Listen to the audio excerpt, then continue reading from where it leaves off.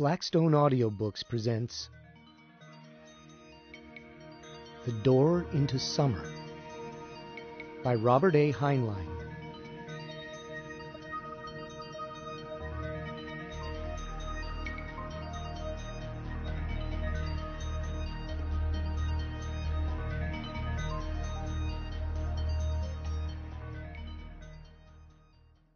For A.P. and Phyllis, Mick and Annette, Ilurophiles all.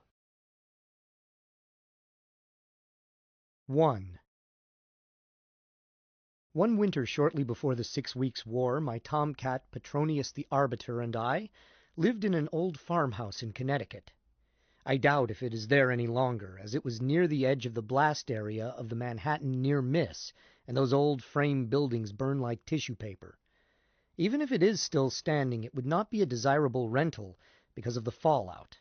But we liked it then, Pete and I. The lack of plumbing made the rent low, and what had been the dining room had a good north light for my drafting board. The drawback was that the place had 11 doors to the outside. 12 if you counted Pete's door. I always tried to arrange a door of his own for Pete, in this case a board fitted into a window in an unused bedroom, and in which I had cut a cat strainer just wide enough for Pete's whiskers. I have spent too much of my life opening doors for cats. I once calculated that since the dawn of civilization, 978 man-centuries have been used up that way. I could show you the figures. Pete usually used his own door, except when he could bully me into opening a people door for him, which he preferred. But he would not use his door when there was snow on the ground.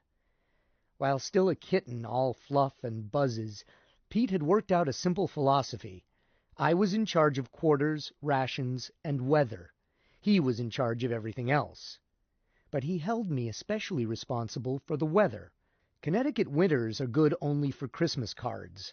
Regularly that winter Pete would check his own door, refuse to go out it because of that unpleasant white stuff beyond it. He was no fool. Then badger me to open a people door. He had a fixed conviction that at least one of them must lead into summer weather.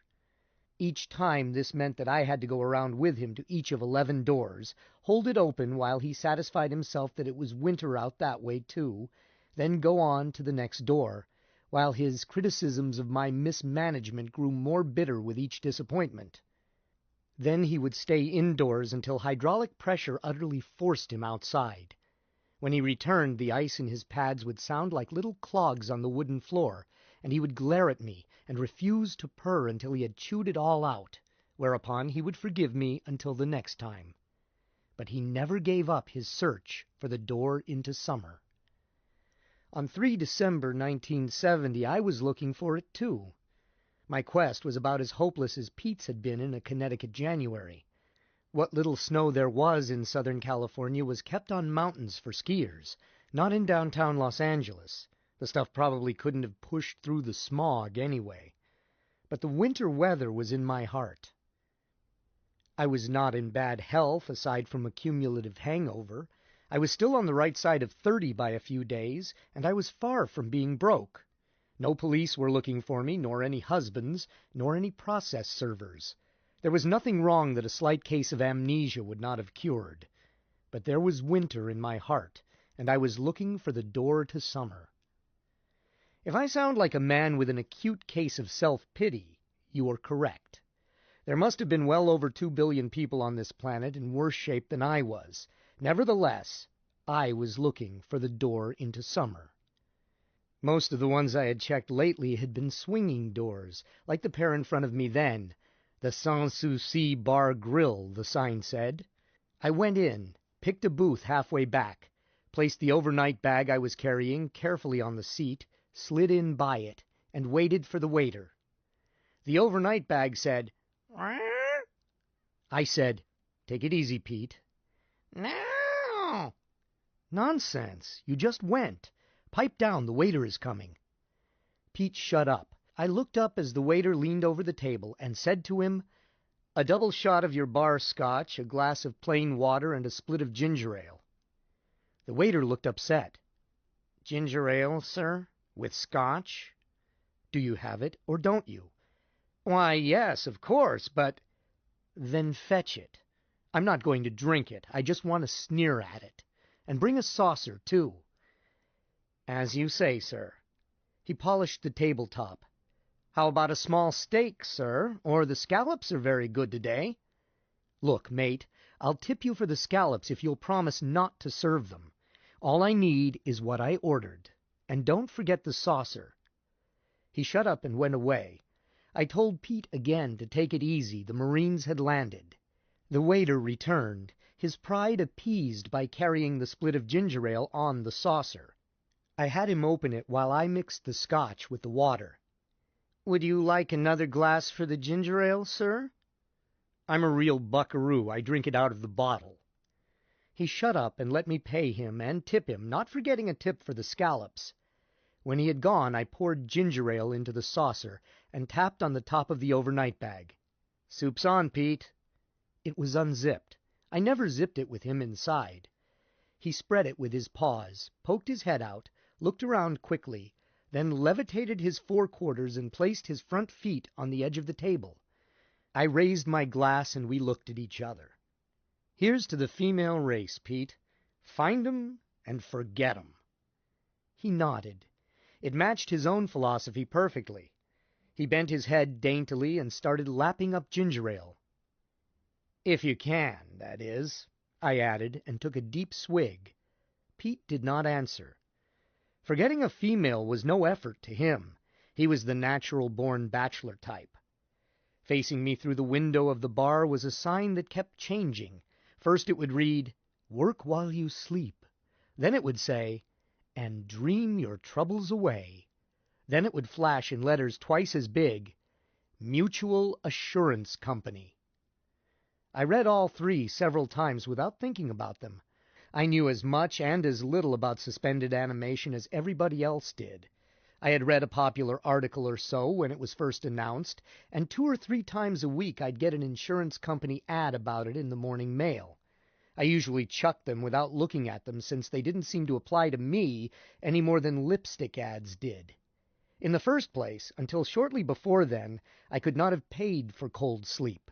It's expensive. In the second place, why should a man who was enjoying his work, was making money, expected to make more, was in love and about to be married, commit semi-suicide? If a man had an incurable disease and expected to die anyhow, but thought the doctors a generation later might be able to cure him, and he could afford to pay for suspended animation while medical science caught up with what was wrong with him, then cold sleep was a logical bet.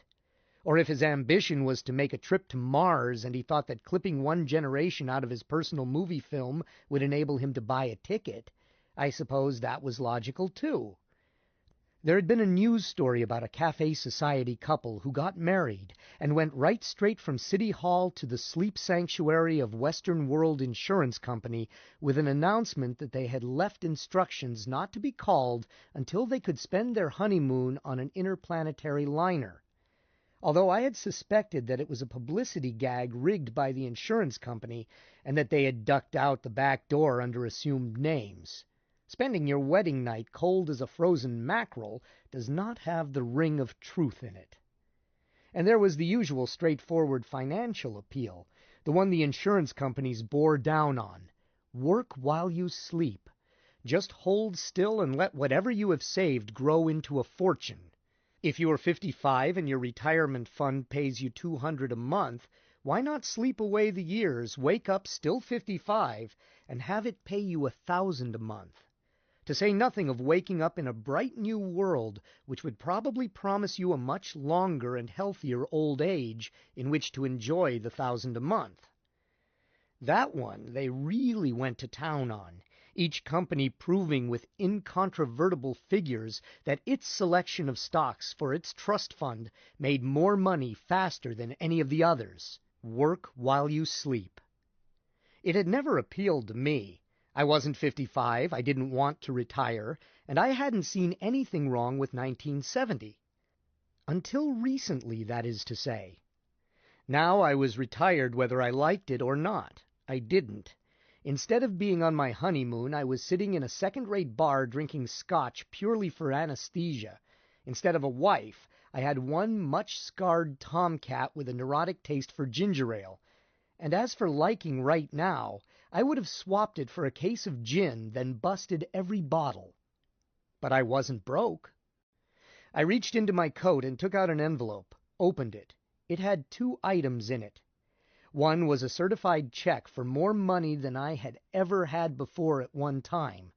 The other was a stock certificate in Hired Girl Incorporated.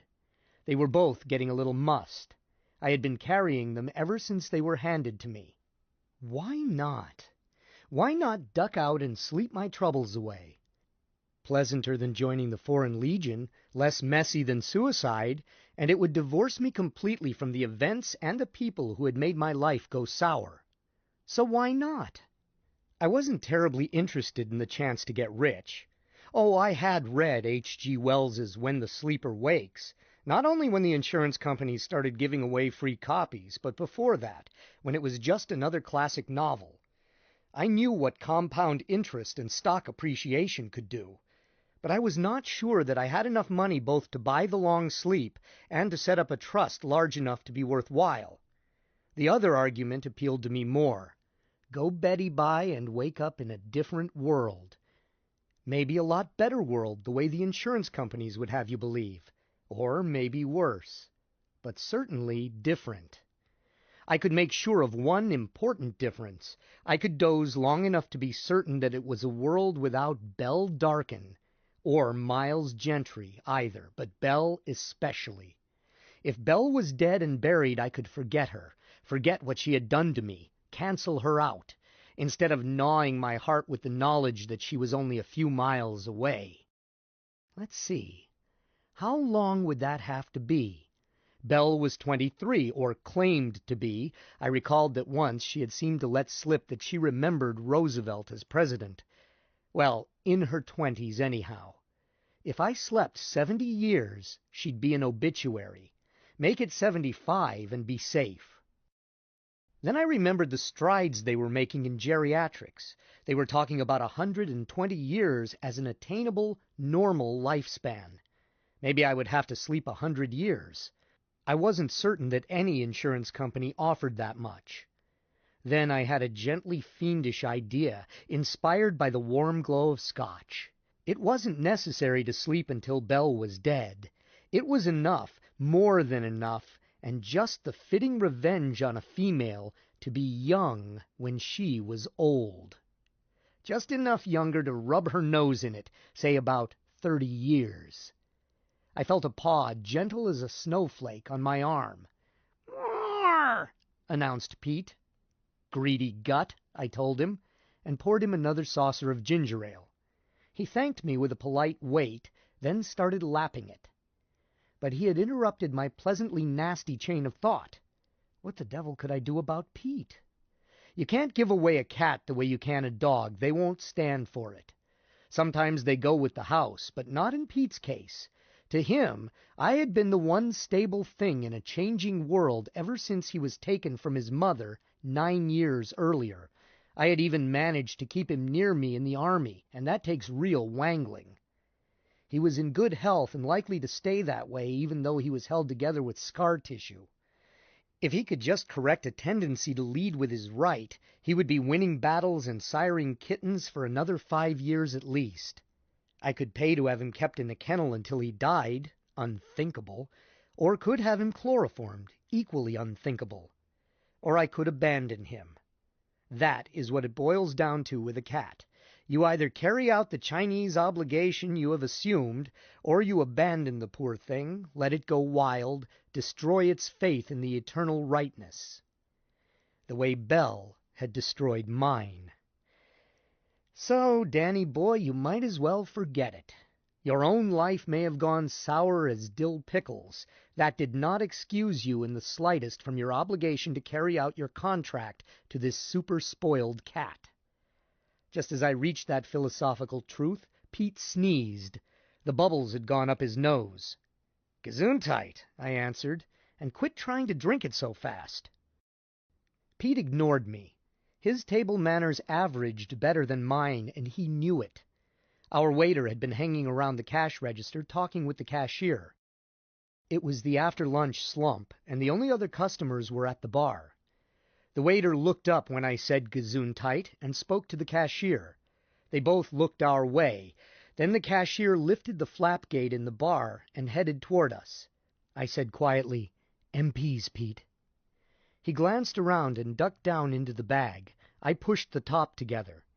The cashier came over and leaned on my table, giving the seats on both sides of the booth a quick double O. "Sorry, friend," he said flatly, "but you'll have to get that cat out of here."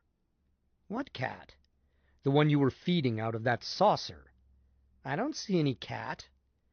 This time he bent down and looked under the table. "You've got him in that bag," he accused. "Bag?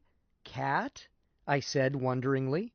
"My friend, I think you've come down with an acute figure of speech." "Huh? Don't give me any fancy language. You've got a cat in that bag. Open it up." "Do you have a search warrant?"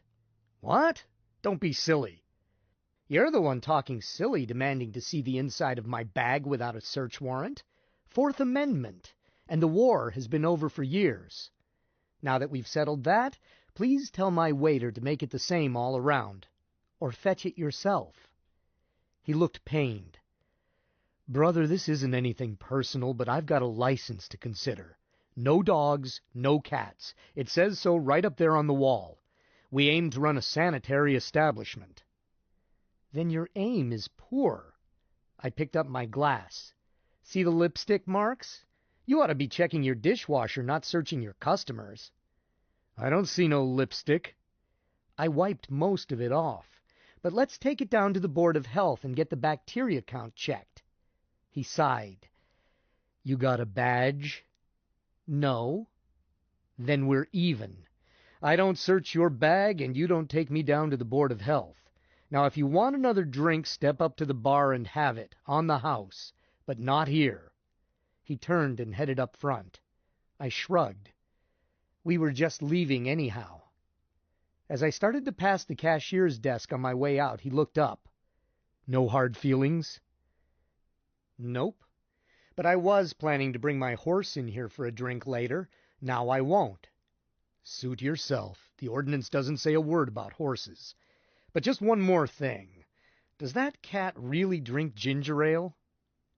"Fourth Amendment, remember?" "I don't want to see the animal, I just want to know." "Well," I admitted, "he prefers it with a dash of bitters, but he'll drink it straight if he has to." "It'll ruin his kidneys. Look here a moment, friend." "At what?" "Lean back so that your head is close to where mine is. Now look up at the ceiling over each booth. The mirrors up in the decorations." I knew there was a cat in there, because I saw it. I leaned back and looked. The ceiling of the joint had a lot of junky decoration, including many mirrors. I saw now that a number of them, camouflaged by the design, were so angled as to permit the cashier to use them as periscopes without leaving his station. "We need that," he said apologetically. "You'd be shocked at what goes on in those booths, if we didn't keep an eye on 'em. It's a sad world." "Amen, brother." I went on out. Once outside, I opened the bag and carried it by one handle. Pete stuck his head out. "You heard what the man said, Pete. It's a sad world. Worse than sad when two friends can't have a quiet drink together without being spied on. That settles it." "Now?" asked Pete. "If you say so. If we're going to do it, there's no point in stalling." "Now," Pete answered emphatically. "Unanimous. It's right across the street." The receptionist at the Mutual Assurance Company was a fine example of the beauty of functional design. In spite of being streamlined for about Mach 4, she displayed frontal-mounted radar housings and everything else needed for her basic mission. I reminded myself that she would be Whistler's mother by the time I was out, and told her that I wanted to see a salesman. "Please be seated. I will see if one of our client executives is free." Before I could sit down, she added, "Our Mr. Powell will see you. This way, please." Our Mr. Powell occupied an office which made me think that Mutual did pretty well for itself. He shook hands moistly, sat me down, offered me a cigarette, and attempted to take my bag. I hung on to it. "Now, sir, how can we serve you?" "I want the long sleep." His eyebrows went up and his manner became more respectful. No doubt Mutual would write you a camera floater for $7, but the long sleep let them get their patty paws on all of a client's assets. "A very wise decision," he said reverently. "I wish I were free to take it myself, but family responsibilities, you know." He reached out and picked up a form. "Sleep clients are usually in a hurry. Let me save you time and bother by filling this out for you, and we'll arrange for your physical examination at once. Just a moment. Eh? One question. Are you set up to arrange cold sleep for a cat?" He looked surprised, then pained. "You're jesting." I opened the top of the bag. Pete stuck his head out. "Meet my sidekick. Just answer the question, please. If the answer is no, I want a sachet up to Central Valley Liability. Their offices are in the same building, aren't they?" This time he looked horrified. "Mr. I didn't get your name." "Dan Davis." "Mr. Davis, once a man enters our doors, he is under the benevolent protection of Mutual Assurance. I couldn't let you go to Central Valley." "How do you plan to stop me, judo?" "Please." He glanced around and looked upset. "Our company is an ethical company." "Meaning that Central Valley is not?" "I didn't say that. You did. Mr. Davis, don't let me sway you." "You won't." "But get sample contracts from each company. Get a lawyer. Better yet, get a licensed semanticist. Find out what we offer, and actually deliver, and compare it with what Central Valley claims to offer." He glanced around again and leaned toward me. "I shouldn't say this, and I hope you won't quote me, but they don't even use the standard actuarial tables." "Maybe they give the customer a break instead." "What? My dear Mr. Davis, we distribute every accrued benefit. Our charter requires it, while Central Valley is a stock company." "Maybe I should buy some of their—" "Look, Mr. Powell, we're wasting time. Will Mutual accept my pal here, or not? If not, I've been here too long already." "You mean you want to pay to have that creature preserved alive in hypothermia?" "I mean I want both of us to take the long sleep, and don't call him that creature. His name is Petronius." "Sorry, I'll rephrase my question. You are prepared to pay 2 custodial fees to have both of you and, Petronius committed to our sanctuary?" "Yes, but not 2 standard fees. Something extra, of course, but you can stuff us both in the same coffin. You can't honestly charge as much for Pete as you charge for a man." "This is most unusual." "Of course it is, but we'll dicker over the price later, or I'll dicker with Central Valley. Right now, I want to find out if you can do it." He drummed on his desktop. "Just a moment." He picked up his phone and said, "Opal, get me Dr. Berquist." I didn't hear the rest of the conversation, for he switched on the privacy guard. But after a while he put down the instrument and smiled as if a rich uncle had died. "Good news, sir. I have overlooked momentarily the fact that the first successful experiments were made on cats. The techniques and critical factors for cats are fully established. In fact, there is a cat at the Naval Research Laboratory in Annapolis, which is and has been for more than 20 years alive in hypothermia." "I thought NRL was wiped out when they got Washington." "Just the surface buildings, sir, not the deep vaults, which is a tribute to the perfection of the technique. The animal was unattended save by automatic machinery for more than 2 years, yet it still lives unchanged, unaged. As you will live, sir, for whatever period you elect to entrust yourself to Mutual." I thought he was going to cross himself. Okay. Now let's get on with the dicker. There were 4 factors involved. First, how to pay for our care while we were hibernating.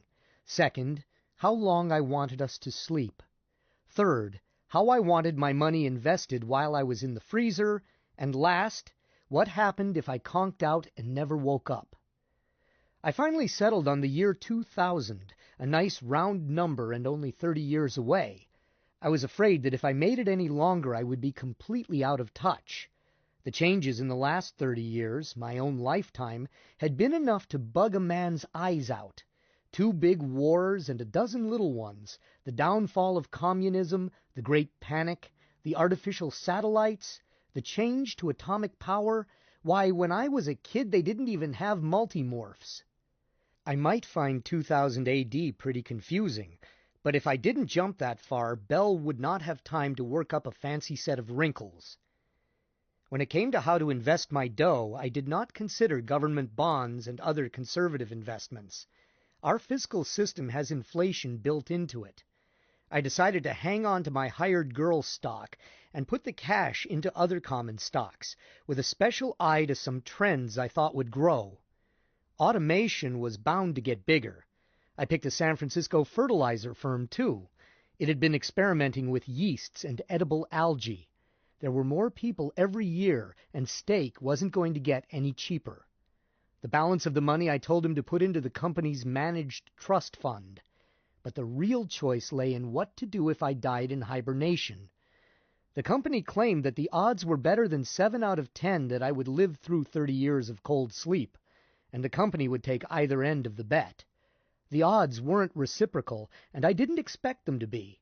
In any honest gambling there is a breakage to the house. Only crooked gamblers claim to give the sucker the best of it, and insurance is legalized gambling. The oldest and most reputable insurance firm in the world, Lloyd's of London, makes no bones about it. Lloyd's associates will take either end of any bet, but don't expect better-than-track odds. Somebody has to pay for our Mr. Powell's tailor-made suits. I chose to have every cent go to the company trust fund in case I died, which made Mr. Powell want to kiss me, and made me wonder just how optimistic those 7 out of 10 odds were. But I stuck with it because it made me an heir, if I lived, of everyone else with the same option, if they died. Russian roulette with the survivors picking up the chips, and with the company, as usual, raking in the house percentage. I picked every alternative for the highest possible return, and no hedging if I guessed wrong. Mr. Powell loved me, the way a croupier loves a sucker who keeps playing the zero. By the time we had settled my estate, he was anxious to be reasonable about Pete. We settled for 15% of the human fee to pay for Pete's hibernation, and drew up a separate contract for him. There remained consent of court and the physical examination. The physical I didn't worry about. I had a hunch that once I elected to have the company bet that I would die, they would accept me even in the last stages of the Black Death. But I thought that getting a judge to okay it might be lengthy. It had to be done because a client in cold sleep was legally in chancery, alive but helpless. I needn't have worried. Our Mr. Powell had quadruplicate originals made of 19 different papers. I signed till I got finger cramps, and a messenger rushed away with them while I went to my physical examination. I never even saw the judge. The physical was the usual tiresome routine, except for one thing. Toward the end, the examining physician looked me sternly in the eye and said, "Son, how long have you been on this binge?" Binge? Binge. What makes you think that, doctor? I'm as sober as you are. Peter Piper picked a peck of pickled. Knock it off and answer me. I'd say about 2 weeks, a little over. Compulsive drinker? How many times have you pulled this stunt in the past? Well, as a matter of fact, I haven't. You see, I started to tell him what Belle and Miles had done to me, why I felt the way I did. He shoved a palm at me. Please, I've got troubles of my own, and I'm not a psychiatrist. Really, all I'm interested in is finding out whether or not your heart will stand up under the ordeal of putting you down to 4 degrees centigrade, which it will. And I ordinarily don't care why anyone is nutty enough to crawl into a hole and pull it in after him. I just figure it is one less damned fool underfoot. But some residual tinge of professional conscience prevents me from letting any man, no matter how sorry a specimen, climb into one of those coffins while his brain is sodden with alcohol. Turn around. Huh? Turn around. I'm going to inject you in your left buttock. I did, and he did. While I was rubbing it, he went on. Now drink this. In about 20 minutes you will be more sober than you've been in a month. Then, if you have any sense, which I doubt, you can review your position and decide whether to run away from your troubles or stand up to them like a man. I drank it. That's all. You can get dressed. I'm signing your papers, but I'm warning you that I can veto it right up to the last minute. No more alcohol for you at all. A light supper and no breakfast. Be here at noon tomorrow for final check. He turned away and didn't even say goodbye. I dressed and went out of there, sore as a boil. Powell had all my papers ready. When I picked them up, he said, "You can leave them here if you wish, and pick them up at noon tomorrow. The set that goes into the vault with you, that is." "What happens to the others?" "We keep one set ourselves. Then after you are committed, we file one set with the court and one in the Carlsbad archives. Did the doctor caution you about diet?" "He certainly did." I glanced at the papers to cover my annoyance. Powell reached for them. "I'll keep them safe overnight." I pulled them back. "I can keep them safe. I might want to change some of these stock selections." It's rather late for that, my dear Mr. Davis." "Don't rush me. If I do make any changes, I'll come in early." I opened the overnight bag and stuck the papers down in a side flap beside Pete. I had kept valuable papers there before. While it might not be as safe as the public archives in the Carlsbad caverns, they were safer than you might think. A sneak thief had tried to take something out of that flap on another occasion. He must still have the scars of Pete's teeth and claws.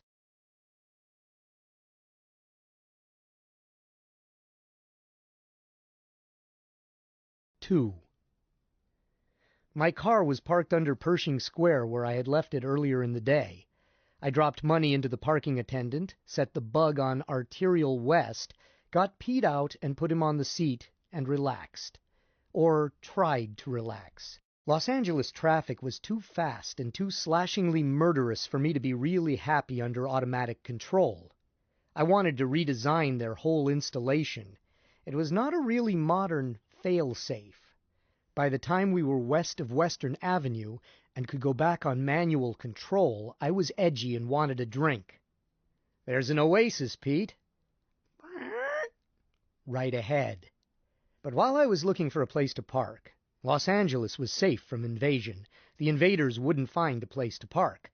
I recalled the doctor's orders not to touch alcohol. So I told him emphatically what he could do with his orders. Then I wondered if he could tell almost a day later whether or not I had taken a drink. I seemed to recall some technical article, but it had not been in my line and I had just skimmed it.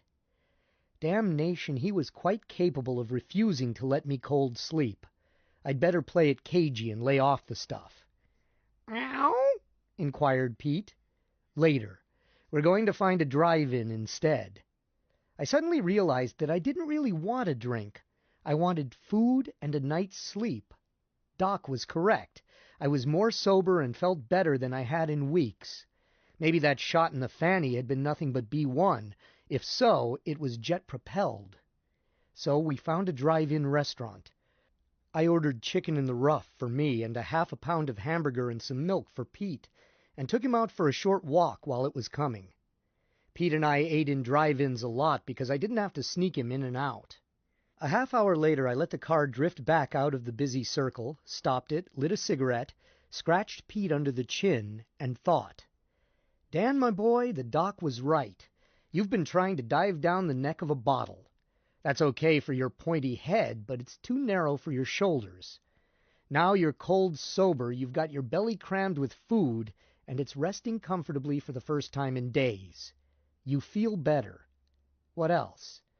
Was the doc right about the rest of it? Are you a spoiled infant? Do you lack the guts to stand up to a setback? Why are you taking this step? Is it the spirit of adventure? Or are you simply hiding from yourself like a Section 8 trying to crawl back into his mother's womb? But I do want to do it, I told myself. The year 2000. Boy! Okay, so you want to. But do you have to run off without settling the beefs you have right here? All right. But how can I settle them? I don't want Belle back, not after what she's done. And what else can I do? Sue them? Don't be silly. I've got no evidence, and anyhow nobody ever wins a lawsuit but the lawyers. Pete said, Well, you know. I looked down at his waffle-scarred head. Pete wouldn't sue anybody. If he didn't like the cut of another cat's whiskers, he simply invited him to come out and fight like a cat. I believe you're right, Pete. I'm going to look up Miles, tear his arm off, and beat him over the head with it until he talks. We can take the long sleep afterward. But we've got to know just what it was they did to us and who rigged it. There was a phone booth back of the stand. I called Miles, found him at home, and told him to stay there. I'd be out. My old man named me Daniel Boone Davis, which was his way of declaring for personal liberty and self-reliance. I was born in 1940, a year when everybody was saying that the individual was on the skids and the future belonged to mass man. Dad refused to believe it. Naming me was a note of defiance. He died under brainwashing in North Korea, trying to the last to prove his thesis. When the 6 Weeks' War came along, I had a degree in mechanical engineering and was in the Army. I had not used my degree to try for a commission because the one thing Dad had left me was an overpowering yen to be on my own, giving no orders, taking no orders, keeping no schedules. I simply wanted to serve my hitch and get out. When the Cold War boiled over, I was a sergeant technician at Sandia Weapons Center in New Mexico, stuffing atoms in atom bombs and planning what I would do when my time was up. The day Sandia disappeared, I was down in Dallas, drawing a fresh supply of Schrecklichkeit. The fallout on that was toward Oklahoma City, so I lived to draw my GI benefits. Pete lived through it for a similar reason. I had a buddy, Miles Gentry, a veteran called back to duty. He had married a widow with one daughter, but his wife had died about the time he was called back. He lived off post with a family in Albuquerque so as to have a home for his stepchild, Frederica. Little Ricky, we never called her Frederica, took care of Pete for me. Thanks to the cat goddess Bubastis, Miles and Ricky and Pete were away on a 72 that awful weekend. Ricky took Pete with them because I could not take him to Dallas. I was as surprised as anyone when it turned out we had divisions stashed away at Thule and other places that no one suspected. It had been known since the 30s that the human body could be chilled until it slowed down to almost nothing. But it had been a laboratory trick, or a last resort therapy until the 6 Weeks' War. I'll say this for military research. If money and men can do it, it gets results. Print another billion, hire another 1,000 scientists and engineers, then, in some incredible left-handed, inefficient fashion, the answers come up. Stasis, cold sleep, hibernation, hypothermia, reduced metabolism, call it what you will. The logistics medicine research teams had found a way to stack people like cordwood and use them when needed. First you drug the subject, then hypnotize him, then cool him down and hold him precisely at 4 degrees centigrade. That is to say, at the maximum density of water with no ice crystals. If you need him in a hurry, he can be brought up by diathermy and post-hypnotic command in 10 minutes. They did it in 7 at Nome. But such speed tends to age the tissues and may make him a little stupid from then on. If you aren't in a hurry, 2 hours minimum is better. The quick method is what professional soldiers call a calculated risk. The whole thing was a risk the enemy had not calculated, so when the war was over I was paid off instead of being liquidated or sent to a slave camp, and Miles and I went into business together about the time the insurance companies started selling cold sleep. We went to the Mojave Desert, set up a small factory in an Air Force surplus building, and started making Hired Girl. my engineering, and Miles's law and business experience. Yes, I invented Hired Girl and all her kinfolk, Window Willie and the rest, even though you won't find my name on them. While I was in the service, I had thought hard about what one engineer can do. Go to work for Standard or DuPont or General Motors. 30 years later, they give you a testimonial dinner and a pension. You haven't missed any meals. You've had a lot of rides in company airplanes. But you are never your own boss. The other big market for engineers is civil service. Good starting pay, good pensions, no worries, 30 days annual leave, liberal benefits. But I had just had a long government vacation and wanted to be my own boss. What was there small enough for one engineer and not requiring 6 million man-hours before the first model was on the market? Bicycle shop engineering with peanuts for capital, the way Ford and the Wright brothers had started. People said those days were gone forever. I didn't believe it. Automation was booming. Chemical engineering plants that required only 2 gauge watchers and a guard. Machines that printed tickets in one city and marked the space sold in 6 other cities. Steel moles that mined coal while the UMW boys sat back and watched. So while I was on Uncle Sam's payroll, I soaked up all the electronics, linkages, and cybernetics that a Q clearance would permit. What was the last thing to go automatic? Answer: any housewife's house. I didn't attempt to figure out a sensible scientific house. Women didn't want one. They simply wanted a better upholstered cave. But housewives were still complaining about the servant problem long after servants had gone the way of the mastodon. I had rarely met a housewife who did not have a touch of slaveholder in her. They seemed to think there really ought to be strapping peasant girls grateful for a chance to scrub floors 14 hours a day and eat table scraps at wages a plumber's helper would scorn. That's why we called the monster Hired Girl. It brought back thoughts of the semi-slave immigrant girl whom Grandma used to bully. Basically, it was just a better vacuum cleaner, and we planned to market it at a price competitive with ordinary suck brooms. What Hired Girl would do, the first model, not the semi-intelligent robot I developed it into, was to clean floors. Any floor, all day long and without supervision. And there never was a floor that didn't need cleaning. It swept, or mopped, or vacuum cleaned, or polished, consulting tapes in its idiot memory to decide which. Anything larger than a BB shot it picked up and placed in a tray on its upper surface for someone brighter to decide whether to keep or throw away. It went quietly looking for dirt all day long, in search curves that could miss nothing, passing over clean floors in its endless search for dirty floors. It would get out of a room with people in it like a well-trained maid, unless its mistress caught up with it and flipped a switch to tell the poor thing it was welcome. Around dinner time it would go to its stall and soak up a quick charge. This was before we installed the everlasting power pack. There was not too much difference between Hired Girl Mark I and a vacuum cleaner, but the difference, that it would clean without supervision, was enough. It sold.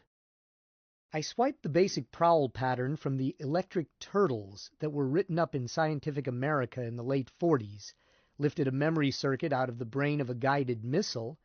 That's the nice thing about top-secret gimmicks, they don't get patented.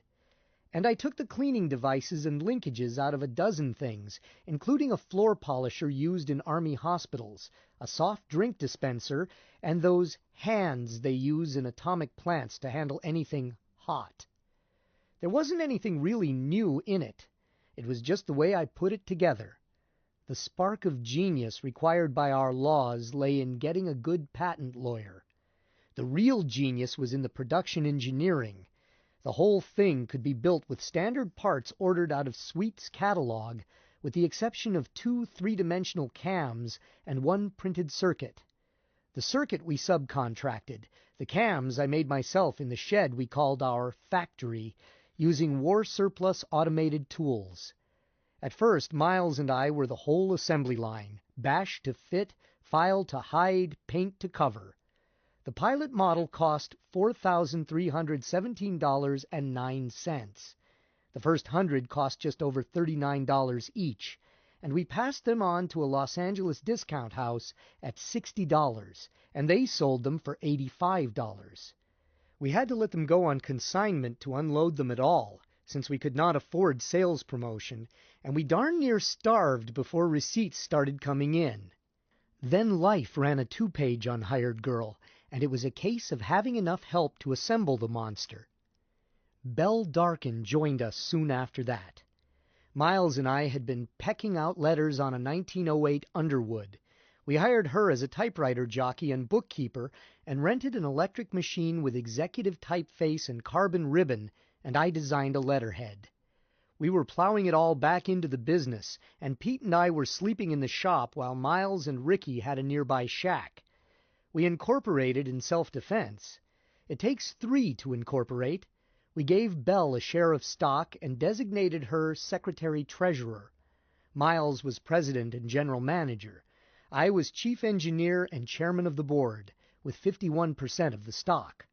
I want to make clear why I kept control. I wasn't a hog. I simply wanted to be my own boss. Miles worked like a trooper, I give him credit. But better than 60% of the savings that got us started were mine, and 100% of the inventiveness and engineering were mine. Miles could not possibly have built Hired Girl, whereas I could have built it with any of a dozen partners, or possibly without one, although I might have flopped in trying to make money out of it. Miles was a businessman, while I am not. But I wanted to be certain that I retained control of the shop, and I granted Miles equal freedom in the business end. Too much freedom, it turned out. Hired Girl Mark I was selling like beer at a ball game, and I was kept busy for a while improving it and setting up a real assembly line and putting a shop master in charge. Then I happily turned to thinking up more household gadgets. Amazingly, little real thought had been given to housework, even though it is at least 50% of all work in the world. The women's magazines talked about labor saving in the home and functional kitchens, but it was just prattle. Their pretty pictures showed living working arrangements essentially no better than those in Shakespeare's day. The horse-to-jet plane revolution had not reached the home. I stuck to my conviction that housewives were reactionaries. No machines for living, just gadgets to replace the extinct domestic servant, that is, for cleaning, cooking, and baby tending. I got to thinking about dirty windows and that ring around the bathtub that is so hard to scrub, as you have to bend double to get at it. It turned out that an electrostatic device could make dirt go spung off any polished silica surface, window glass, bathtubs, toilet bowls, anything of that sort. That was Window Willie, and it's a wonder that somebody hadn't thought of him sooner. I held him back until I had him down to a price that people could not refuse. Do you know what window washing used to cost by the hour? I held Willie out of production much longer than suited Miles. He wanted to sell it as soon as it was cheap enough, but I insisted on one more thing. Willie had to be easy to repair. The great shortcoming of most household gadgets was that the better they were, and the more they did, the more certain they were to get out of order when you needed them most, and then require an expert at $5 an hour to make them move again. Then the same thing will happen the following week, if not to the dishwasher, then to the air conditioner, usually late Saturday night during a snowstorm. I wanted my gadgets to work and keep on working, and not to cause ulcers in their owners. But gadgets do get out of order, even mine. Until that great day when all gadgets are designed with no moving parts, machinery will continue to go sour. If you stuff a house with gadgets, some of them will always be out of order. But military research does get results, and the military had licked this problem years earlier. You simply can't lose a battle, lose thousands or millions of lives, maybe the war itself, just because some gadget the size of your thumb breaks down. For military purposes, they used a lot of dodges, fail-safe, standby circuits, tell me 3 times, and so forth. But one they used that made sense for household equipment was the plug-in component principle. It is a moronically simple idea. Don't repair, replace. I wanted to make every part of Window Willie which could go wrong a plug-in unit, then include a set of replacements with each Willie. Some components would be thrown away, some would be sent out for repair, but Willie himself would never break down longer than necessary to plug in the replacement part. Miles and I had our first row. I said the decision as to when to go from pilot model to production was an engineering one. He claimed that it was a business decision. If I hadn't retained control, Willie would have gone on the market just as maddeningly subject to acute appendicitis as all other sickly, half-engineered, labor-saving gadgets. Belle Darkin smoothed over the row. If she had turned on the pressure, I might have let Miles start selling Willie before I thought it was ready, for I was as goofed up about Belle as is possible for a man to be. Belle was not only a perfect secretary and office manager, she also had personal specs which would have delighted Praxiteles, and a fragrance which affected me the way catnip does Pete.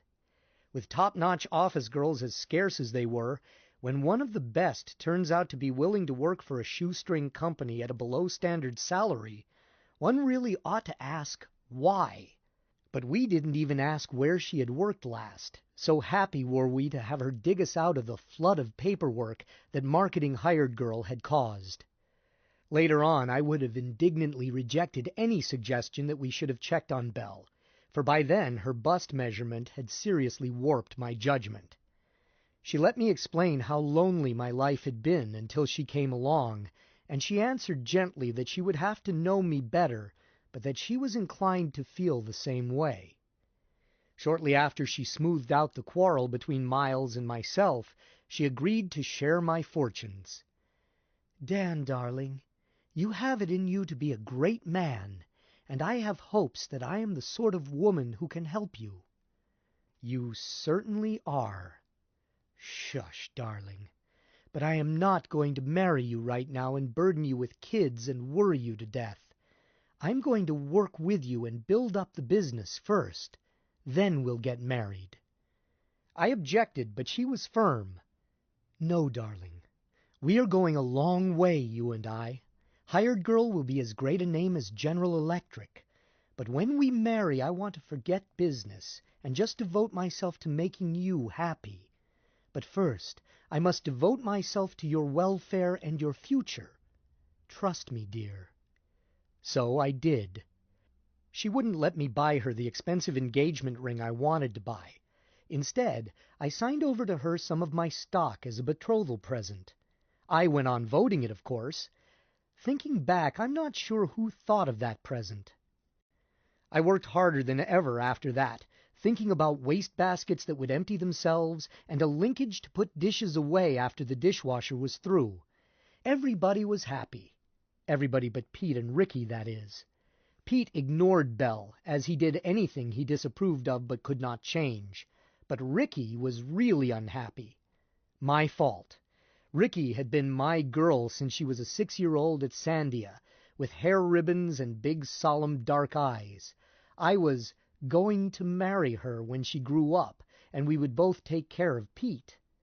I thought it was a game we were playing, and perhaps it was, with little Ricky serious only to the extent that it offered her eventual full custody of our cat. But how can you tell what goes on in a child's mind? I am not sentimental about kids, little monsters, most of them, who don't civilize until they are grown, and sometimes not then. But little Frederica reminded me of my own sister at that age, and besides, she liked Pete and treated him properly. I think she liked me because I never talked down. I had resented that myself as a child, and took her brownie activities seriously. Ricky was okay. She had quiet dignity, and was not a banger, not a squealer, not a lap climber. We were friends, sharing the responsibility for Pete, and, so far as I knew, her being my girl was just a sophisticated game we were playing. I quit playing it after my sister and mother got it the day they bombed us. No conscious decision, I just didn't feel like joking and never went back to it. Ricky was 7 then. She was 10 by the time Belle joined us, and possibly 11 when Belle and I became engaged. She hated Belle with an intensity that I think only I was aware of, since it was expressed only by reluctance to talk to her. Belle called it shyness, and I think Miles thought it was, too. But I knew better and tried to talk Ricky out of it. Did you ever try to discuss with a sub-adolescent something the child does not want to talk about? You'll get more satisfaction shouting in Echo Canyon. I told myself it would wear off as Ricky learned how very lovable Belle was. Pete was another matter, and if I had not been in love, I would have seen it as a clear sign that Belle and I would never understand each other. Belle liked my cat, oh sure, sure. She adored cats, and she loved my incipient bald spot, and admired my choice in restaurants, and she liked everything about me. But liking cats is hard to fake to a cat person. There are cat people, and there are others, more than a majority probably, who cannot abide a harmless, necessary cat. If they try to pretend out of politeness or any other reason, it shows, because they don't understand how to treat cats, and cat protocol is more rigid than that of diplomacy. It is based on self-respect and mutual respect, and it has the same flavor as the dignidad de hombre of Latin America, which you may offend only at risk of your life. Cats have no sense of humor. They have terribly inflated egos, and they are very touchy. If somebody asked me why it was worth anyone's time to cater to them, I would be forced to answer that there is no logical reason. I would rather explain to someone who detests sharp cheeses why he ought to like Limburger. Nevertheless, I fully sympathize with the mandarin who cut off a priceless embroidered sleeve because a kitten was sleeping on it. Belle tried to show that she liked Pete by treating him like a dog, so she got scratched. Then, being a sensible cat, he got out in a hurry and stayed out a long time, which was well, as I would have smacked him, and Pete has never been smacked, not by me. Hitting a cat is worse than useless. A cat can be disciplined only by patience, never by blows. So I put iodine on Belle's scratches, then tried to explain what she had done wrong. I'm sorry it happened. I'm terribly sorry. But it will happen again if you do that again. But I was just petting him. Yes, but you weren't cat petting him. You were dog petting him. You must never pat a cat. You stroke it. You must never make sudden movements in range of its claws. You must never touch it without giving it a chance to see that you are about to, and you must always watch to see that it likes it. If it doesn't want to be petted, it will put up with a little out of politeness. Cats are very polite, but you can tell if it is merely enduring it and stop before its patience is exhausted. I hesitated. You don't like cats, do you? What? Why, how silly! Of course I like cats. But she added, I haven't been around them much, I suppose. She's pretty touchy, isn't she? Pete is a he-male cat. No, actually he's not touchy since he's always been well treated. But you do have to learn how to behave with cats. You must never laugh at them. What? Forevermore? Why? Not because they aren't funny. They're extremely comical. But they have no sense of humor, and it offends them. Oh, a cat won't scratch you for laughing.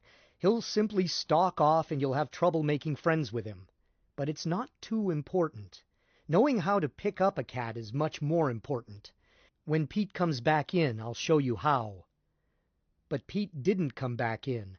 Not then, and I never showed her. Belle didn't touch him after that. She spoke to him and acted as if she liked him, but she kept her distance and he kept his. I put it out of my mind. I couldn't let so trivial a thing make me doubt the woman who was more to me than anything in life. But the subject of Pete almost reached a crisis later. Belle and I were discussing where we were going to live. She still wouldn't set the date, but we spent a lot of time on such details. I wanted a ranchette near the plant. She favored a flat in town until we could afford a Bel Air estate. I said, Darling, it's not practical. I've got to be near the plant. Besides, did you ever try to take care of a tomcat in a city apartment? Oh, that. Look, darling, I'm glad you mentioned it. I've been studying up on cats. I really have. We'll have him altered. Then he'll be much gentler and perfectly happy in a flat. I stared at her, unable to believe my ears. Make a eunuch of that old warrior? Change him into a fireside decoration? Belle, you don't know what you're saying.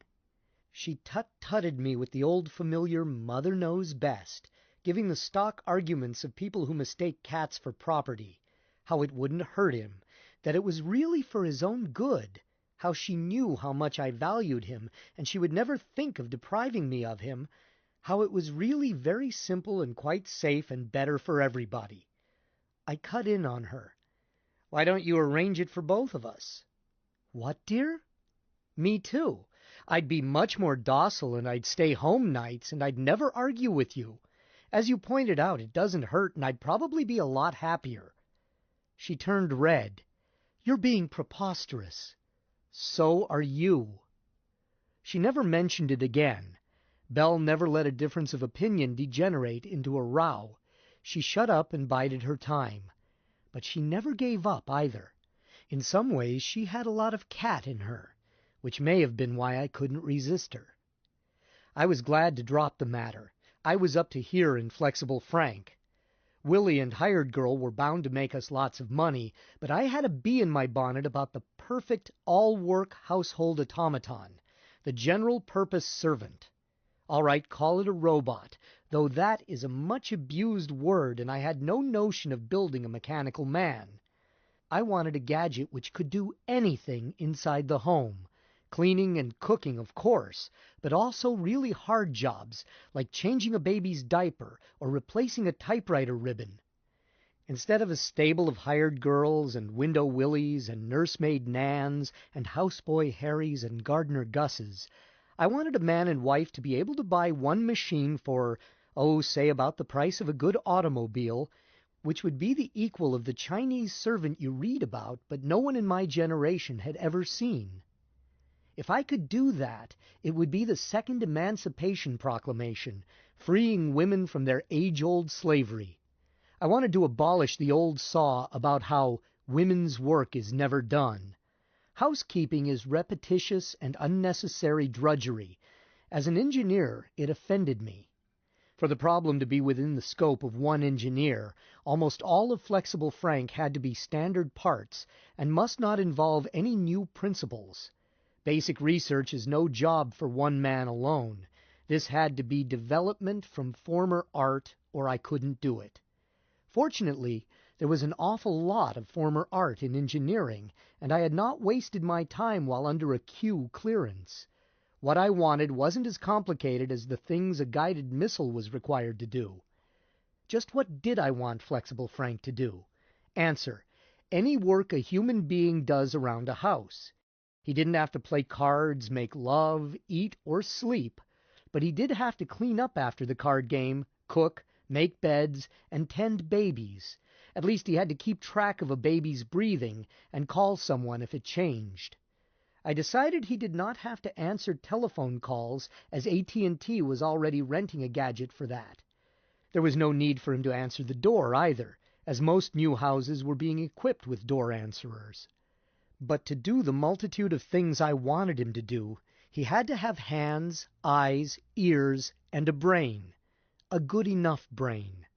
Hands I could order from the atomics engineering equipment companies who supplied hired girls' hands, only this time I would want the best, with wide-range servos, and with the delicate feedback required for microanalysis manipulations and for weighing radioactive isotopes.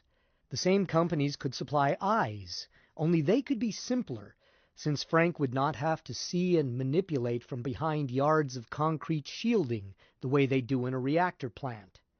The ears I could buy from any of a dozen radio TV houses, though I might have to do some circuit designing to have his hands controlled simultaneously by sight, sound, and touch feedback, the way the human hand is controlled. But you can do an awful lot in a small space with transistors and printed circuits. Frank wouldn't have to use stepladders. I would make his neck stretch like an ostrich and his arms extend like lazy tongs. Should I make him able to go up and down stairs? Well, there was a powered wheelchair that could. Maybe I should buy one and use it for the chassis, limiting the pilot model to a space no bigger than a wheelchair and no heavier than such a chair could carry. That would give me a set of parameters. I'd tie its power and steering into Frank's brain. The brain was the real hitch. You can build a gadget linked like a man's skeleton, or even much better.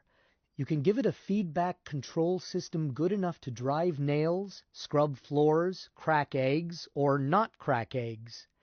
But unless it has that stuff between the ears that a man has, it is not a man. It's not even a corpse. Fortunately, I didn't need a human brain. I just wanted a docile moron, capable of largely repetitive household jobs. Here is where the Thorson memory tubes came in. The intercontinental missiles we had struck back with thought, with Thorson tubes, and traffic control systems in places like Los Angeles used an idiot form of them. No need to go into theory of an electronic tube that even Bell Labs doesn't understand too well.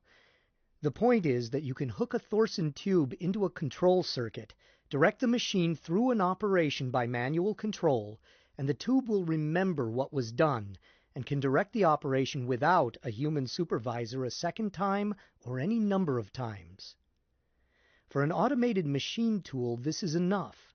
For guided missiles and for flexible Frank, you add side circuits that give the machine judgment. Actually, it isn't judgment. In my opinion, a machine can never have judgment. The side circuit is a hunting circuit, the programming of which says, look for so-and-so within such and such limits. When you find it, carry out your basic instruction.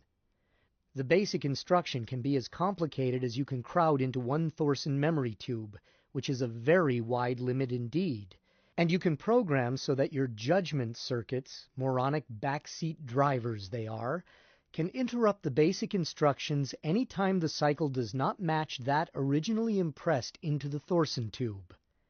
This meant that you need cause flexible Frank to clear the table and scrape the dishes and load them into the dishwasher only once, and from then on he could cope with any dirty dishes he ever encountered.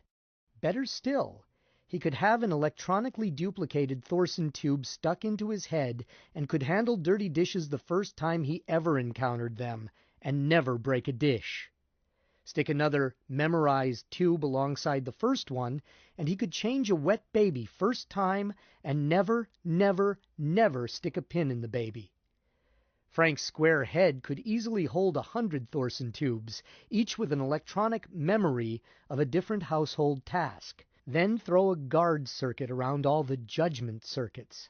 A circuit which required him to hold still and squall for help if he ran into something not covered by his instructions.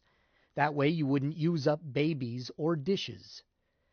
So I did build Frank on the framework of a powered wheelchair. He looked like a hat rack making love to an octopus, but boy, how he could polish silverware. Miles looked over the first Frank, watched him mix a martini and serve it, then go around emptying and polishing ashtrays, never touching ones that were clean, open a window and fasten it open, then go to my bookcase and dust and tidy the books in it. Miles took a sip of his martini and said, "Too much vermouth." "It's the way I like them. But we can tell him to fix yours one way and mine another. He's got plenty of blank tubes in him. Flexible." Miles took another sip. "How soon can he be engineered for production?" I'd like to fiddle with him for about 10 years. Before he could groan, I added, "But we ought to be able to put a limited model into production in 5. "Nonsense. We'll get you plenty of help and have a Model T job ready in 6 months. "The devil you will! This is my magnum opus. I'm not going to turn him loose until he is a work of art. About a third that size, everything plug-in replaceable but the Thorsons, and so all-out flexible that he'll not only wind the cat and wash the baby, he'll even play ping-pong if the buyer wants to pay for the extra programming." I looked at him. Frank was quietly dusting my desk and putting every paper back exactly where he found it. But ping-pong with him wouldn't be much fun. He'd never miss. No, I suppose we could teach him to miss with a random choice circuit. Yes, we could. We will. It would make a nice selling demonstration. 1 year, Dan, and not a day over. I'm going to hire somebody away from Lowy to help you with the styling. I said, Miles, when are you going to learn that I boss the engineering? Once I turn him over to you, he's yours, but not a split second before. Miles answered, It's still too much vermouth. I piddled along with the help of the shop mechanics until I had Frank looking less like a 3-car crash and more like something you might want to brag about to the neighbors. In the meantime, I smoothed a lot of bugs out of his control system. I even taught him to stroke Pete and scratch him under the chin in such a fashion that Pete liked it. And believe me, that takes negative feedback as exact as anything used in atomics labs. Miles didn't crowd me, although he came in from time to time and watched the progress. I did most of my work at night, coming back after dinner with Belle and taking her home. Then I would sleep most of the day, arrive late in the afternoon, sign whatever papers Belle had for me, see what the shop had done during the day, then take Belle out to dinner again. I didn't try to do much before then, because creative work makes a man stink like a goat. After a hard night in the lab shop, nobody could stand me but Pete. Just as we were finishing dinner one day, Belle said to me, Going back to the shop, dear? Sure, why not? Good, because Miles is going to meet us there. Huh? He wants a stockholders' meeting. A stockholders' meeting? Why? It won't take long. Actually, dear, you haven't been paying much attention to the firm's business lately. Miles wants to gather up loose ends and settle some policies. I've been sticking close to the engineering. What else am I supposed to do for the firm? Nothing, dear. Miles says it won't take long. What's the trouble? Can't Jake handle the assembly line? Please, dear. Miles didn't tell me why. Finish your coffee. Miles was waiting for us at the plant and shook hands as solemnly as if we had not met in a month. I said, Miles, what's this all about? He turned to Belle. Get the agenda, will you? This alone should have told me that Belle had been lying when she claimed that Miles had not told her what he had in mind. But I did not think of it. Hell, I trusted Belle. And my attention was distracted by something else, for Belle went to the safe, spun the knob, and opened it. I said, By the way, dear, I tried to open that last night and couldn't. Have you changed the combination? She was hauling papers out and did not turn. Didn't I tell you? The patrol asked me to change it after that burglar scare last week. Oh. You'd better give me the new numbers or some night I'll have to phone one of you at a ghastly hour. Certainly. She closed the safe and put a folder on the table we used for conferences. Miles cleared his throat and said, Let's get started. I answered, Okay. Darling, if this is a formal meeting, I guess you had better make pothooks. Wednesday, November 18th, 1970, 9:20 p.m., all stockholders present. Put our names down. D.B. Davis, chairman of the board and presiding. Any old business? There wasn't any. Okay, Miles, it's your show. Any new business? Miles cleared his throat. I want to review the firm's policies, present a program for the future, and have the board consider a financing proposal. Financing? Don't be silly. We're in the black and doing better every month. What's the matter, Miles? Dissatisfied with your drawing account? We could boost it. We wouldn't stay in the black under the new program. We need a broader capital structure. What new program? Please, Dan. I've gone to the trouble of writing it up in detail. Let Belle read it to us. Well, okay.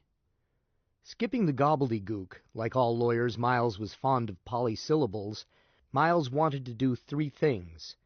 A. Take Flexible Frank away from me, hand it over to a production engineering team, and get it on the market without delay. B. But I stopped it at that point. No. Wait a minute, Dan. As president and general manager, I'm certainly entitled to present my ideas in an orderly manner. Save your comments. Let Belle finish reading. Well, all right, but the answer is still no. Point B was in effect that we should quit frittering around as a one-horse outfit. We had a big thing, as big as the automobile had been, and we were in at the start. Therefore, we should at once expand and set up organization for nationwide and worldwide selling and distribution, with production to match. I started drumming on the table. I could just see myself as chief engineer of an outfit like that. They probably wouldn't even let me have a drafting table, and if I picked up a soldering gun, the union would pull a strike. I might as well have stayed in the army and tried to make general. But I didn't interrupt. Point C was that we couldn't do this on pennies. It would take millions. Mannix Enterprises would put up the dough. What it amounted to was that we would sell out to Mannix, lock, stock, and flexible frank, and become a daughter corporation. Miles would stay on as division manager, and I would stay on as chief research engineer. But the free old days would be gone. We'd both be hired hands. "Is that all?"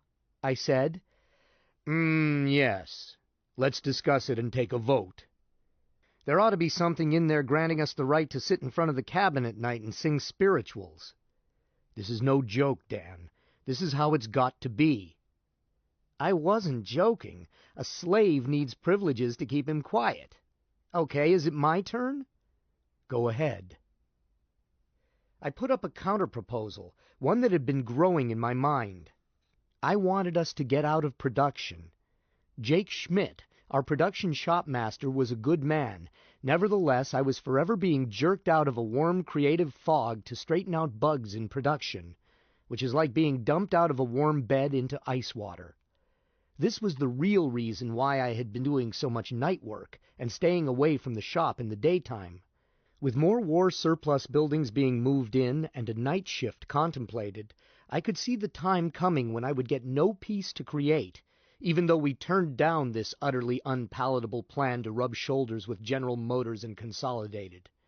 I certainly was not twins. I couldn't be both inventor and production manager.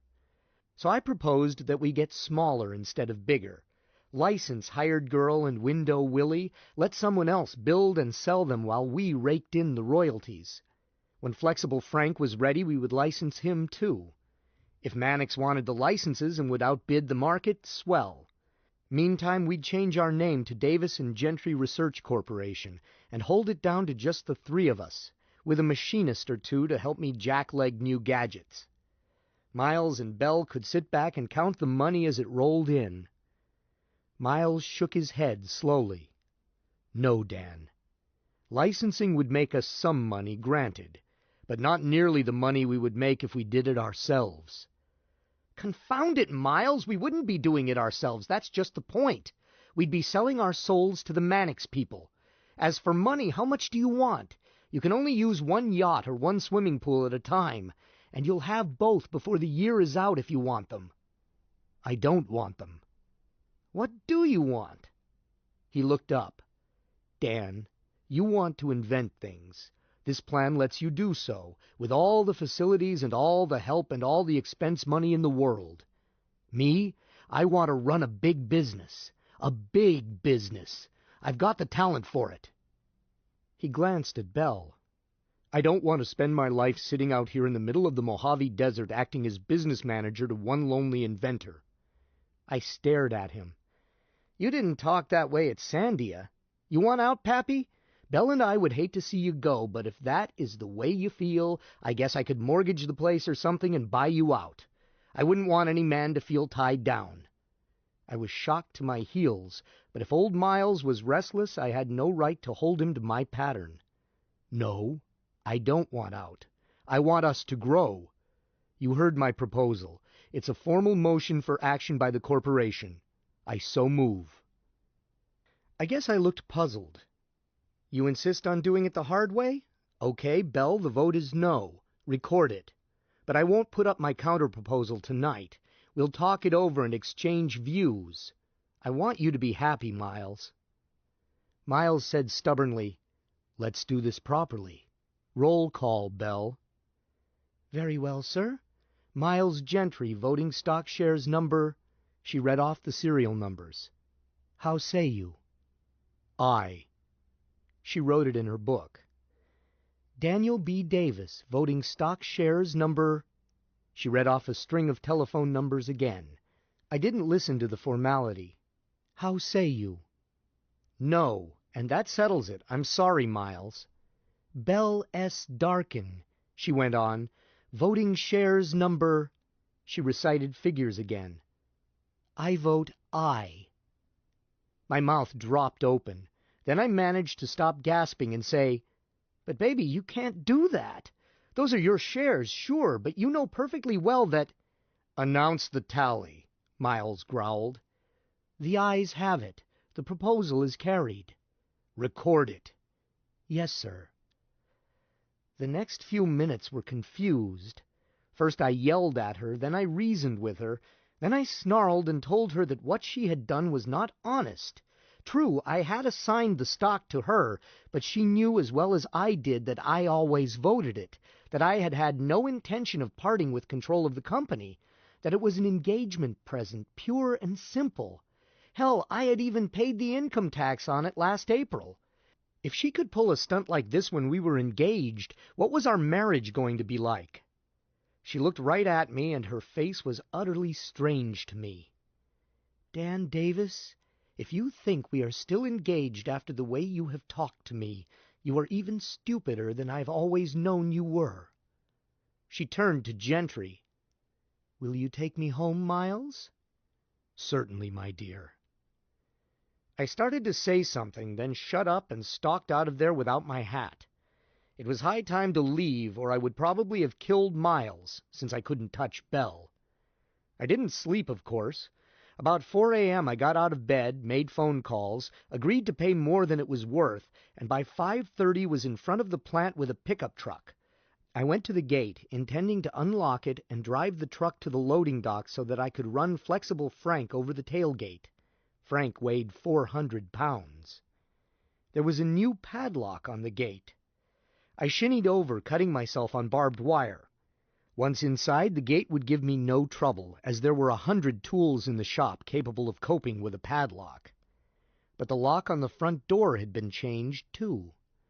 I was looking at it, deciding whether it was easier to break a window with a tire iron or get the jack out of the trunk and brace it between the door frame and the knob, when somebody shouted, Hey you, hands up! I didn't put my hands up, but I turned around. A middle-aged man was pointing a hog leg at me big enough to bombard a city. Who the devil are you? Who are you? I'm Dan Davis, chief engineer of this outfit. Oh. He relaxed a little, but still aimed the field mortar at me. Yeah, you match the description, but if you have any identification on you, better let me see it.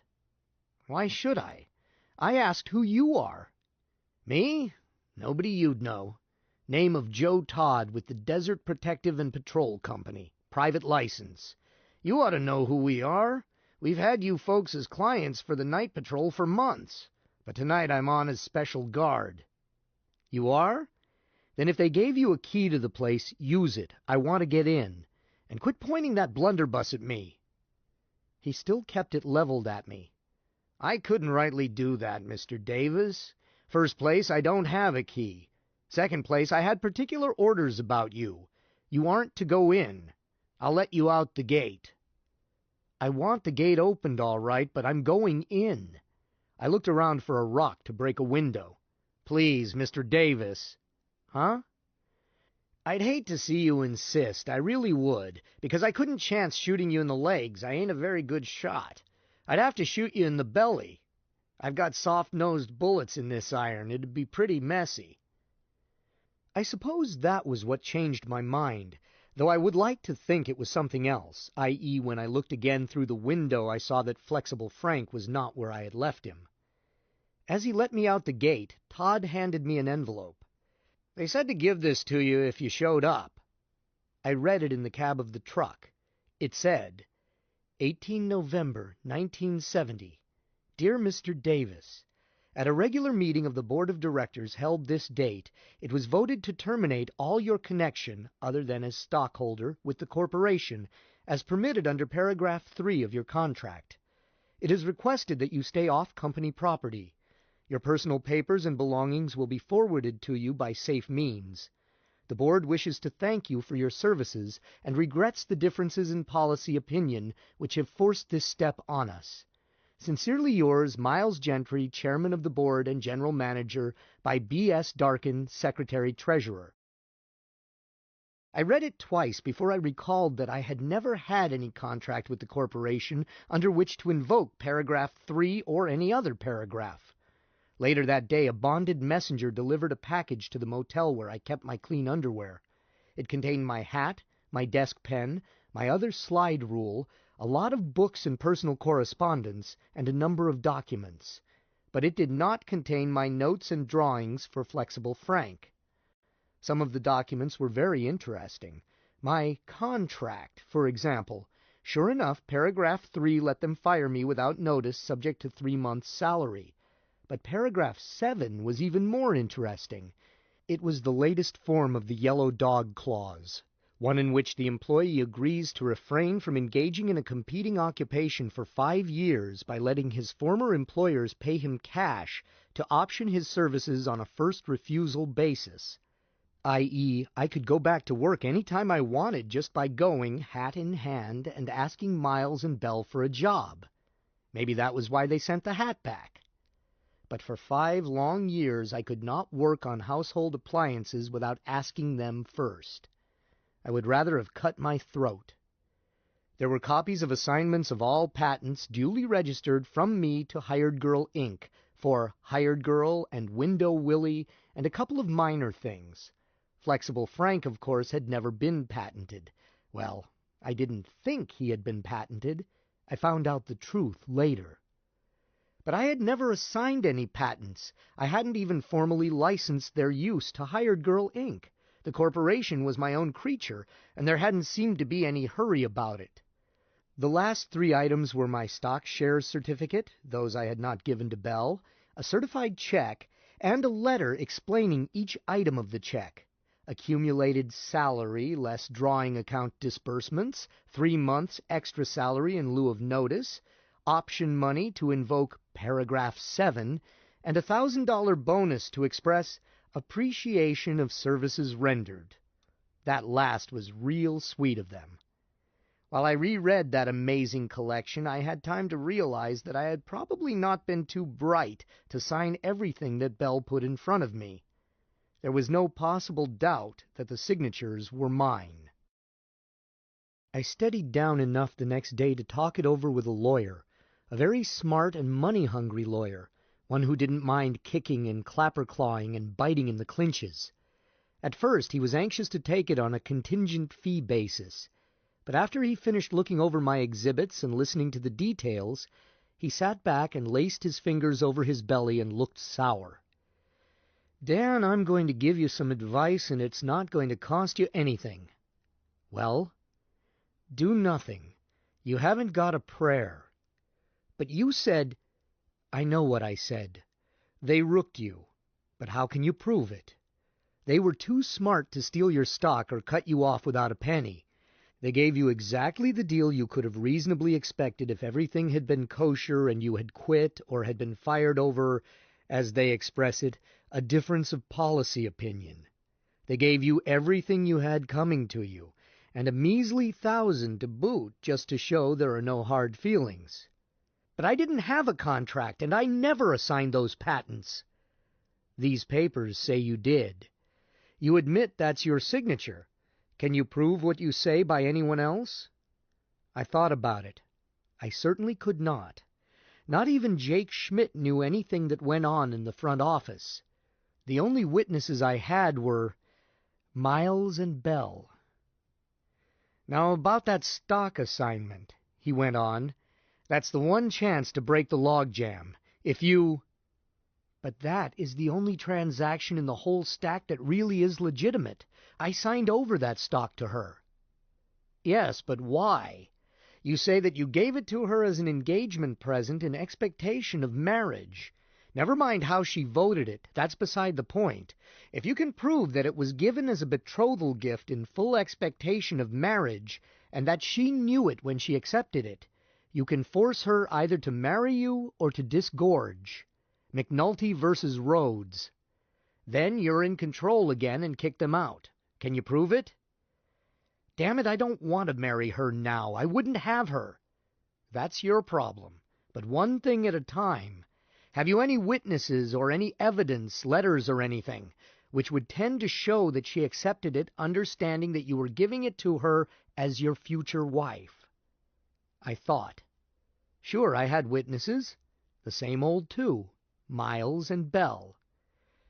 You see, with nothing but your word against both of theirs, plus a pile of written evidence, you not only won't get anywhere, but you might wind up committed to a Napoleon factory with a diagnosis of paranoia. My advice to you is to get a job in some other line, or at the very most go ahead and buck their yellow dog contract by setting up a competitive business. I'd like to see that phraseology tested as long as I didn't have to fight it myself. But don't charge them with conspiracy. They'll win. Then they'll sue you and clean you out of what they let you keep. He stood up. I took only part of his advice. There was a bar on the ground floor of the same building. I went in and had a couple or 9 drinks. I had plenty of time to recall all this while I was driving out to see Miles. Once we had started making money, he had moved Ricky and himself to a nice little rental in San Fernando Valley to get out of the murderous Mojave heat, and had started commuting via the Air Force slot. Ricky wasn't there now, I was happy to recall. She was up at Big Bear Lake at Girl Scout camp. I didn't want to chance Ricky's being witness to a row between me and her stepdaddy. I was bumper to bumper in Sepulveda Tunnel when it occurred to me that it would be smart to get the certificate for my hired girl stock off my person before going to see Miles. I did not expect any rough stuff unless I started it, but it just seemed a good idea. Like a cat who has had his tail caught in the screen door once, I was permanently suspicious. Leave it in the car? Suppose I was hauled in for assault and battery. It wouldn't be smart to have it in the car when the car was towed in and impounded. I could mail it to myself, but I had been getting my mail lately from general delivery at the GPO, while shifting from hotel to hotel as often as they found out I was keeping a cat. I had better mail it to someone I could trust. But that was a mighty short list. Then I remembered someone I could trust. Ricky. I may seem a glutton for punishment to decide to trust one female just after I had been clipped by another, but the cases are not parallel.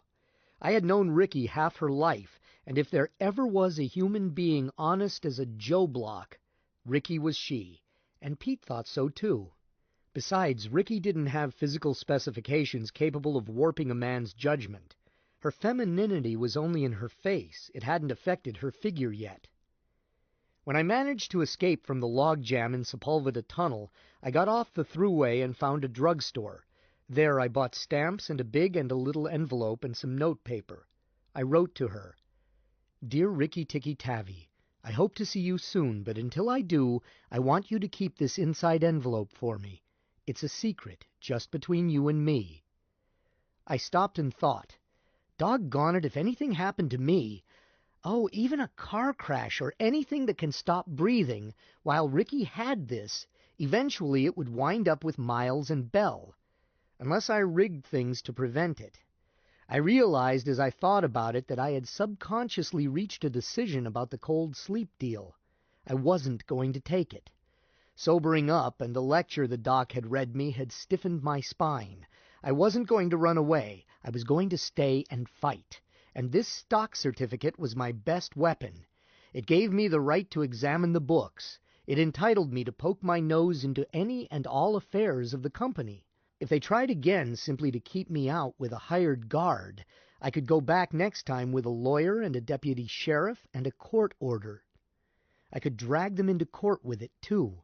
Maybe I couldn't win, but I could make a stink and perhaps cause the Mannix people to shy off from buying them out. Maybe I shouldn't send it to Ricky at all. No, if anything happened to me, I wanted her to have it.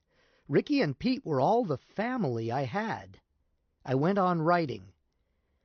If by any chance I don't see you for a year, you'll know something has happened to me. If that happens, take care of Pete if you can find him, and without telling anybody, take the inside envelope to a branch of the Bank of America, give it to the trust officer, and tell him to open it. Love and kisses, Uncle Danny. Then I took another sheet and wrote, 3 December 1970, Los Angeles, California. For $1 in hand received and other valuable considerations, I assign... Here I listed legal descriptions and serial numbers of my Hired Girl Inc. stock shares. To the Bank of America in trust for Frederica Virginia Gentry, and to be reassigned to her on her 21st birthday, and signed it. The intent was clear, and it was the best I could do on a drugstore counter with a jukebox blaring in my ear. It should make sure that Ricky got the stock if anything happened to me, while making darn sure that Miles and Belle could not grab it away from her. But if all went well, I would just ask Ricky to give the envelope back to me when I got around to it. By not using the assignment form printed on the back of the certificate, I avoided all the red tape of having a minor assign it back to me. I could just tear up the separate sheet of paper. I sealed the stock certificate with the note assigning it into the smaller envelope, placed it and the letter to Ricky in the larger envelope, addressed it to Ricky at the Girl Scout camp, stamped it, and dropped it in the box outside the drugstore. I noted that it would be picked up in about 40 minutes and climbed back into my car feeling positively light-hearted, not because I had safeguarded the stock, but because I had solved my greater problems. Well, not solved them, perhaps, but had decided to face them, not run off and crawl in a hole to play Rip Van Winkle, nor try to blot them out again with ethanol in various flavors. Sure, I wanted to see the year 2000, but just by sitting tight I would see it, when I was 60, and still young enough probably to whistle at the girls. No hurry. Jumping to the next century in one long nap wouldn't be satisfactory to a normal man anyhow. About like seeing the end of a movie without having seen what goes before. The thing to do with the next 30 years was to enjoy them while they unfolded. Then, when I came to the year 2000, I would understand it. In the meantime, I was going to have one Lulu of a fight with Miles and Belle. Maybe I wouldn't win, but I would sure let them know they had been in a scrap. Like the times Pete had come home bleeding in 6 directions, but insisting loudly, "You ought to see the other cat." I didn't expect much out of this interview tonight. All it would amount to was a formal declaration of war. I planned to ruin Miles's sleep, and he could phone Belle and ruin hers.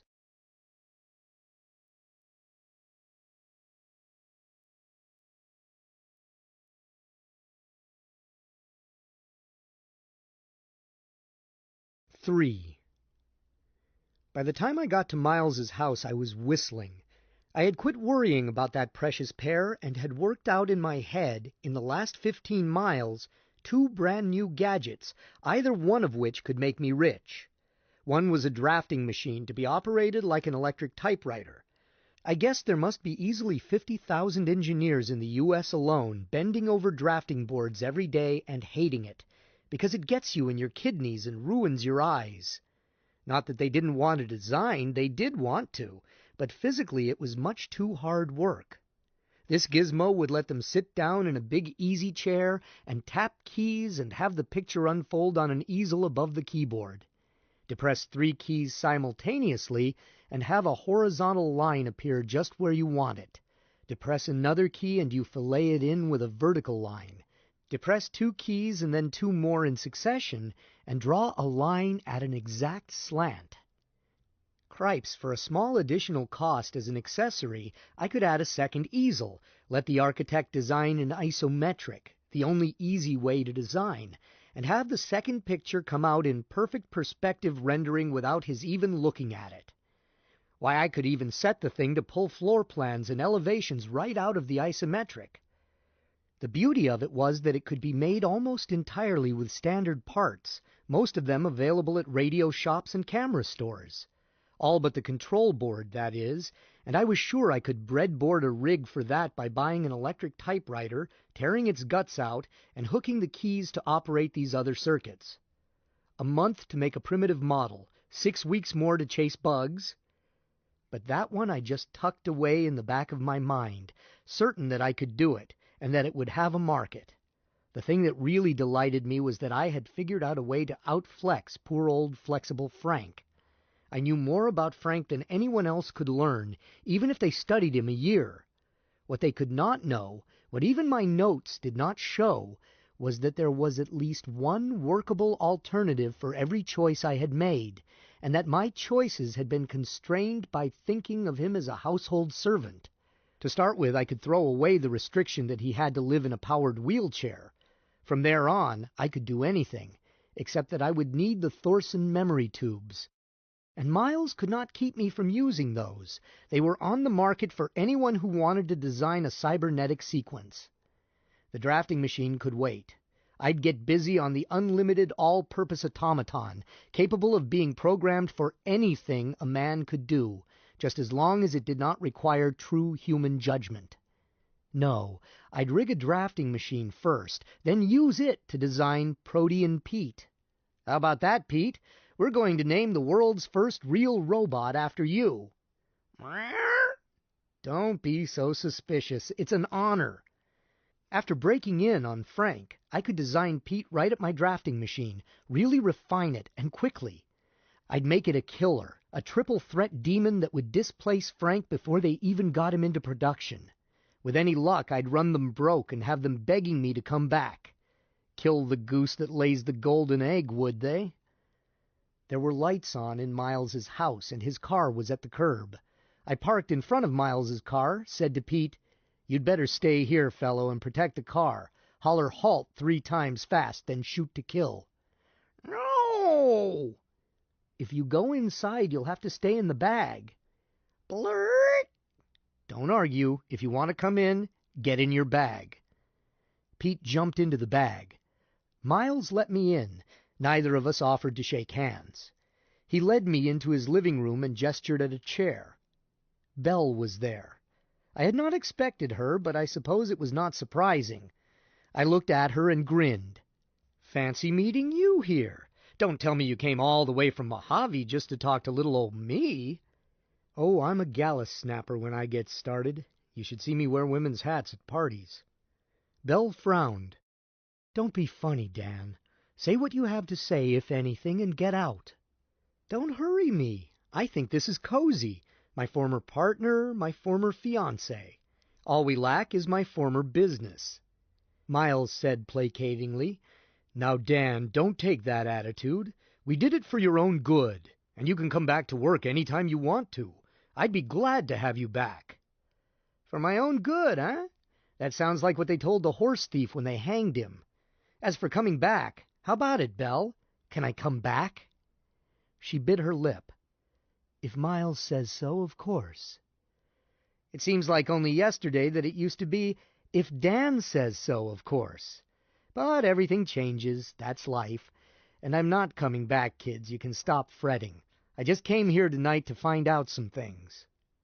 Miles glanced at Belle. She answered, "Such as?" "Well, first, which one of you cooked up the swindle, or did you plan it together?" Miles said slowly, "That's an ugly word, Dan. I don't like it." "Oh, come, let's not be mealy-mouthed. If the word is ugly, the deed is 10 times as ugly. I mean faking a yellow dog contract, faking patent assignments. That one is a federal offense, Miles. I think they pipe sunlight to you on alternate Wednesdays. I'm not sure, but no doubt the FBI can tell me. Tomorrow," I added, seeing him flinch. "Dan, you're not going to be silly enough to try to make trouble about this." "Trouble? I'm going to hit you in all directions, civil and criminal, on all counts. You'll be too busy to scratch, unless you agree to do one thing. But I didn't mention your third peccadillo. Theft of my notes and drawings of Flexible Frank, and the working model, too. Although you may be able to make me pay for the materials for that, since I did bill them to the company." "Theft? Nonsense!" snapped Belle. "You were working for the company." "Was I? I did most of it at night. And I never was an employee, Belle, as you both know. I simply drew living expenses against profits earned by my shares." "What is the Mannix outfit going to say when I file a criminal complaint, charging that the things they were interested in buying, hired girl, Willie, and Frank, never did belong to the company but were stolen from me?" "Nonsense," Belle repeated grimly. "You were working for the company. You had a contract." I leaned back and laughed. Look, kids, you don't have to lie now. Save it for the witness stand. There ain't nobody here but just us chickens.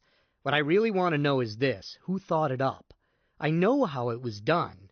Belle, you used to bring in papers for me to sign. If more than one copy had to be signed, you would paperclip the other copies to the first. For my convenience, of course. You were always the perfect secretary. And all I would see of the copies underneath would be the place to sign my name.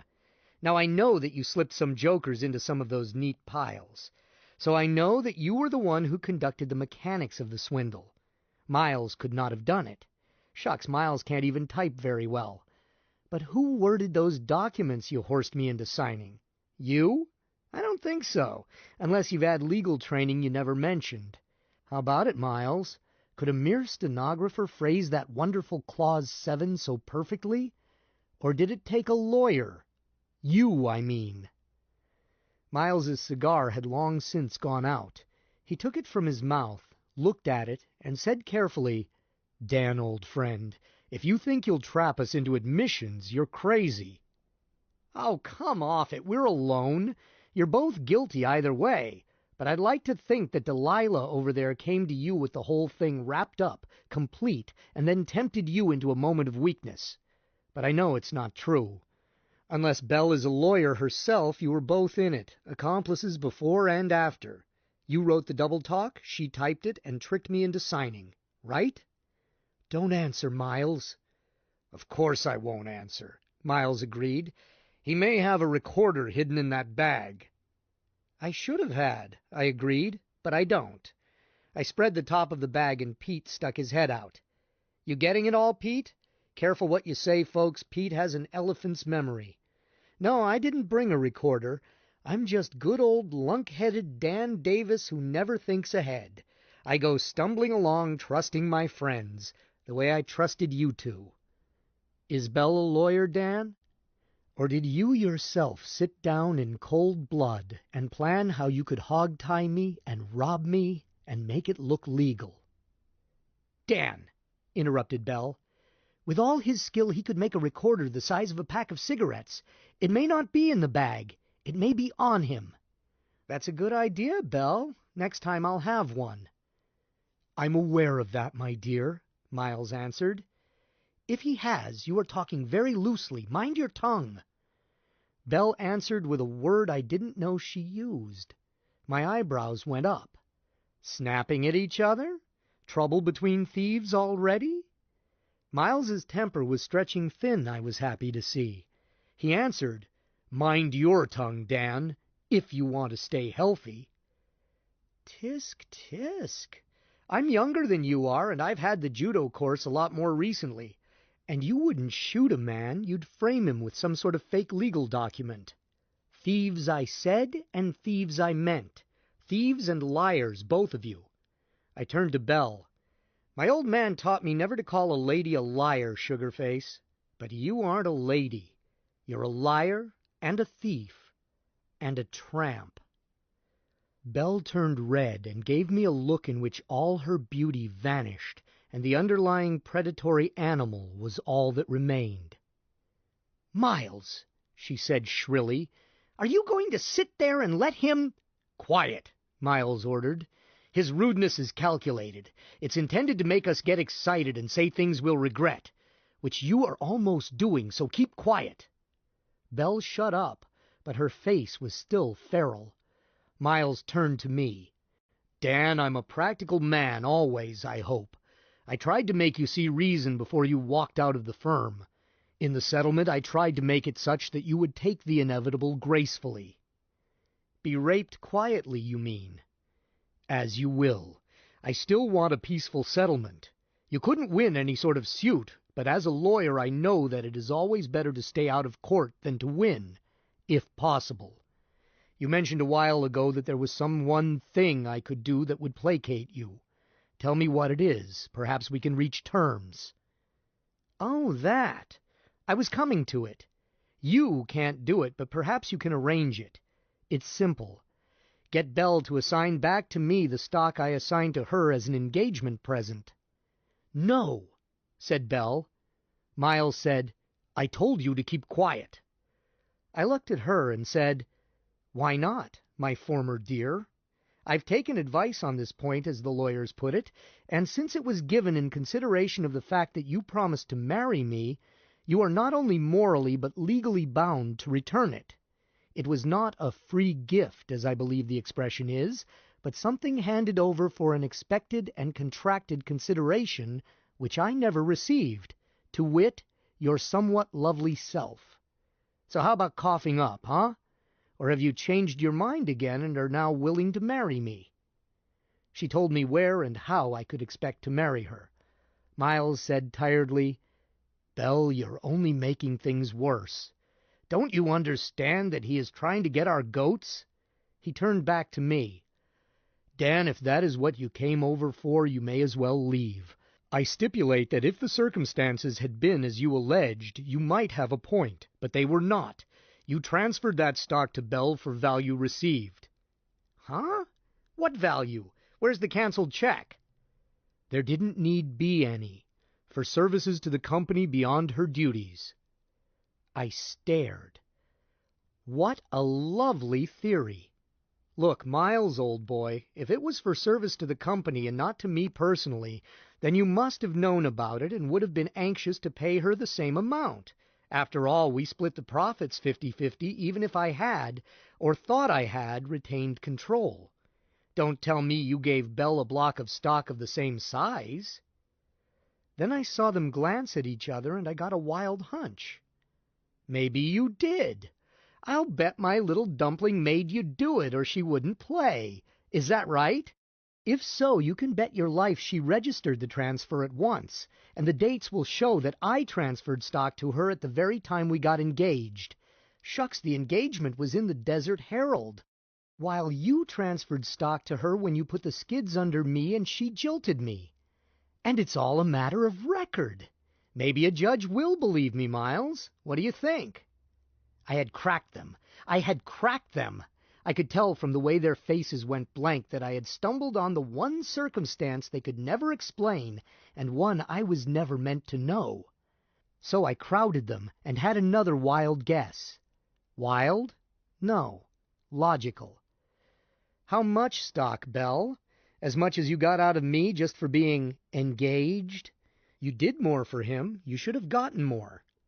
I stopped suddenly. Say, I thought it was odd that Belle came all the way over here just to talk to me, seeing how she hates that trip. Maybe you didn't come all that way. Maybe you were here all along. Are you two shacked up? Or should I say, engaged?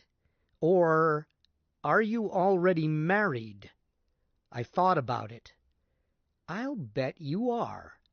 Miles, you aren't as starry-eyed as I am. I'll bet my other shirt that you would never, never transfer stock to Belle simply on promise of marriage, but you might for a wedding present, provided you got back voting control of it. Don't bother to answer. Tomorrow I'm going to start digging for the facts.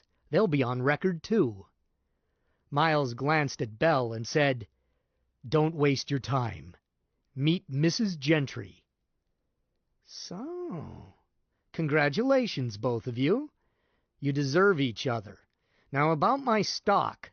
Since Mrs. Gentry obviously can't marry me, then—" "Don't be silly, Dan. I've already offset your ridiculous theory. I did make a stock transfer to Belle just as you did, for the same reason, services to the firm. As you say, these things are matters of record. Belle and I were married just a week ago, but you will find the stock registered to her quite some time ago if you care to look it up. You can't connect them.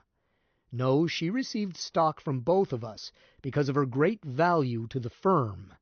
Then after you jilted her and after you left the employ of the firm, we were married." It set me back. Miles was too smart to tell a lie I could check on so easily. But there was something about it that was not true, something more than I had as yet found out. "When and where were you married?" "Santa Barbara Courthouse, last Thursday. Not that it is your business." "Perhaps not. When was the stock transfer?" "I don't know exactly. Look it up if you want to know." Damn it! It just did not ring true that he had handed stock over to Belle before he had her committed to him. That was the sort of sloppy stunt I pulled. It wasn't in character for him. I'm wondering something, Miles. If I put a detective to work on it, might I find that the two of you got married once before, a little earlier than that? Maybe in Yuma? Or Las Vegas?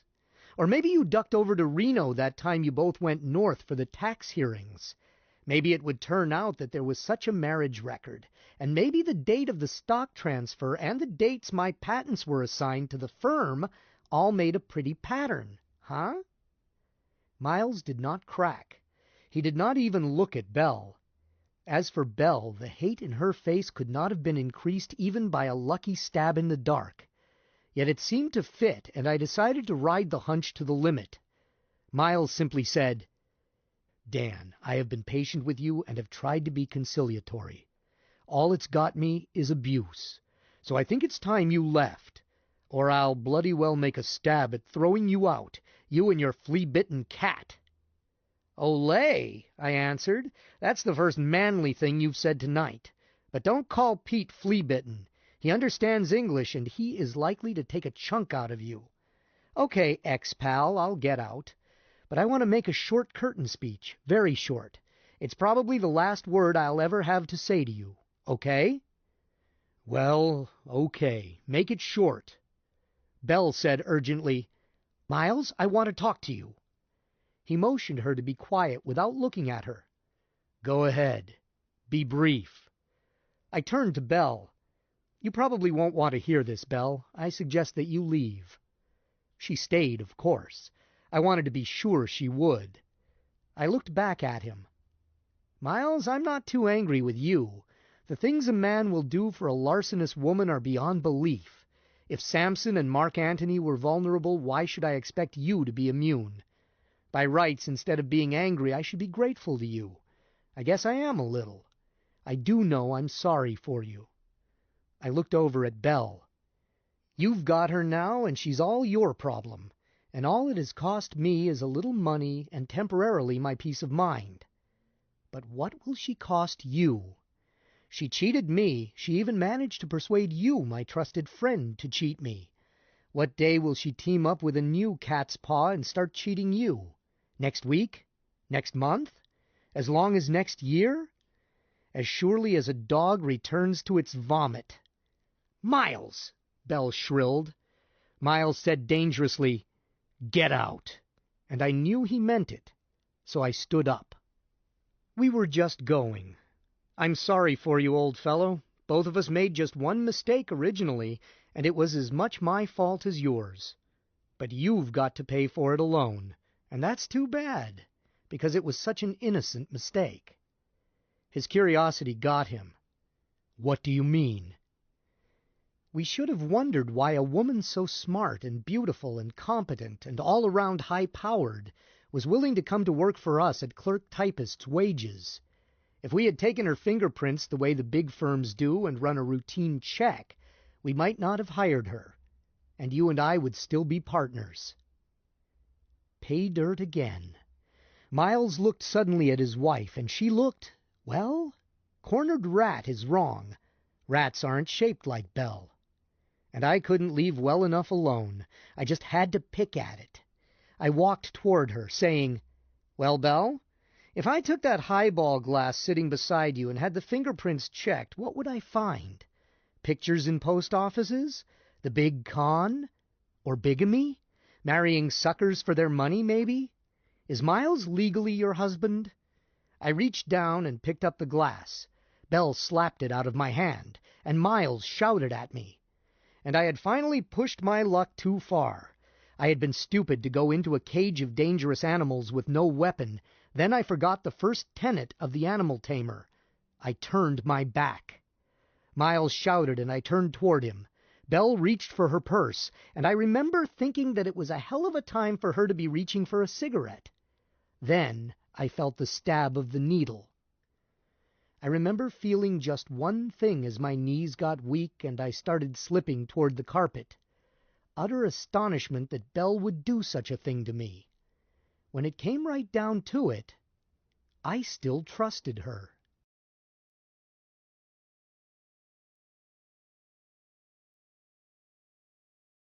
4. I never was completely unconscious. I got dizzy and vague as the drug hit me. It hits even quicker than morphine. But that was all. Miles yelled something at Belle and grabbed me around the chest as my knees folded. As he dragged me over and let me collapse into a chair, even the dizziness passed. But while I was awake, part of me was dead. I know now what they used on me. The zombie drug. Uncle Sam's answer to brainwashing. So far as I know, we never used it on a prisoner, but the boys whipped it up in the investigation of brainwashing, and there it was. Illegal, but very effective. It's the same stuff they now use in one-day psychoanalysis, but I believe it takes a court order to permit even a psychiatrist to use it.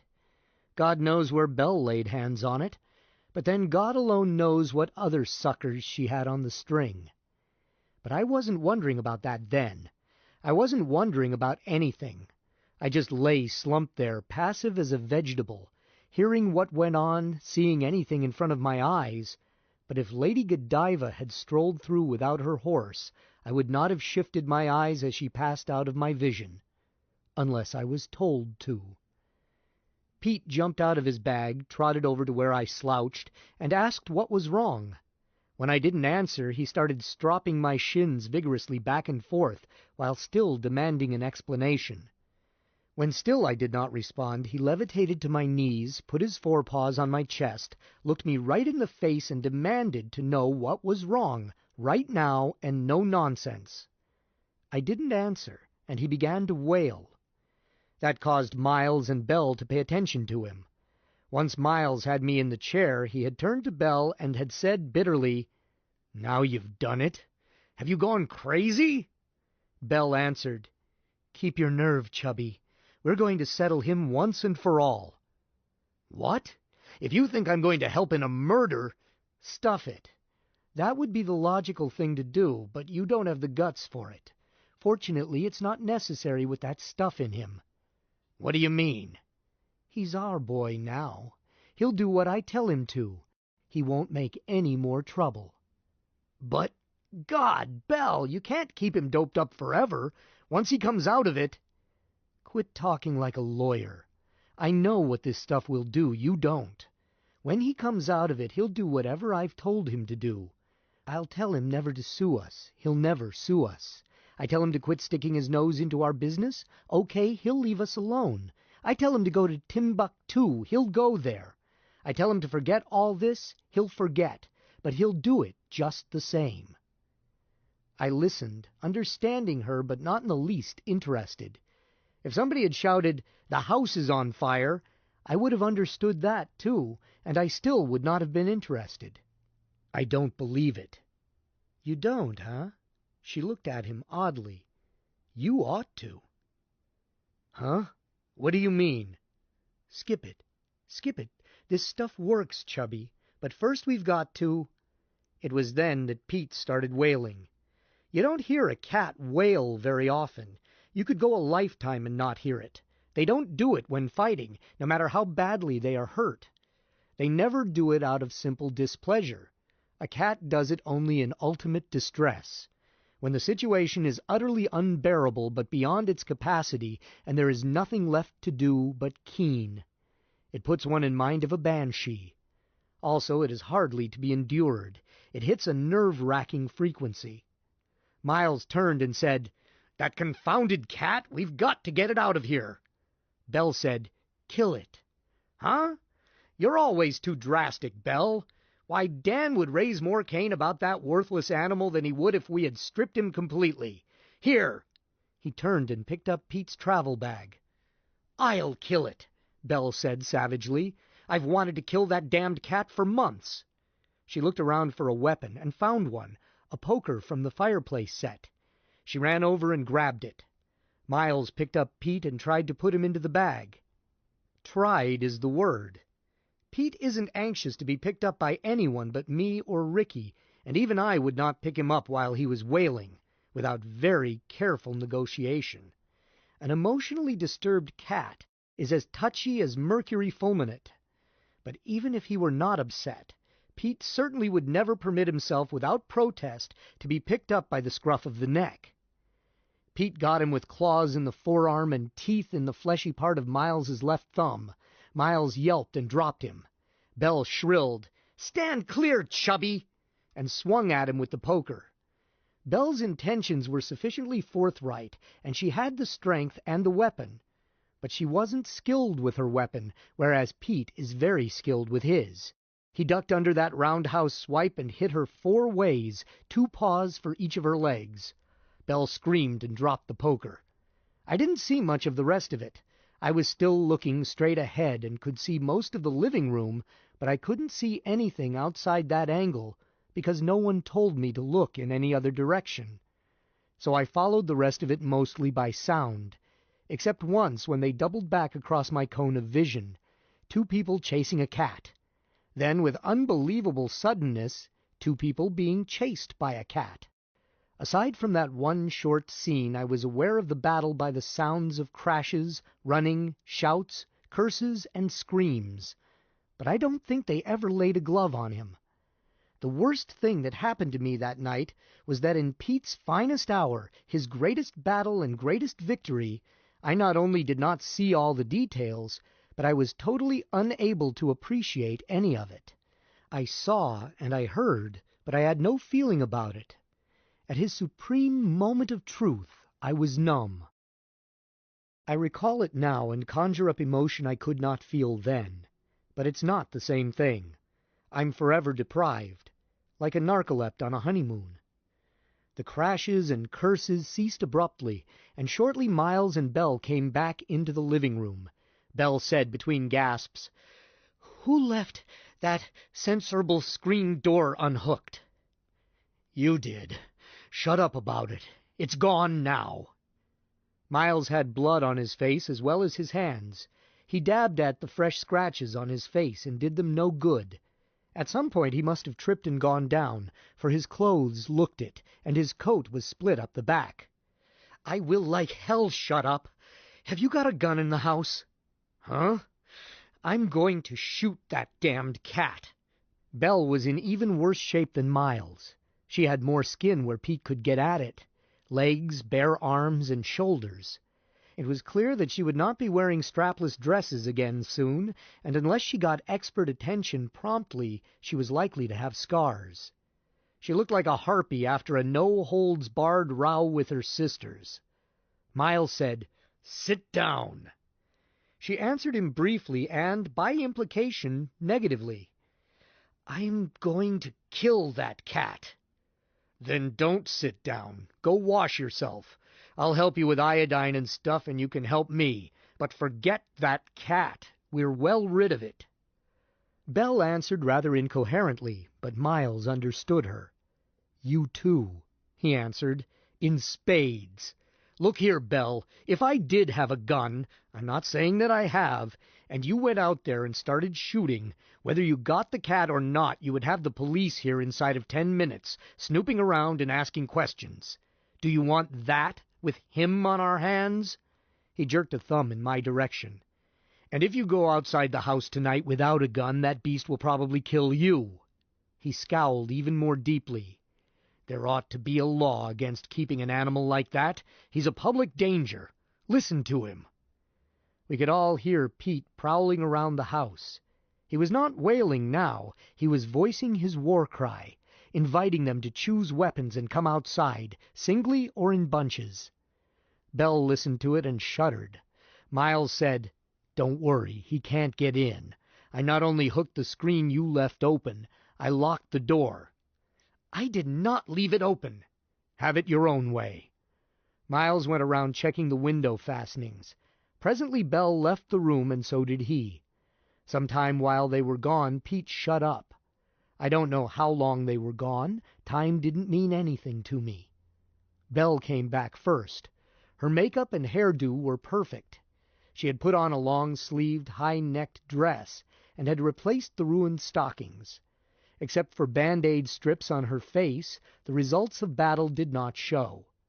Had it not been for the grim look on her phiz, I would have considered her, under other circumstances, a delectable sight. She came straight toward me and told me to stand up, so I did. She went through me quickly and expertly, not forgetting watch pocket, shirt pockets, and the diagonal one on the left inside of the jacket, which most suits do not have.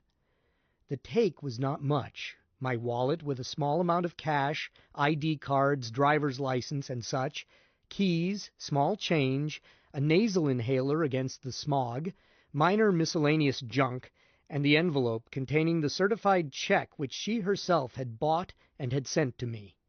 She turned it over, read the closed endorsement I had made on it, and looked puzzled. "What's this, Dan? Buying a slug of insurance?" No. I would have told her the rest, but answering the last question asked of me was the best I could do. She frowned and put it with the rest of the contents of my pockets. Then she caught sight of Pete's bag and apparently recalled the flap in it I used for a briefcase, for she picked it up and opened the flap. At once she found the quadruplicate sets of the 12.5 forms I had signed for Mutual Assurance Company. She sat down and started to read them. I stood where she had left me, a tailor's dummy waiting to be put away. Presently Miles came in wearing bathrobe and slippers and quite a large amount of gauze and adhesive tape. He looked like a fourth-rate middleweight whose manager had let him be outmatched. He was wearing one bandage like a scalp lock, fore and aft, on his bald head. Pete must have got to him while he was down. Belle glanced up, waved him to silence, and indicated the stack of papers she was through with. He sat down and started to read. He caught up with her and finished the last one, reading over her shoulder. She said, "This puts a different complexion on things." "An understatement. This commitment order is for December 4th. That's tomorrow. Belle, he's as hot as noon in Mojave. We've got to get him out of here." He glanced at a clock. "They'll be looking for him in the morning." "Miles, you always get chicken when the pressure is on. This is a break, maybe the best break we could hope for." "How do you figure?" "This zombie soup, good as it is, has one shortcoming. Suppose you dose somebody with it and load him up with what you want him to do. Okay, so he does it. He carries out your orders. He has to. Know anything about hypnosis?" "Not much." "Do you know anything but law, Chubby? You haven't any curiosity. A post-hypnotic command, which is what this amounts to, may conflict, in fact, it's almost certain to conflict, with what the subject really wants to do. Eventually, that may land him in the hands of a psychiatrist. If the psychiatrist is any good, he's likely to find out what the trouble is. It is just possible that Dan here might go to one and get unstuck from whatever orders I give him. If he did, he could make plenty of trouble."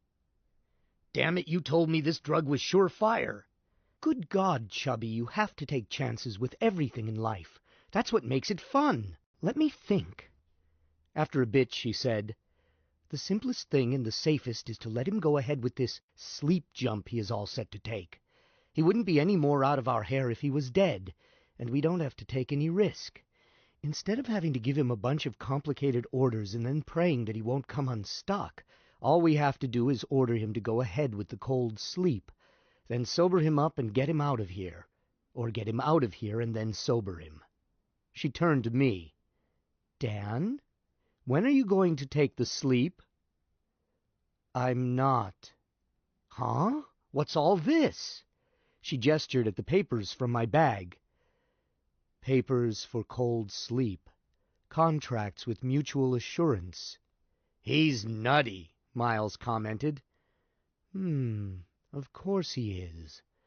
I keep forgetting that they can't really think when they're under it.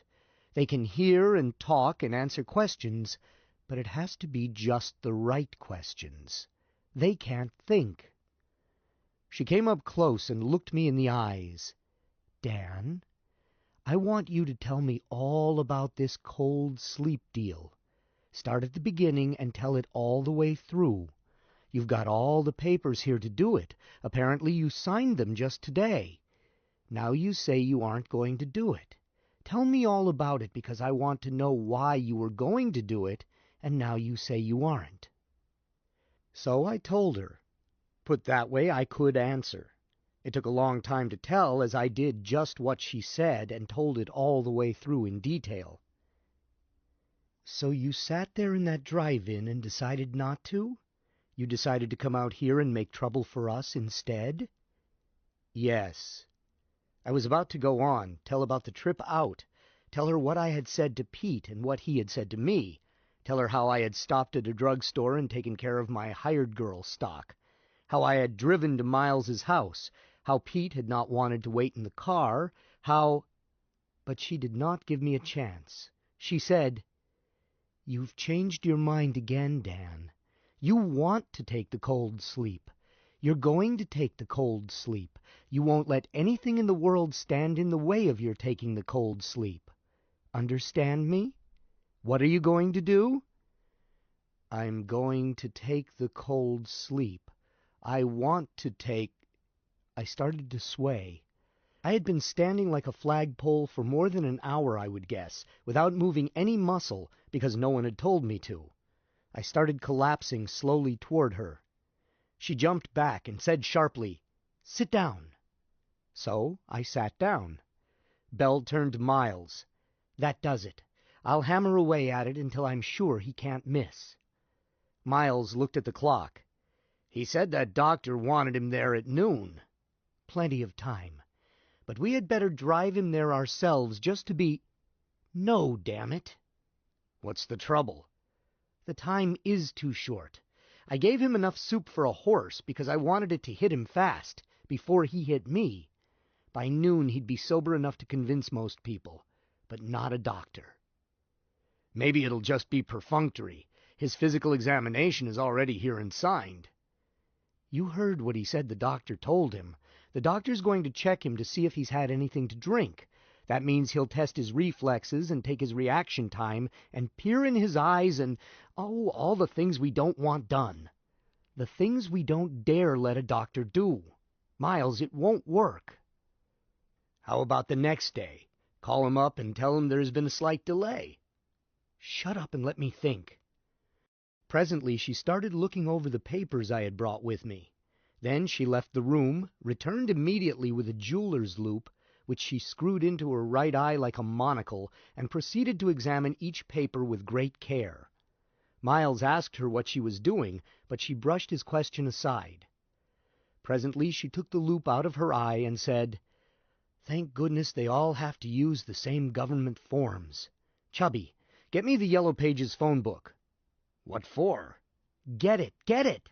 I want to check the exact phrasing of a firm name. Oh, I know what it is, but I want to be sure." Grumbling, Miles fetched it. She thumbed through it, then said, "Yes, Master Insurance Company of California. And there's room enough on each of them. I wish it could be Motors instead of Masters. That would be a cinch. But I don't have any connection at Motors Insurance, and besides, I'm not sure they even handle hibernation. I think they're just autos and trucks." She looked up. "Chubby, you're going to have to drive me out to the plant right away." "Huh?" "Unless you know of some quicker way to get an electric typewriter with executive typeface and carbon ribbon." "No, you go out by yourself and fetch it back. I've got telephoning to do." He frowned. "I'm beginning to see what you plan to do. But, Belle, this is crazy. This is fantastically dangerous." She laughed. "That's what you think. I told you I had good connections before we ever teamed up. Could you have swung the Mannix deal alone?" "Well, I don't know." "I know.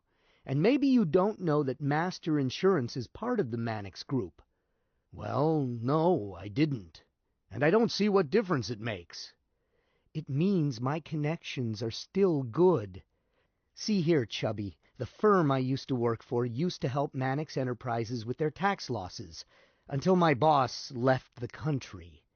How do you think we got such a good deal without being able to guarantee that Danny Boy went with the deal? I know all about Mannix. Now hurry up and get that typewriter and I'll let you watch an artist at work. Watch out for that cat." Miles grumbled, but started to leave, then returned. "Belle, didn't Dan park right in front of the house?" "Why?" "His car isn't there now." He looked worried. Well, he probably parked around the corner. It's unimportant. Go get that typewriter. Hurry! He left again. I could have told them where I had parked, but since they did not ask me, I did not think about it. I did not think at all. Belle went elsewhere in the house and left me alone. Sometime around daylight, Miles got back, looking haggard and carrying our heavy typewriter. Then I was left alone again. Once Belle came back in and said, "Dan, you've got a paper there telling the insurance company to take care of your hired girl stock. You don't want to do that. You want to give it to me." I didn't answer. She looked annoyed and said, "Let's put it this way. You do want to give it to me. You know you want to give it to me. You know that, don't you?" "Yes, I want to give it to you." "Good. You want to give it to me. You have to give it to me. You won't be happy until you give it to me. Now where is it? Is it in your car?" "No." "Then where is it?" "I mailed it." "What?" She grew shrill. "When did you mail it? Who did you mail it to? Why did you do it?" If she had asked the second question last, I would have answered it. But I answered the last question, that being all I could handle. "I assigned it." Miles came in. "Where did he put it?" "He says he's mailed it, because he has assigned it. You had better find his car and search it. He may just think he actually mailed it. He certainly had it with him at the insurance company." "Assigned it?" repeated Miles. "Good Lord, to whom?" "I'll ask him. Dan, to whom did you assign your stock?" "To the Bank of America." She didn't ask me why, or I would have told her about Ricky. All she did was slump her shoulders and sigh. "There goes the ball game, Chubby. We can forget about the stock. It'll take more than a nail file to get it away from a bank." She straightened up suddenly. "Unless he hasn't really mailed it yet. If he hasn't, I'll clean that assignment off the back so pretty you'll think it's been to the laundry. Then he'll assign it again. To me." "To us," corrected Miles. "That's just a detail. Go find his car." Miles returned later and announced, "It's not anywhere within 6 blocks of here. I cruised around all the streets and the alleys, too. He must have used a cab." "You heard him say he drove his own car." "Well, it's not out there. Ask him when and where he mailed the stock." So Belle did, and I told them. "Just before I came here. I mailed it at the post box at the corner of Sepulveda and Ventura Boulevard." "Do you suppose he's lying?" asked Miles. "He can't lie, not in the shape he's in, and he's too definite about it to be mixed up. Forget it, Miles. Maybe after he's put away it will turn out that his assignment is no good because he had already sold it to us. At least I'll get his signature on some blank sheets and be ready to try it." She did try to get my signature, and I tried to oblige, but in the shape I was in, I could not write well enough to satisfy her. Finally she snatched a sheet out of my hand and said viciously, "You make me sick. I can sign your name better than that." Then she leaned over me and said tensely, "I wish I had killed your cat." They did not bother me again until later in the day. Then Belle came in and said, "Danny boy, I'm going to give you a hypo, and then you'll feel a lot better. You'll feel able to get up and move around and act just like you always have acted. You won't be angry at anybody, especially not at Miles and me. We're your best friends. We are, aren't we? Who are your best friends?" "You are. You and Miles." "But I'm more than that. I'm your sister. Say it." "You're my sister." "Good. Now we're going for a ride, and then you are going for a long sleep. You've been sick, and when you wake up, you'll be well. Understand me?" "Yes." "Who am I?" "You're my best friend. You're my sister." "Good boy. Push your sleeve back." I didn't feel the hypo go in, but it stung after she pulled it out. I sat up and shrugged and said, Gee, sis, that stung. What was it? Something to make you feel better. You've been sick. Yeah, I'm sick. Where's Miles? He'll be here in a moment.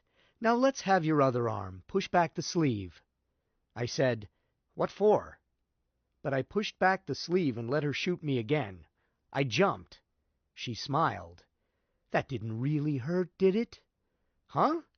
No, it didn't hurt. What's it for? It will make you sleepy on the ride. Then when we get there, you'll wake up. Okay. I'd like to sleep. I want to take a long sleep. Then I felt puzzled and looked around. Where's Pete? Pete was going to sleep with me. Pete? Belle said. Why, dear, don't you remember? You sent Pete to stay with Ricky. She's going to take care of him. Oh, yes. I grinned with relief. I had sent Pete to Ricky. I remembered mailing him. That was good. Ricky loved Pete, and she would take good care of him while I was asleep. They drove me out to the Consolidated Sanctuary at Sawtell, one that many of the smaller insurance companies used, those that didn't have their own. I slept all the way, but came awake at once when Belle spoke to me. Miles stayed in his car, and she took me in. The girl at the desk looked up and said, Davis? Yes, agreed Belle. I'm his sister. Is the representative for Master Insurance here? You'll find him down in Treatment Room 9. They're ready and waiting. You can give the papers to the man from Master. She looked at me with interest. He's had his physical examination? Oh, yes, Belle assured her. Brother is a therapy delay case, you know. He's under an opiate for the pain. The receptionist clucked sympathetically. Well, hurry on in then. Through that door and turn left. In room 9 there was a man in street clothes and one in white coveralls and a woman in a nurse's uniform. They helped me get undressed and treated me like an idiot child while Belle explained again that I was under a sedative for the pain. Once he had me stripped and up on the table, the man in white massaged my belly, digging his fingers in deeply. No trouble with this one, he announced. He's empty. He hasn't had anything to eat or drink since yesterday evening, agreed Belle. That's fine. Sometimes they come in here stuffed like a Christmas turkey. Some people have no sense. True. Very true. Uh-huh. Okay, son, clench your fist tight while I get this needle in. I did, and things began to get really hazy. Suddenly I remembered something and tried to sit up. Where's Pete? I want to see Pete. Belle took my head and kissed me. There, buddy. Pete couldn't come, remember? Pete had to stay with Ricky. I quieted down, and she said gently to the others, Our brother Peter has a sick little girl at home. I dropped off to sleep. Presently I felt very cold, but I couldn't move to reach the covers.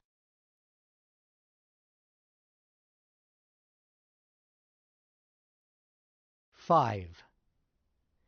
I was complaining to the bartender about the air conditioning. It was turned too high, and we were all going to catch cold. No matter, he assured me. You won't feel it when you're asleep. Sleep, sleep, soup of the evening, beautiful sleep. He had Belle's face. How about a warm drink, then? I wanted to know. A Tom and Jerry? Or a hot buttered bum? You're a bum, the doctor answered. Sleeping's too good for him. Throw the bum out. I tried to hook my feet around the brass rail to stop them, but this bar had no brass rail, which seemed funny, and I was flat on my back, which seemed funnier still, unless they had installed bedside service for people with no feet. I didn't have feet, so how could I hook them under a brass rail? No hands, either. Look, Ma, no hands! Pete sat on my chest and wailed. I was back in basic training. Advanced basic it must have been, for I was at Camp Hale, at one of those silly exercises where they throw snow down your neck to make a man of you. I was having to climb the damnedest biggest mountain in all Colorado, and it was all ice, and I had no feet. Nevertheless, I was carrying the biggest pack anybody ever saw. I remembered that they were trying to find out if GIs could be used instead of pack mules, and I had been picked because I was expendable. I wouldn't have made it at all if little Ricky hadn't got behind me and pushed. The top sergeant turned, and he had a face just like Belle's, and he was livid with rage. "Come on, you! I can't afford to wait for you! I don't care whether you make it or not, but you can't sleep until you get there!" My no feet wouldn't take me any farther, and I fell down in the snow, and it was icy warm, and I did fall asleep while little Ricky wailed and begged me not to. But I had to sleep. I woke up in bed with Belle. She was shaking me and saying, "Wake up, Dan. I can't wait 30 years for you. A girl has to think of her future." I tried to get up and hand her the bags of gold I had under the bed, but she was gone. And anyhow, a hired girl with her face had picked all the gold up and put it in its tray on top and scurried out of the room. I tried to run after it, but I had no feet. No body at all, I discovered. I ain't got no body, and nobody cares for me. The world consisted of top sergeants and work, so what difference did it make where you worked or how? I let them put the harness back on me, and I went back to climbing that icy mountain. It was all white and beautifully rounded, and if I could just climb to the rosy tip, they would let me sleep, which was what I needed. But I never made it. No hands, no feet, no nothing. There was a forest fire on the mountain. The snow did not melt, but I could feel the heat in waves beating against me while I kept on struggling. The top sergeant was leaning over me and saying, "Wake up! Wake up! Wake up!" He no more than got me awake before he wanted me to sleep again. I'm vague about what happened then for a while. Part of the time I was on a table which vibrated under me, and there were lights and snaky-looking equipment and lots of people. But when I was fully awake, I was in a hospital bed, and I felt all right except for that listless, half-floating feeling you have after a Turkish bath. I had hands and feet again. But nobody would talk to me, and every time I tried to ask a question, a nurse would pop something into my mouth. I was massaged quite a lot. Then one morning I felt fine, and got out of bed as soon as I woke up. I felt a little dizzy, but that was all. I knew who I was, I knew how I had got there, and I knew that all that other stuff had been dreams. I knew who had put me there. If Belle had given me orders while I was drugged to forget her shenanigans, either the orders had not taken, or 30 years of cold sleep had washed out the hypnotic effect. I was blurry about some details, but I knew how they had shanghaied me. I wasn't especially angry about it. True, it had happened just yesterday, since yesterday is the day just one sleep behind you, but the sleep had been 30 years long. The feeling cannot be precisely defined, since it is entirely subjective, but while my memory was sharp for the events of yesterday, nevertheless my feelings about those events were to things far away. You have seen double images in television of a pitcher making his wind-up, while his picture sits as a ghost on top of a long shot of the whole baseball diamond? Something like that. My conscious recollection was a close-up. My emotional reaction was to something long ago and far away. I fully intended to look up Belle and Miles and chop them into cat meat, but there was no hurry. Next year would do. Right now I was eager to have a look at the year 2000. But speaking of cat meat, where was Pete? He ought to be around somewhere, unless the poor little beggar hadn't lived through the sleep. Then, and not until then, did I remember that my careful plans to bring Pete along had been wrecked. I took Belle and Miles out of the hold basket and moved them over to urgent. Try to kill my cat, would they? They had done worse than kill Pete. They had turned him out to go wild, to wear out his days wandering back alleys in search of scraps, while his ribs grew thin and his sweet pixie nature warped into distrust of all two-legged beasts. They had let him die, for he was surely dead by now. Let him die thinking that I had deserted him. For this they would pay, if they were still alive. Oh, how I hoped they were still alive. Unspeakable. I found that I was standing by the foot of my bed, grasping the rail to steady myself, and dressed only in pajamas. I looked around for some way to call someone. Hospital rooms had not changed much. There was no window, and I could not see where the light came from. The bed was high and narrow, as hospital beds had always been in my recollection, but it showed signs of having been engineered into something more than a place to sleep. Among other things, it seemed to have some sort of plumbing under it, which I suspected was a mechanized bedpan, and the side table was part of the bed structure itself. But while I ordinarily would have been intensely interested in such gadgetry, right now I simply wanted to find the pear-shaped switch which summons the nurse. I wanted my clothes. It was missing, but I found what it had been transformed into. A pressure switch on the side of the table that was not quite a table. My hand struck it in trying to find it, and a transparency opposite where my head would have been had I been in bed shone out with "Service Call." Almost immediately it blinked out and was replaced with "One moment, please." Very quickly the door silently rolled aside and a nurse came in. Nurses had not changed much. This one was reasonably cute, had the familiar firm manners of a drill sergeant, wore a perky little white hat perched on short orchid-color hair, and was dressed in a white uniform. It was strangely cut, and covered her here and uncovered her there in a fashion different from 1970. But women's clothes, even work uniforms, were always doing that. She would still have been a nurse in any year, just by her unmistakable manner. "You get back in that bed." "Where are my clothes?" "Get back in that bed, now." I answered reasonably, "Look, nurse, I'm a free citizen, over 21 and not a criminal. I don't have to get back into that bed, and I'm not going to. Now, are you going to show me where my clothes are, or shall I go out the way I am and start looking?" She looked at me, then turned suddenly and went out. The door ducked out of her way. But it would not duck out of my way. I was still trying to study out the gimmick, being fairly sure that if one engineer could dream it up, another could figure it out, when it opened again and a man came in. "Good morning," he said. "I'm Dr. Albrecht."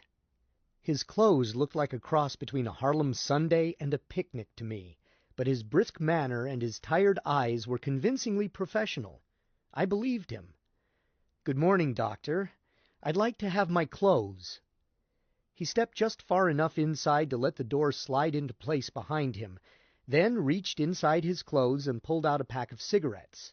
He got one out, waved it briskly in the air, placed it in his mouth, and puffed on it. It was lighted. He offered me the pack. "Have one?" No, thanks." "Go ahead. It won't hurt you." I shook my head.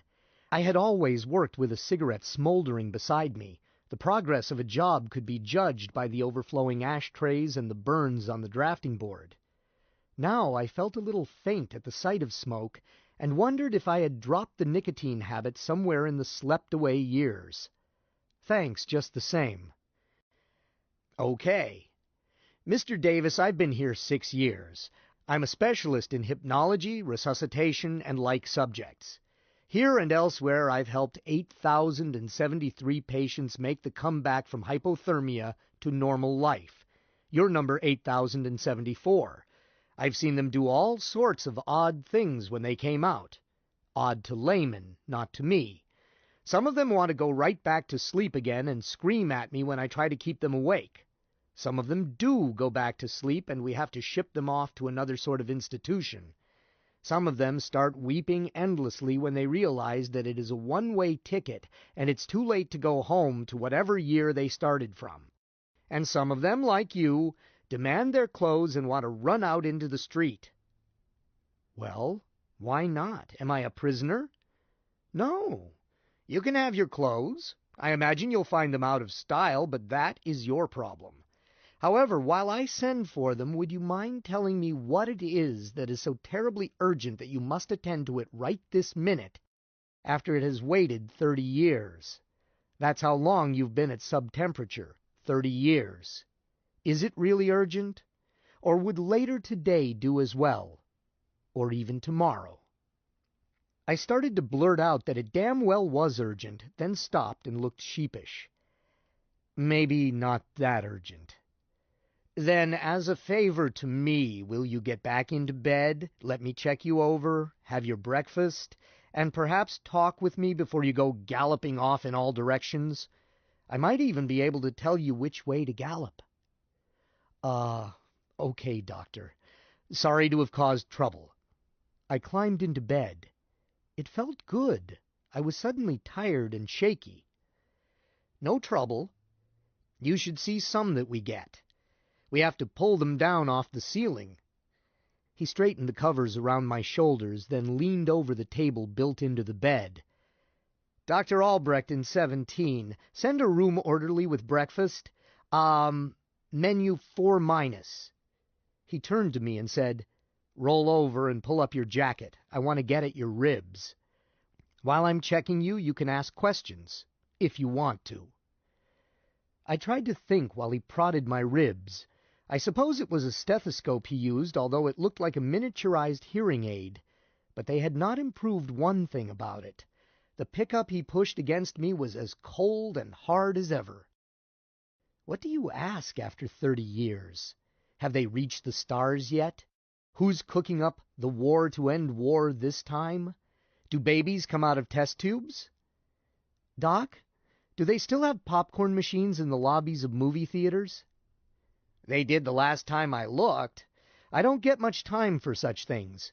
By the way, the word is grabby now, not movie." "So? Why?"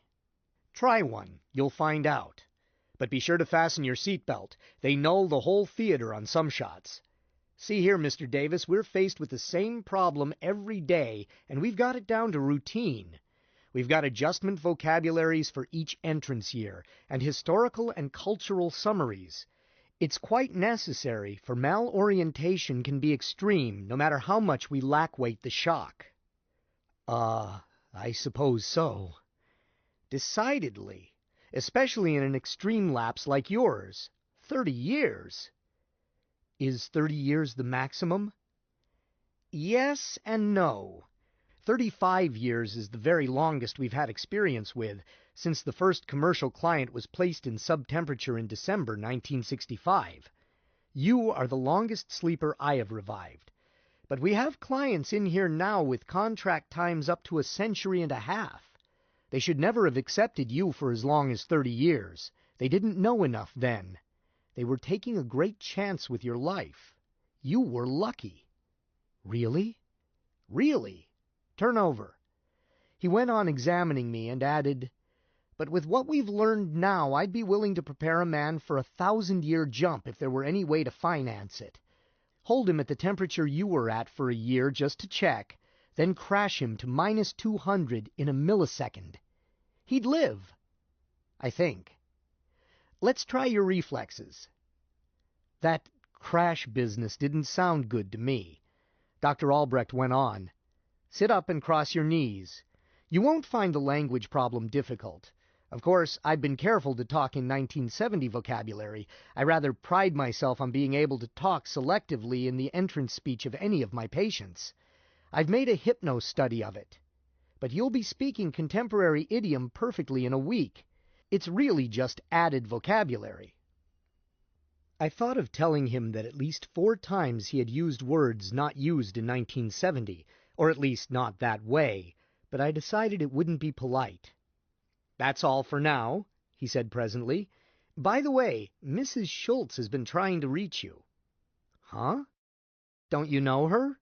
She insisted that she was an old friend of yours." "Schultz," I repeated. "I suppose I've known several Mrs. Schultzes at one time or another, but the only one I can place was my 4th-grade teacher. But she'd be dead by now." "Maybe she took the sleep. Well, you can accept the message when you feel like it. I'm going to sign a release on you. But if you're smart, you'll stay in here for a few days and soak up reorientation. I'll look in on you later. So 23 skidoo, as they used to say in your day. Here comes the orderly with your breakfast." I decided that he was a better doctor than a linguist, but I stopped thinking about it when I saw the orderly. It rolled in, carefully avoiding Dr. Albrecht, who walked straight out, paying no attention to it and making no effort himself to avoid it. It came over, adjusted the built-in bed table, swung it over me, opened it, and arranged my breakfast on it. "Shall I pour your coffee?" "Yes, please." I did not really want it poured, as I would rather have it stay hot until I finished everything else, but I wanted to see it poured. For I was in a delighted daze. It was Flexible Frank. Not the jack-leg, bread-boarded, jury-rigged first model Miles and Belle had stolen from me, of course not. This one resembled the first Frank the way a turbo speedster resembles the first horseless carriage. But a man knows his own work. I had set the basic pattern, and this was the necessary evolution. Frank's great-grandson. Improved, slicked up, made more efficient, but the same bloodline. Will that be all? Wait a minute. Apparently I had said the wrong thing, for the automaton reached inside itself and pulled out a stiff plastic sheet and handed it to me. The sheet remained fastened to him by a slim steel chain. I looked at it and found printed on it, Voice Code, Eager Beaver Model 17A. Important notice. This service automaton does not understand human speech. It has no understanding at all, being merely a machine. But for your convenience, it has been designed to respond to a list of spoken orders. It will ignore anything else said in its presence. Or, if any phrase triggers it incompletely or such that a circuit dilemma is created, it will offer this instruction sheet. Please read it carefully. Thank you. Aladdin Auto Engineering Corporation, manufacturers of Eager Beaver, Willy Wah, Drafting Dan, Builder Bill, Green Thumb, and Nanny. Custom designers and consultants in automation problems. At your service. The motto appeared on their trademark, showing Aladdin rubbing his lamp and a genie appearing. Below this was a long list of simple orders. Stop. Go. Yes. No. Slower. Faster. Come here. Fetch a nurse, etc. Then there was a shorter list of tasks common in hospitals, such as back rubs, and including some that I had never heard of. The list closed abruptly with the statement, Routines 87 through 242 may be ordered only by hospital staff members, and the order phrases are therefore not listed here. I had not voice-coded the first Flexible Frank. You had to punch buttons on his control board. It was not because I had not thought of it, but because the analyzer and telephone exchange for the purpose would have weighed and bulked, and cost more than all the rest of Frank Sr. net. I decided that I would have to learn some new wrinkles in miniaturization and simplification before I would be ready to practice engineering here. But I was anxious to get started on it, as I could see from Eager Beaver that it was going to be more fun than ever. Lots of new possibilities. Engineering is the art of the practical and depends more on the total state of the art than it does on the individual engineer. When railroading time comes, you can railroad, but not before. Look at poor Professor Langley breaking his heart on a flying machine that should have flown. He had put the necessary genius in it, but he was just a few years too early to enjoy the benefit of collateral art he needed and did not have. Or take the great Leonardo da Vinci, so far out of his time that his most brilliant concepts were utterly unbuildable. I was going to have fun here. I mean, now. I handed back the instruction card, then got out of bed and looked for the data plate. I had halfway expected to see Hired Girl Inc. at the bottom of the notice, and I wondered if Aladdin was a daughter corporation of the Mannix Group. The data plate did not tell me much other than model, serial number, factory, and such. But it did list the patents, about 40 of them, and the earliest I was very interested to see was in 1970, almost certainly based on my original model and drawings. I found a pencil and memo pad on the table and jotted down the number of that first patent, but my interest was purely intellectual. Even if it had been stolen from me, I was sure it had been. It had expired in 1987 unless they had changed the patent laws, and only those granted later than 1983 would still be valid. but I wanted to know. A light glowed on the automaton, and he announced, "I am being called. May I leave?" "Huh? Sure, run along." It started to reach for the phrase list. I hastily said, "Go." "Thank you. Goodbye." It detoured around me. "Thank you." "You are welcome." Whoever had dictated the gadget's sound responses had a very pleasant baritone voice. I got back into bed and ate the breakfast I had let get cold, only it turned out not to be cold. Breakfast 4- was about enough for a medium-sized bird, but I found that it was enough, even though I had been very hungry. I suppose my stomach had shrunk. It wasn't until I had finished that I remembered that this was the first food I had eaten in a generation. I noticed it then because they had included a menu. What I had taken for bacon was listed as grilled yeast strips country style. But in spite of a 30-year fast, my mind was not on food.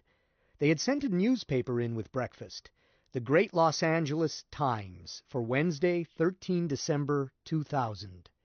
Newspapers had not changed much, not in format. This one was tabloid size, the paper was glazed instead of rough pulp, and the illustrations were either full color or black and white stereo. I couldn't puzzle out the gimmick on that last. There had been stereo pictures you could look at without a viewer since I was a small child.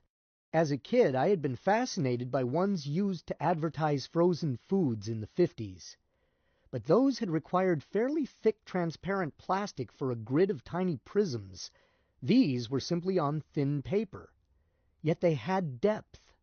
I gave it up and looked at the rest of the paper. Eager Beaver had arranged it on a reading rack, and for a while it seemed as if the front page was all I was going to read, for I could not find out how to open the darn thing. The sheets seemed to have frozen solid. Finally, I accidentally touched the lower right-hand corner of the first sheet. It curled up and out of the way, some surface charge phenomenon triggered at that point. The other pages got neatly out of the way in succession whenever I touched that spot. At least half of the paper was so familiar as to make me homesick. Your horoscope today, mayor dedicates new reservoir, security restrictions undermining freedom of press, says N.Y. Solon, giants take double header, unseasonable warmth perils winter sports, Pakistan warns India, etc. ad tedium. This is where I came in. Some of the other items were new but explained themselves. Luna shuttle still suspended for Geminids. 24-hour station suffers 2 punctures, no casualties. 4 whites lynched in Cape Town, UN action demanded. Host mothers organize for higher fees, demand amateurs be outlawed. Mississippi planter indicted under anti-zombie law. His defense? Them boys hain't drugged, they're just stupid. I was fairly sure that I knew what that last one meant, from experience. But some of the news items missed me completely. The Wogleys were still spreading, and 3 more French towns had been evacuated. The king was considering ordering the area dusted. King? Oh well, French politics might turn up anything. But what was this poudre sanitaire they were considering using on the Wogleys, whatever they were? Radioactive, maybe? I hoped they picked a dead calm day, preferably the 30th of February. I had had a radiation overdose myself once, through a mistake by a damn fool whack technician at Sandia. I had not reached the point-of-no-return vomiting stage, but I don't recommend a diet of curries. The Laguna Beach division of the Los Angeles Police had been equipped with lay coils, and the division chief warned all teddies to get out of town. My men have orders to narc first and sub-spec afterward. This has got to stop. I made a mental note to keep clear of Laguna Beach until I found out what the score was. I wasn't sure I wanted to be sub-spec'd or suspected, even afterward. Those are just samples. There were any number of news stories that started out trippingly, then foundered in what was, to me, double talk. I started to breeze on past the vital statistics when my eye caught some new subheads. There were the old familiar ones of births, deaths, marriages, and divorces, but now there were commitments, and withdrawals as well, listed by sanctuaries. I looked up Sautel Kant's Sank and found my own name. It gave me a warm feeling of belonging. But the most intensely interesting things in the paper were the ads. One of the personals stuck in my mind. Attractive, still young widow with yen to travel wishes to meet mature man similarly inclined. Object, 2-year marriage contract. But it was the display advertising that got me.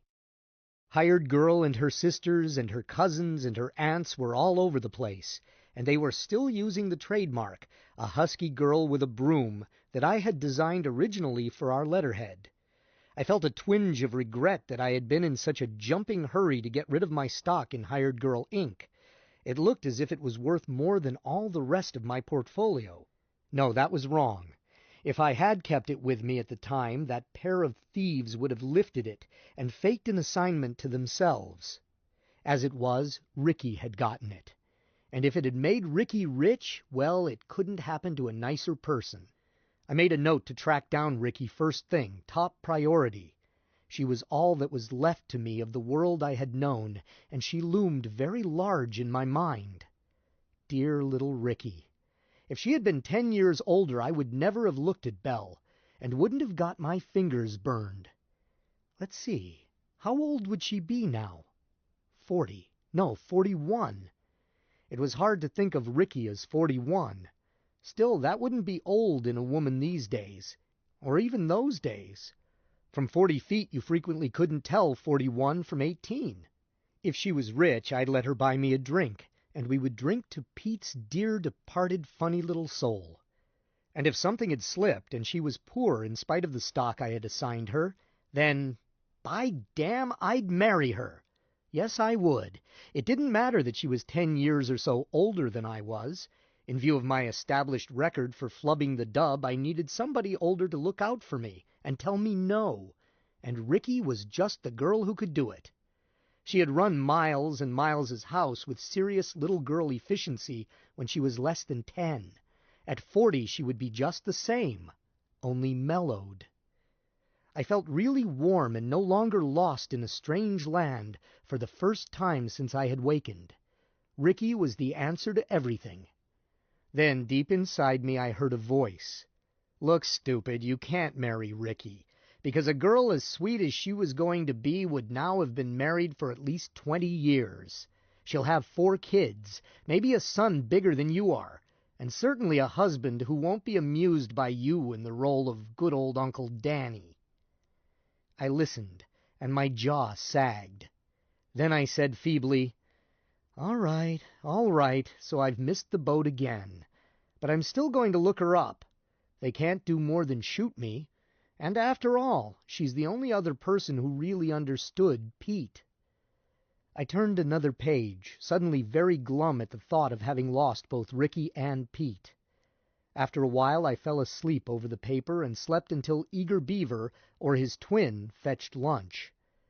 While I was asleep, I dreamed that Ricky was holding me on her lap, saying, "It's all right, Danny.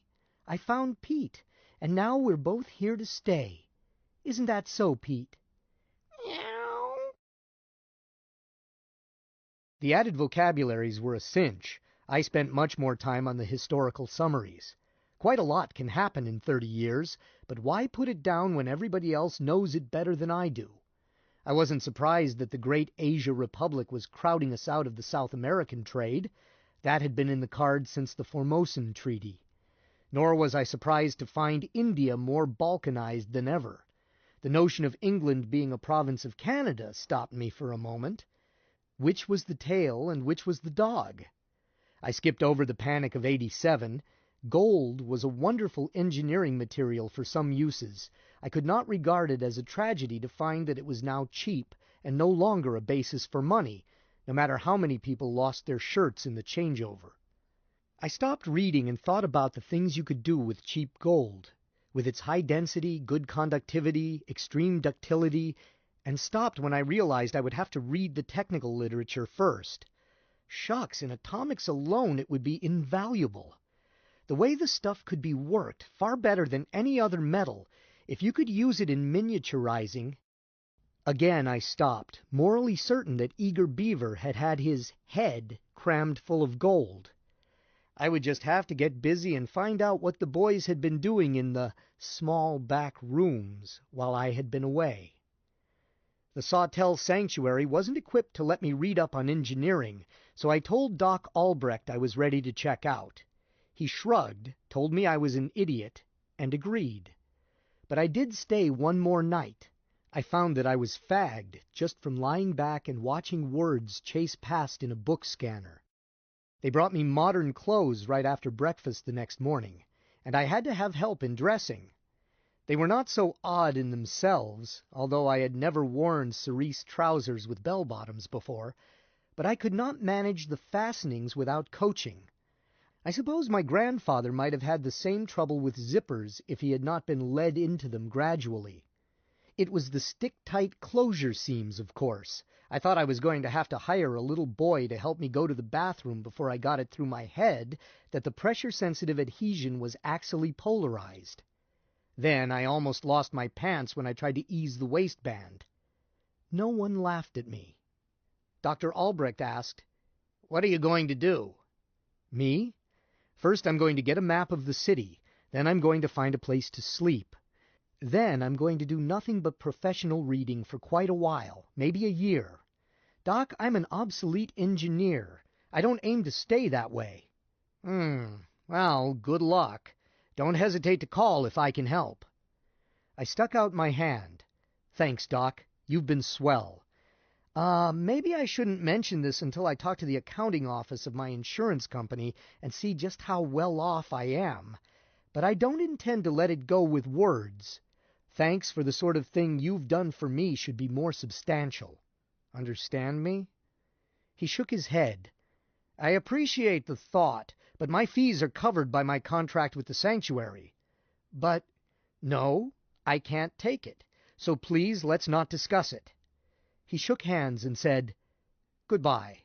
If you stay on this slide, it will take you to the main offices." He hesitated. "If you find things a bit tiring at first, you're entitled to 4 more days recuperation and reorientation here without additional charge under the custodial contract. It's paid for. Might as well use it. You can come and go as you like." I grinned. "Thanks, Doc. But you can bet I won't be back, other than to say hello someday." I stepped off at the main office and told the receptionist there who I was. It handed me an envelope, which I saw was another phone message from Mrs. Schultz. I still had not called her because I did not know who she was, and the sanctuary did not permit visits or phone calls to a revivified client until he wanted to accept them. I simply glanced at it and tucked it in my blouse, while thinking that I might have made a mistake in making Flexible Frank too flexible. Receptionists used to be pretty girls, not machines. The receptionist said, "Step this way, please. Our treasurer would like to see you." Well, I wanted to see him, too, so I stepped that way. I was wondering how much money I had made and was congratulating myself on having plunged in common stocks rather than playing it safe. No doubt my stocks had dropped in the panic of '87, but they ought to be back up now. In fact, I knew that at least 2 of them were worth a lot of dough now. I had been reading the financial section of the Times. I still had the paper with me, figuring I might want to look up some others. The treasurer was a human being, even though he looked like a treasurer. He gave me a quick handshake. "How do you do, Mr. Davis? I'm Mr. Dowdy. Sit down, please." I said, "Howdy, Mr. Dowdy. I probably don't need to take that much of your time. Just tell me this, does my insurance company handle its settlements through your office, or should I go to their home offices?" "Do please sit down. I have several things to explain to you." So I sat. His office assistant, good old Frank again, fetched a file folder for him, and he said, "These are your original contracts. Would you like to see them?" I wanted very much to see them, as I had kept my fingers crossed ever since I was fully awake, wondering if Belle had figured out some way to bite the end off that certified check. A certified check is much harder to play hanky-panky with than is a personal check, but Belle was a clever gal. I was much relieved to see that she had left my commitments unchanged, except of course that the side contract for Pete was missing, and also the one concerning my hired girl stock. I supposed that she had just burned those to keep from raising questions. I examined with care the dozen or more places where she had changed Mutual Assurance Company to Master Insurance Company of California. The gal was a real artist, no question. I suppose a scientific criminologist armed with microscope and comparison stereo and chemical tests and so forth could have proved that each of those documents had been altered, but I could not. I wondered how she had coped with the closed endorsement on the back of the certified check, since certified checks are always on paper guaranteed non-erasable. Well, she probably had not used an eraser. What one person can dream up, another person can outsmart, and Belle was very smart. Mr. Doughty cleared his throat. I looked up. "Do we settle my account here?" "Yes." "Then I can put it in 2 words. How much?" Mr. Davis, before we go into that question, I would like to invite your attention to one additional document, and to one circumstance. This is the contract between this sanctuary and Master Insurance Company of California for your hypothermia, custody, and revivification. You will note that the entire fee is paid in advance. This is both for our protection and for yours, since it guarantees your safe being while you are helpless. The funds, all such funds, are placed in escrow with the Superior Court Division handling chancery matters, and are paid quarterly to us as earned. Okay, sounds like a good arrangement. It is. It protects the helpless. Now you must understand clearly that this sanctuary is a separate corporation from your insurance company. The custodial contract with us was a contract entirely separate from the one for the management of your estate. Mr. Doughty, what are you getting at? Do you have any assets other than those you entrusted to Master Insurance Company? I thought it over. I had owned a car once, but God alone knew what had become of it. I had closed out my checking account in Mojave early in the binge, and on that busy day when I ended up at Miles's place and in the soup, I had started with maybe $30 or $40 in cash. Books, clothes, slide rule. I had never been a pack rat, and that minor junk was gone anyhow. Not even a bus transfer, Mr. Doughty. Then, I am very sorry to have to tell you this, you have no assets of any sort. I held still while my head circled the field and came in for a crash landing. What do you mean? Why, some of the stocks I invested in are in fine shape. I know they are. It says so right here. I held up my breakfast copy of the Times. He shook his head. I'm sorry, Mr. Davis, but you don't own any stocks. Master Insurance went broke. I was glad he had made me sit down. I felt weak. How did this happen? The panic? No, it was part of the collapse of the Mannix Group. But of course you don't know about that. It happened after the panic, and I suppose you could say that it started from the panic. But Master Insurance would not have gone under if it had not been systematically looted, gutted. Milked is the vulgar word. If it had been an ordinary receivership, something at least would have been salvaged, but it was not. By the time it was discovered, there was nothing left of the company but a hollow shell, and the men who had done it were beyond extradition. If it is any consolation to you, it could not happen under our present laws. No, it was no consolation, and besides, I didn't believe it. My old man claimed that the more complicated the law, the more opportunity for scoundrels. But he also used to say that a wise man should be prepared to abandon his baggage at any time. I wondered how often I was going to have to do it to qualify as wise. Mr. Doughty, just out of curiosity, how did Mutual Assurance make out? Mutual Assurance Company? A fine firm. Oh, they took their licking during the panic along with everybody else, but they weathered it. You have a policy with them, perhaps? No. I did not offer explanation. There was no use. I couldn't look to Mutual. I had never executed my contract with them. I couldn't sue Master Insurance. There is no point in suing a bankrupt corpse. I could sue Belle and Miles if they were still around, but why be silly? No proof. None.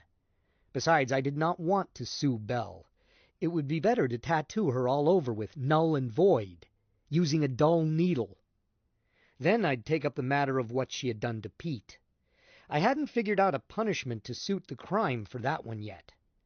I suddenly remembered that it was the Mannix group that Miles and Belle had been about to sell Hired Girl Inc. to when they had booted me out.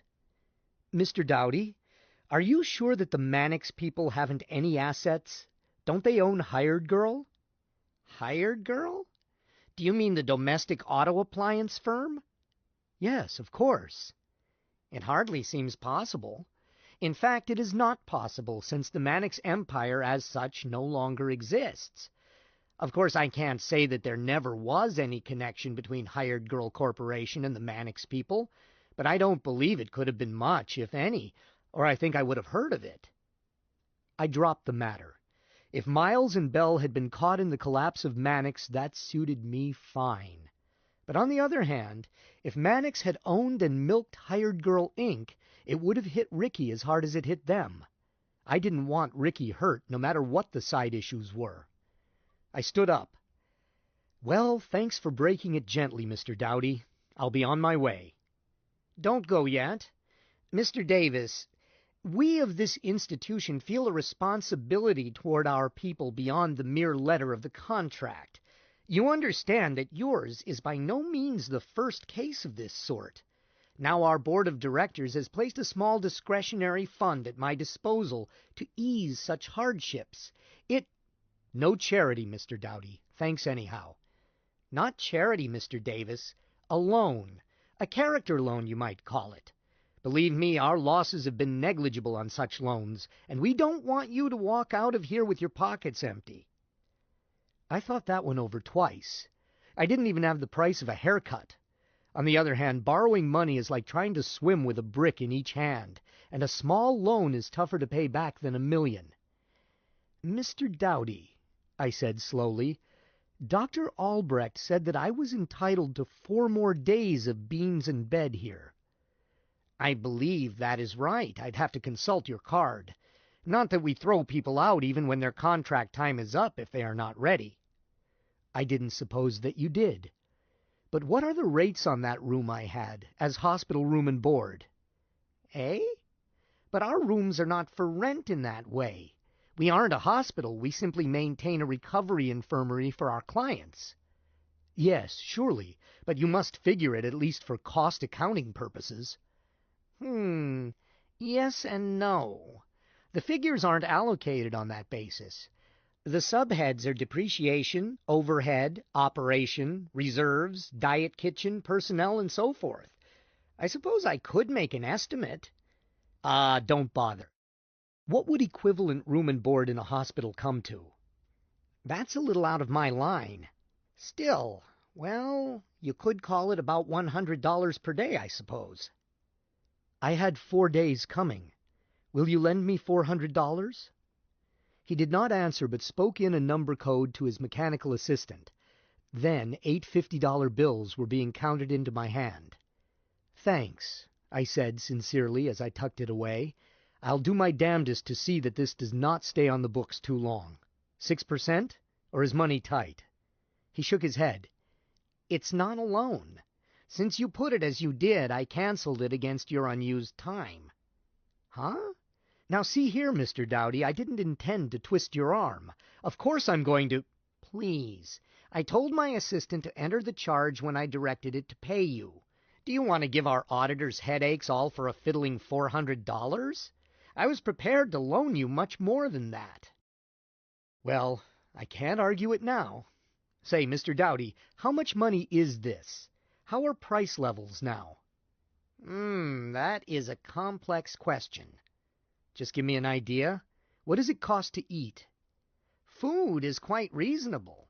For $10 you can get a very satisfactory dinner, if you are careful to select moderate-priced restaurants.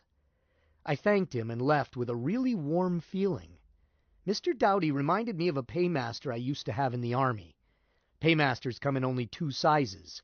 One sort shows you where the book says that you can't have what you've got coming to you. The second sort digs through the book until he finds a paragraph that lets you have what you need even if you don't rate it. Doughty was the second sort. The sanctuary faced on the Wilshire Ways. There were benches in front of it, and bushes and flowers. I sat down on a bench to take stock and to decide whether to go east or west.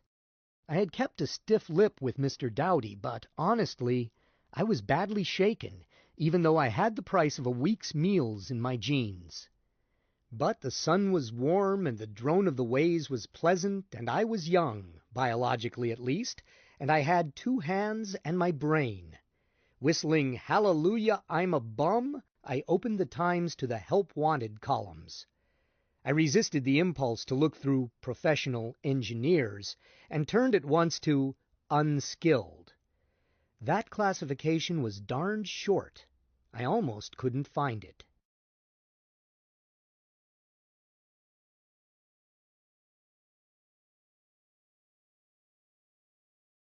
Six.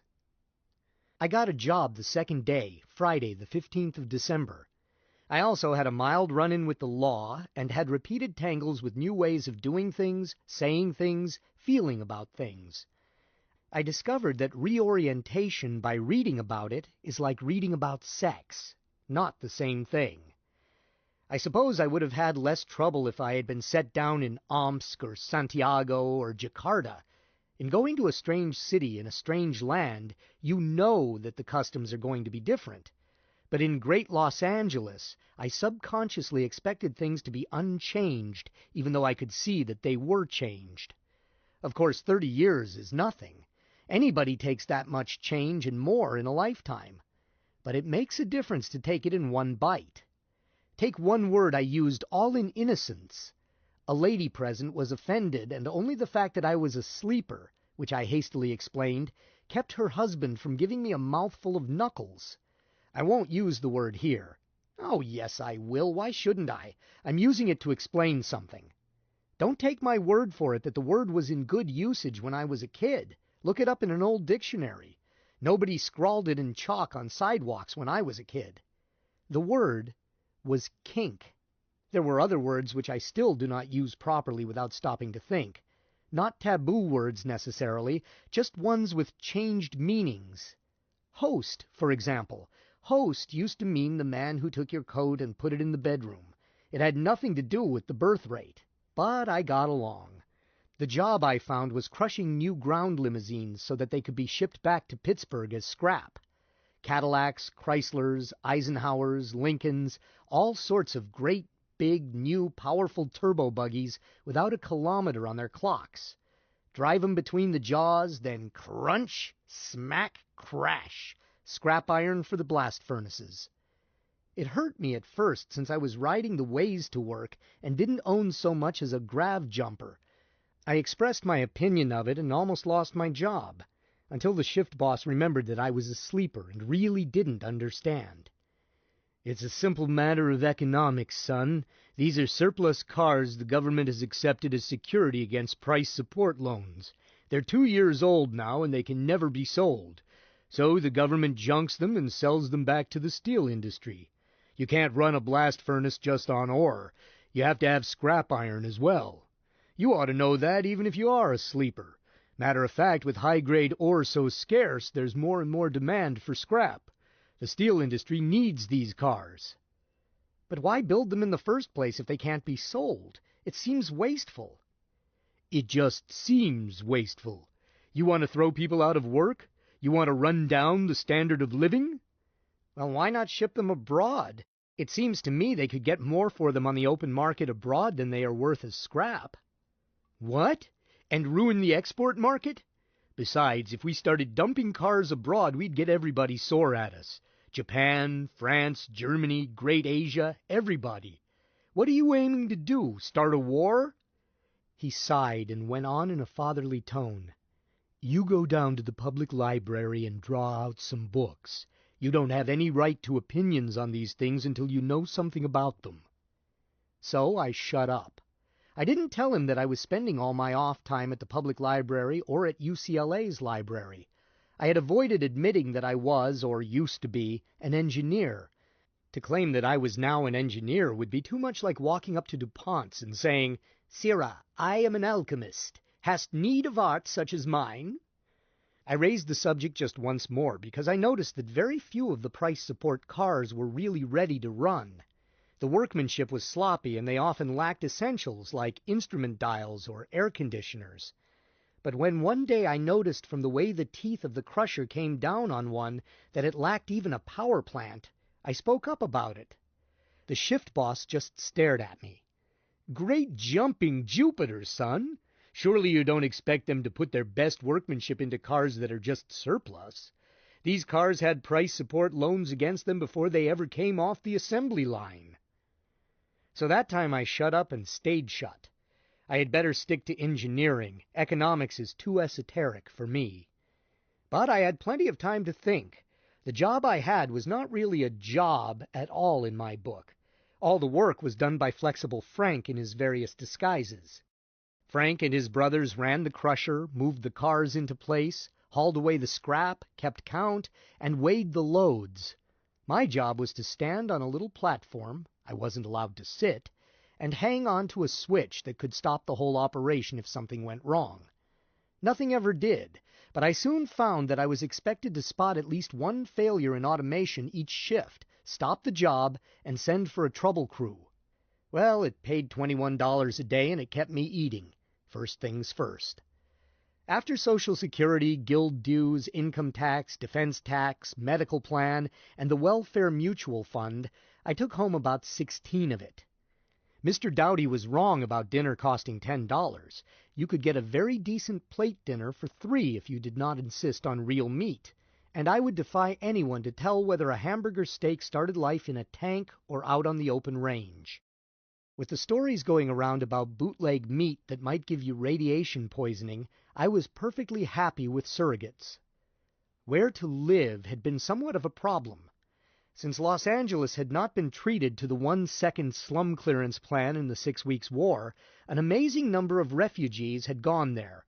I suppose I was one of them, although I hadn't thought of myself as such at the time. And apparently none of them had ever gone home, even those that had homes left to go back to. The city, if you can call Great Los Angeles a city, it is more of a condition, had been choked when I went to sleep. Now it was as jammed as a lady's purse. It may have been a mistake to get rid of the smog. Back in the 60s, a few people used to leave each year because of sinusitis. Now, apparently, nobody left. Ever. The day I checked out of the sanctuary, I had had several things on my mind. Principally, 1. Find a job. 2. Find a place to sleep. 3. Catch up in engineering. 4. Find Ricky. 5. Get back into engineering, on my own if humanly possible. 6. Find Belle and Miles and settle their hash without going to jail for it. And 7. A slug of things, like looking up the original patent on Eager Beaver and checking my strong hunch that it was really Flexible Frank, not that it mattered now, just curiosity, and looking up the corporate history of Hired Girl Inc., etc., etc.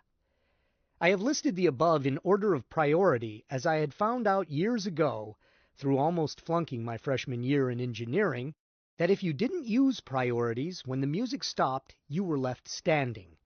Some of these priorities ran concurrently, of course. I expected to search out Ricky and probably Belle and Company as well, while I was boning engineering. But first things first and second things second.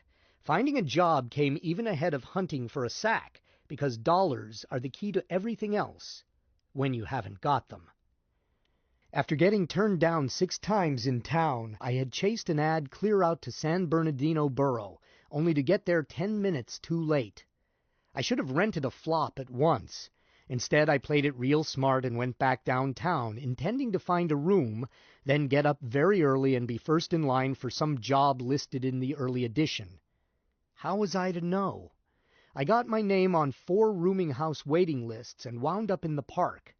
I stayed there walking to keep warm until almost midnight, then gave up. Great Los Angeles winters are subtropical only if you accent the sub. I then took refuge in a station of Wilshire Ways, and about 2 in the morning they rounded me up with the rest of the vagrants.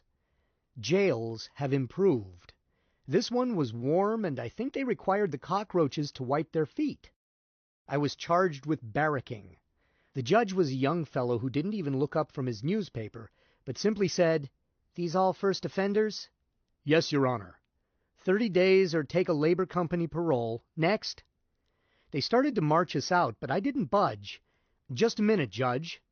"Huh? Something troubling you? Are you guilty or not guilty?" I really don't know because I don't know what it is I have done. You see, do you want a public defender? If you do, you can be locked up until one can handle your case. I understand they are running about 6 days late right now, but it's your privilege." I still don't know. Maybe what I want is a labor company parole, though I'm not sure what it is. What I really want is some advice from the court, if the court pleases. The judge said to the bailiff, "Take the others out." He turned back to me. "Spill it, but I'll warrant you won't like my advice. I've been on this job long enough to have heard every phony story and to have acquired a deep disgust toward most of them." "Yes, sir. Mine isn't phony. It's easily checked. You see, I just got out of the long sleep yesterday and—" But he did look disgusted. "One of those, huh? I've often wondered what made our grandparents think they could dump their riffraff on us. The last thing on earth this city needs is more people, especially ones who couldn't get along in their own time. I wish I could boot you back to whatever year you came from with a message to everybody there that the future they're dreaming about is not, repeat, not paved with gold." He sighed. "But it wouldn't do any good, I'm sure." "Well, what do you expect me to do? Give you another chance, then have you pop up here again a week from now?" "Judge, I don't think I'm likely to. I've got enough money to live until I find a job and—" "Huh? If you've got money, what were you doing barracking?" "Judge, I don't even know what that word means." This time he let me explain. When I came to how I had been swindled by Master Insurance Company, his whole manner changed. "Those swine! My mother got taken by them after she had paid premiums for 20 years. Why didn't you tell me this in the first place?" He took out a card, wrote something on it, and said, "Take this to the hiring office at the Surplus and Salvage Authority. If you don't get a job, come back and see me this afternoon. But no more barracking. Not only does it breed crime and vice, but you yourself are running a terrible risk of meeting up with a zombie recruiter." That's how I got a job smashing up brand new ground cars. But I still think I made no mistake in logic in deciding to job hunt first. Anywhere is home to the man with a fat bank account. The cops leave him alone. I found a decent room, too, within my budget, in a part of West Los Angeles which had not yet been changed over to new plan. I think it had formerly been a coat closet. I would not want anyone to think I disliked the year 2000 as compared with 1970. I liked it, and I liked 2001 when it rolled around a couple of weeks after they wakened me. In spite of recurrent spasms of almost unbearable homesickness, I thought that great Los Angeles at the dawn of the third millennium was odds-on the most wonderful place I had ever seen. It was fast and clean and very exciting, even if it was too crowded, and even that was being coped with on a mammoth, venturesome scale. The new plan parts of town were a joy to an engineer's heart. If the city government had had the sovereign power to stop immigration for 10 years, they could have licked the housing problem. Since they did not have that power, they just had to do their best with the swarms that kept rolling over the Sierras. And their best was spectacular beyond belief, and even the failures were colossal. It was worth sleeping 30 years just to wake up in a time when they had licked the common cold and nobody had a postnasal drip. That meant more to me than the research colony on Venus. 2 things impressed me most, one big, one little. The big one was null grav, of course. Back in 1970 I had known about the Babson Institute gravitation research, but I had not expected anything to come of it, and nothing had. The basic field theory on which null grav is based was developed at the University of Edinburgh. But I had been taught in school that gravitation was something that nobody could ever do anything about, because it was inherent in the very shape of space. So they changed the shape of space, naturally. Only temporarily and locally, to be sure, but that's all that's needed in moving a heavy object. It still has to stay in field relation with Mother Terra, so it's useless for spaceships, or it is in 2001. I've quit making bets about the future. I learned that to make a lift, it was still necessary to expend power to overcome the gravity potential, and conversely, to lower something, you had to have a power pack to store all those foot-pounds in, or something would go sprung. But just to transport something horizontally, say from San Francisco to Great Los Angeles, just lift it once, then float along, no power at all, like an ice skater riding a long edge. Lovely. I tried to study the theory of it, but the math starts in where tensor calculus leaves off. It's not for me. But an engineer is rarely a mathematical physicist, and he does not have to be. He simply has to savvy the skinny of a thing well enough to know what it can do in practical applications, know the working parameters. I could learn those. The little thing I mentioned was the changes in female style made possible by the stick-tight fabrics. I was not startled by mere skin on bathing beaches. You could see that coming in 1970. But the weird things that the ladies could do with stick-tight made my jaw sag. My grandpappy was born in 1890. I suppose that some of the sights in 1970 would have affected him the same way. But I liked the fast new world, and would have been happy in it if I had not been so bitterly lonely so much of the time. I was out of joint. There were times, in the middle of the night usually, when I would gladly have swapped it all for one beat-up tomcat, or for a chance to spend an afternoon taking little Ricky to the zoo, or for the comradeship Miles and I had shared when all we had was hard work and hope. It was still early in 2001, and I wasn't halfway caught up on my homework when I began to itch to leave my feather-bedded job and get back to the old drawing board. There were so many, many things possible under current art which had been impossible in 1970. I wanted to get busy and design a few dozen. For example, I had expected that there would be automatic secretaries in use. I mean a machine you could dictate to and get back a business letter, spelling, punctuation, and format all perfect, without a human being in the sequence. But there weren't any. Oh, somebody had invented a machine which could type, but it was suited only to a phonetic language like Esperanto, and was useless in a language in which you could say, "Though the tough cough and hiccup plow him through." People won't give up the illogicalities of English to suit the convenience of an inventor. Mohammed must go to the mountain. If a high school girl could sort out the cockeyed spelling of English and usually type the right word, how could a machine be taught to do it? Impossible was the usual answer. It was supposed to require human judgment and understanding. But an invention is something that was impossible up to then. That's why governments grant patents. With memory tubes and the miniaturization now possible, I had been right about the importance of gold as an engineering material. With those two things, it would be easy to pack 100,000 sound codes into a cubic foot. In other words, to sound key every word in a Webster's Collegiate Dictionary. But that was unnecessary. 10,000 would be ample.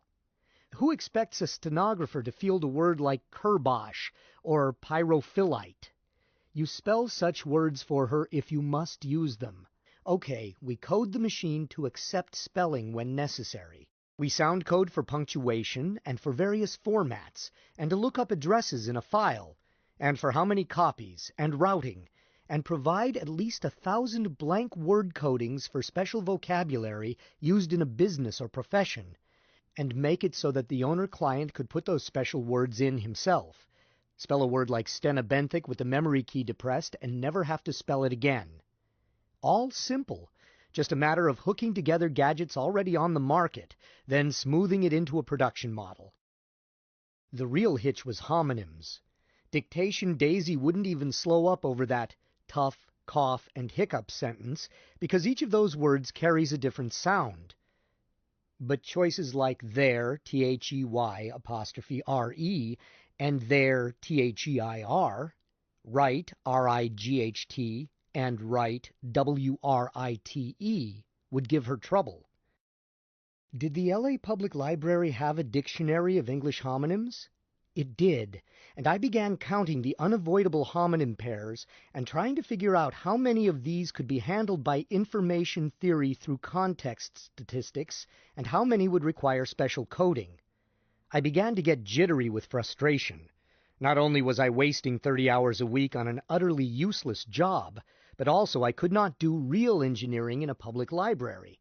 I needed a drafting room, a shop where I could smooth out the bugs, trade catalogs, professional journals, calculating machines, and all the rest. I decided that I would just have to get at least a sub-professional job. I wasn't silly enough to think that I was an engineer again. There was too much art I had not yet soaked up.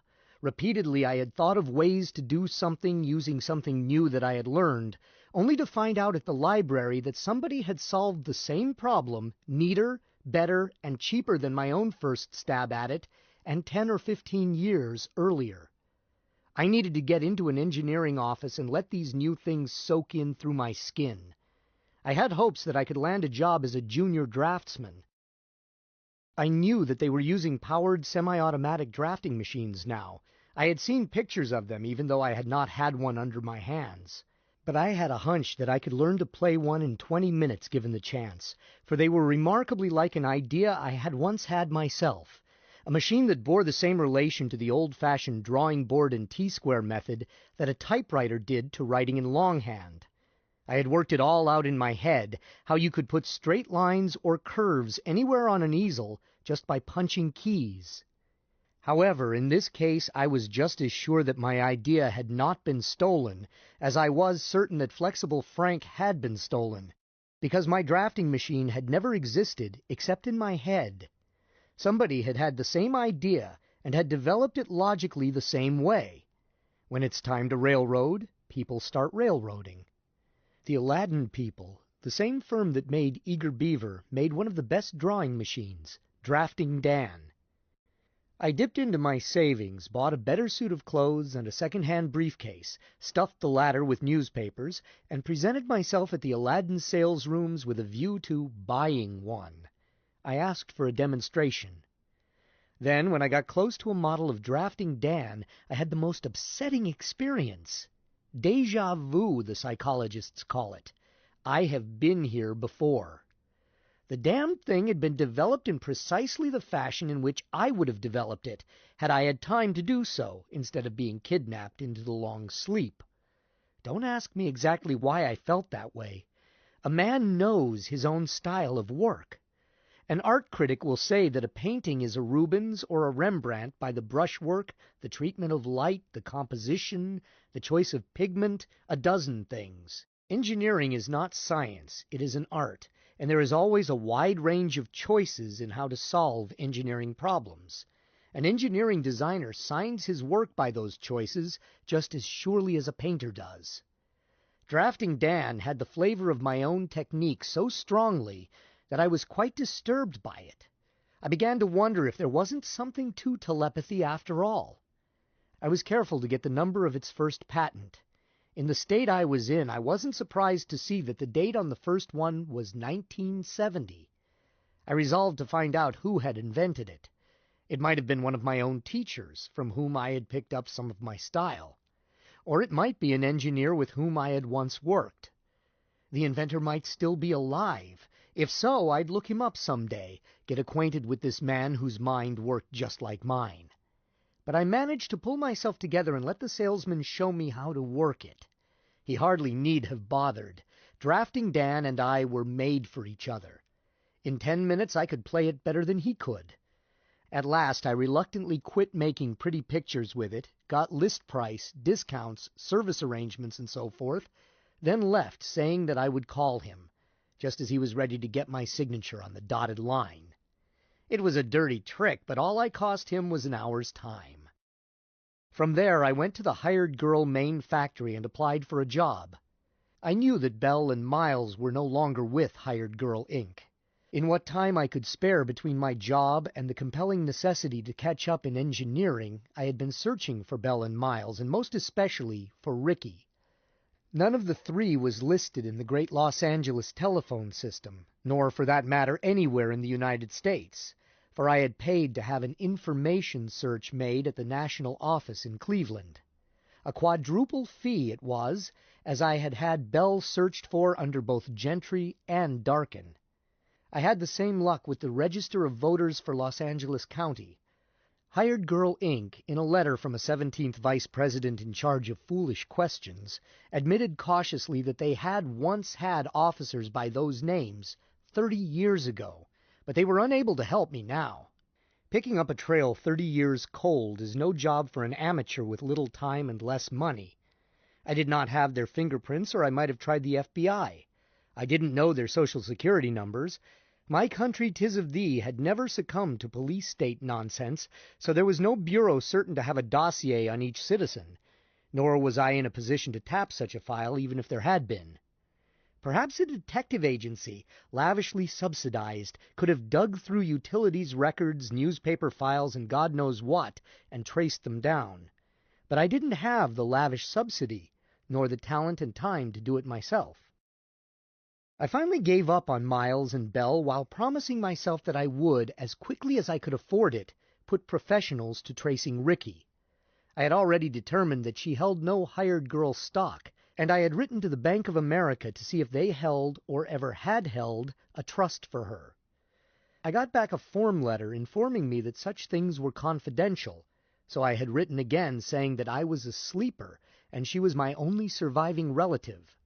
That time I got a nice letter signed by one of the trust officers, and saying that he regretted that information concerning trust beneficiaries could not be divulged even to one in my exceptional circumstances, but he felt justified in giving me the negative information that the bank had not at any time through any of its branches held a trust in favor of one Frederica Virginia Gentry. That seemed to settle one thing. Somehow those birds had managed to get the stock away from little Ricky. My assignment of the stock would have had to go through the Bank of America the way I had written it, but it had not. Poor Ricky. We had both been robbed. I made one more stab at it. The records office of the Superintendent of Instruction in Mojave did have record of a grade school pupil named Frederica Virginia Gentry, but the named pupil had taken a withdrawal transcript in 1971. Further deponent saith not. It was some consolation to know that somebody somewhere admitted that Ricky had ever existed, but she might have taken that transcript to any of many, many thousand public schools in the United States. How long would it take to write to each of them? And were their records so arranged as to permit them to answer, even supposing they were willing? In 250 million people, one little girl can drop out of sight like a pebble in the ocean. But the failure of my search did leave me free to seek a job with Hired Girl, Inc., now that I knew Miles and Belle were not running it. I could have tried any of 100 automation firms, but Hired Girl and Aladdin were the big names in appliance automatons, as important in their own field as Ford and General Motors had been in the heyday of the ground automobile. I picked Hired Girl partly for sentimental reasons. I wanted to see what my old outfit had grown into. On Monday, 5 March 2001, I went to their employment office, got into the line for white-collar help, filled out a dozen forms having nothing to do with engineering and one that did, and was told, "Don't call us, we'll call you." I hung around and managed to bull myself in to see an assistant hiring flunky.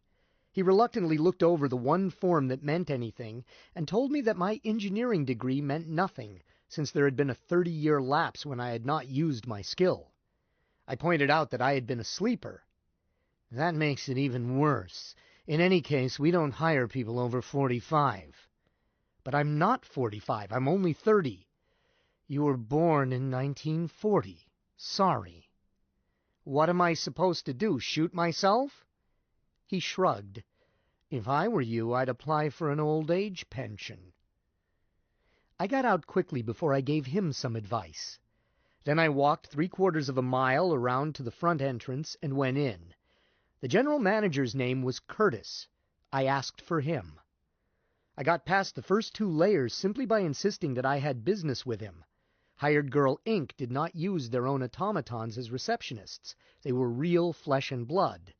Eventually, I reached a place several stories up and, I judged, about 2 doors from the boss, and here I encountered a firm pass-gauge type who insisted on knowing my business.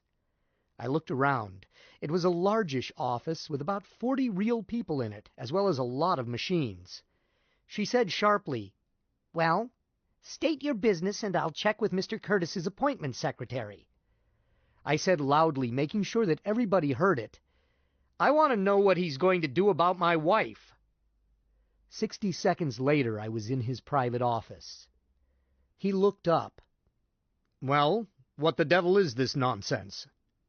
It took half an hour and some old records to convince him that I did not have a wife, and that I actually was the founder of the firm. Then things got chummy over drinks and cigars, and I met the sales manager and the chief engineer and other heads of departments. "We thought you were dead," Curtis told me. "In fact, the company's official history says that you are." Just a rumor. Some other D.B. Davis. The sales manager, Jack Galloway, said suddenly, "What are you going to do now, Mr. Davis?" "Not much. I've been in the automobile business, but I'm resigning." "Why?" "Why? Isn't it obvious?" He swung around toward the chief engineer, Mr. McBee. "Hear that, Mac? All you engineers are alike. You wouldn't know a sales angle if it came up and kissed you. Why? Mr. Davis, because you're sales copy, that's why. Because you're romance. Founder of firm comes back from grave to visit brainchild. Inventor of the first robot servant views fruits of his genius." I said hastily, "Now, wait a minute. I'm not an advertising model nor a grabby star. I like my privacy. I didn't come here for that. I came here for a job. In engineering." Mr. McBee's eyebrows went up, but he said nothing. We wrangled for a while. Galloway tried to tell me that it was my simple duty to the firm I had founded. Mr. McBee said little, but it was obvious that he did not think I would be any addition to his department. At one point he asked me what I knew about designing solid circuits. I had to admit that my only knowledge of them was from a little reading of non-classified publications. Curtis finally suggested a compromise. "See here, Mr. Davis, you obviously occupy a very special position. One might say that you founded not merely this firm, but the whole industry. Nevertheless, as Mr. McBee has hinted, the industry has moved on since the year you took the long sleep. Suppose we put you on the staff with the title of, Research Engineer Emeritus." I hesitated. What would that mean? Whatever you made it mean. However, I tell you frankly that you would be expected to cooperate with Mr. Galloway. We not only make these things, we have to sell them. Would I have a chance to do any engineering? That's up to you. You'd have facilities and you could do what you wished. Shop facilities? Curtis looked at McBee. The chief engineer answered, "Certainly, certainly. Within reason, of course." He had slipped so far into Glasgow's speech that I could hardly understand him. Galloway said briskly, "That's settled. May I be excused, BJ? Don't go away, Mr. Davis. We're going to get a picture of you with the very first model of Hired Girl." And he did. I was glad to see her, the very model I had put together with my own pinkies and lots of sweat. I wanted to see if she still worked, but McBee wouldn't let me start her up. I don't think he really believed that I knew how she worked. I had a good time at Hired Girl all through March and April. I had all the professional tools I could want. Technical journals, the indispensable trade catalogs, a practical library, a drafting Dan. Hired Girl did not make a drafting machine themselves, so they used the best on the market, which was Aladdin's, and the shop talk of professionals, music to my ears. I got acquainted especially with Chuck Freudenberg, Components Assistant Chief Engineer. For my money, Chuck was the only real engineer there. The rest were overeducated slipstick mechanics, including McBee, for the chief engineer was, I thought, a clear proof that it took more than a degree and a Scottish accent to make an engineer. After we got better acquainted, Chuck admitted that he felt the same way. Mac doesn't really like anything new. He would rather do things the way his grandpa did on the bonny banks of the Clyde. What's he doing in this job? Freudenberg did not know the details, but it seemed that the present firm had been a manufacturing company which had simply rented the patents, my patents, from Hired Girl, Inc. Then about 20 years ago there had been one of those tax-saving mergers, with Hired Girl stock swapped for stock in the manufacturing firm, and the new firm taking the name of the one that I had founded. Chuck thought that McBee had been hired at that time. He's got a piece of it, I think. Chuck and I used to sit over beers in the evening and discuss engineering, what the company needed, and the whichness of what. His original interest in me had been that I was a sleeper. Too many people, I had found, had a queasy interest in sleepers, as if we were freaks, and I avoided letting people know that I was one. But Chuck was fascinated by the time jump itself, and his interest was a healthy one in what the world had been like before he was born, as recalled by a man who literally remembered it as only yesterday. In return, he was willing to criticize the new gadgets that were always boiling up in my head, and set me straight when I, as I did repeatedly, would rough out something that was old hat in 2001 AD. Under his friendly guidance, I was becoming a modern engineer, catching up fast. But when I outlined to him one April evening my auto-secretary idea, he said slowly, "Dan, have you done work on this on company time?" "Huh? No, not really. Why?" "How does your contract read?" "What? I don't have one." Curtis had put me on the payroll, and Galloway had taken pictures of me and had a ghostwriter asking me silly questions. That was all. Pal, I wouldn't do anything about this until you are sure where you stand. This is really new, and I think you can make it work." I hadn't worried about that angle. "Put it away for a while. You know the shape the company is in. It's making money and we put out good products. But the only new items we've brought out in 5 years are ones we've acquired by license. I can't get anything new past Mac, but you can bypass Mac and take this to the big boss. So don't, unless you want to hand it over to the company just for your salary check." I took his advice. I continued to design, but I burned any drawings I thought were good. I didn't need them once I had them in my head. I didn't feel guilty about it. They hadn't hired me as an engineer. They were paying me to be a show window dummy for Galloway. When my advertising value was sucked dry, they would give me a month's pay and a vote of thanks and let me go. But by then I'd be a real engineer again, and able to open my own office. If Chuck wanted to take a flyer, I'd take him with me. Instead of handing my story to the newspapers, Jack Galloway played it slow for the national magazines. He wanted Life to do a spread, tying it in with one they had done a third of a century earlier on the first production model of Hired Girl.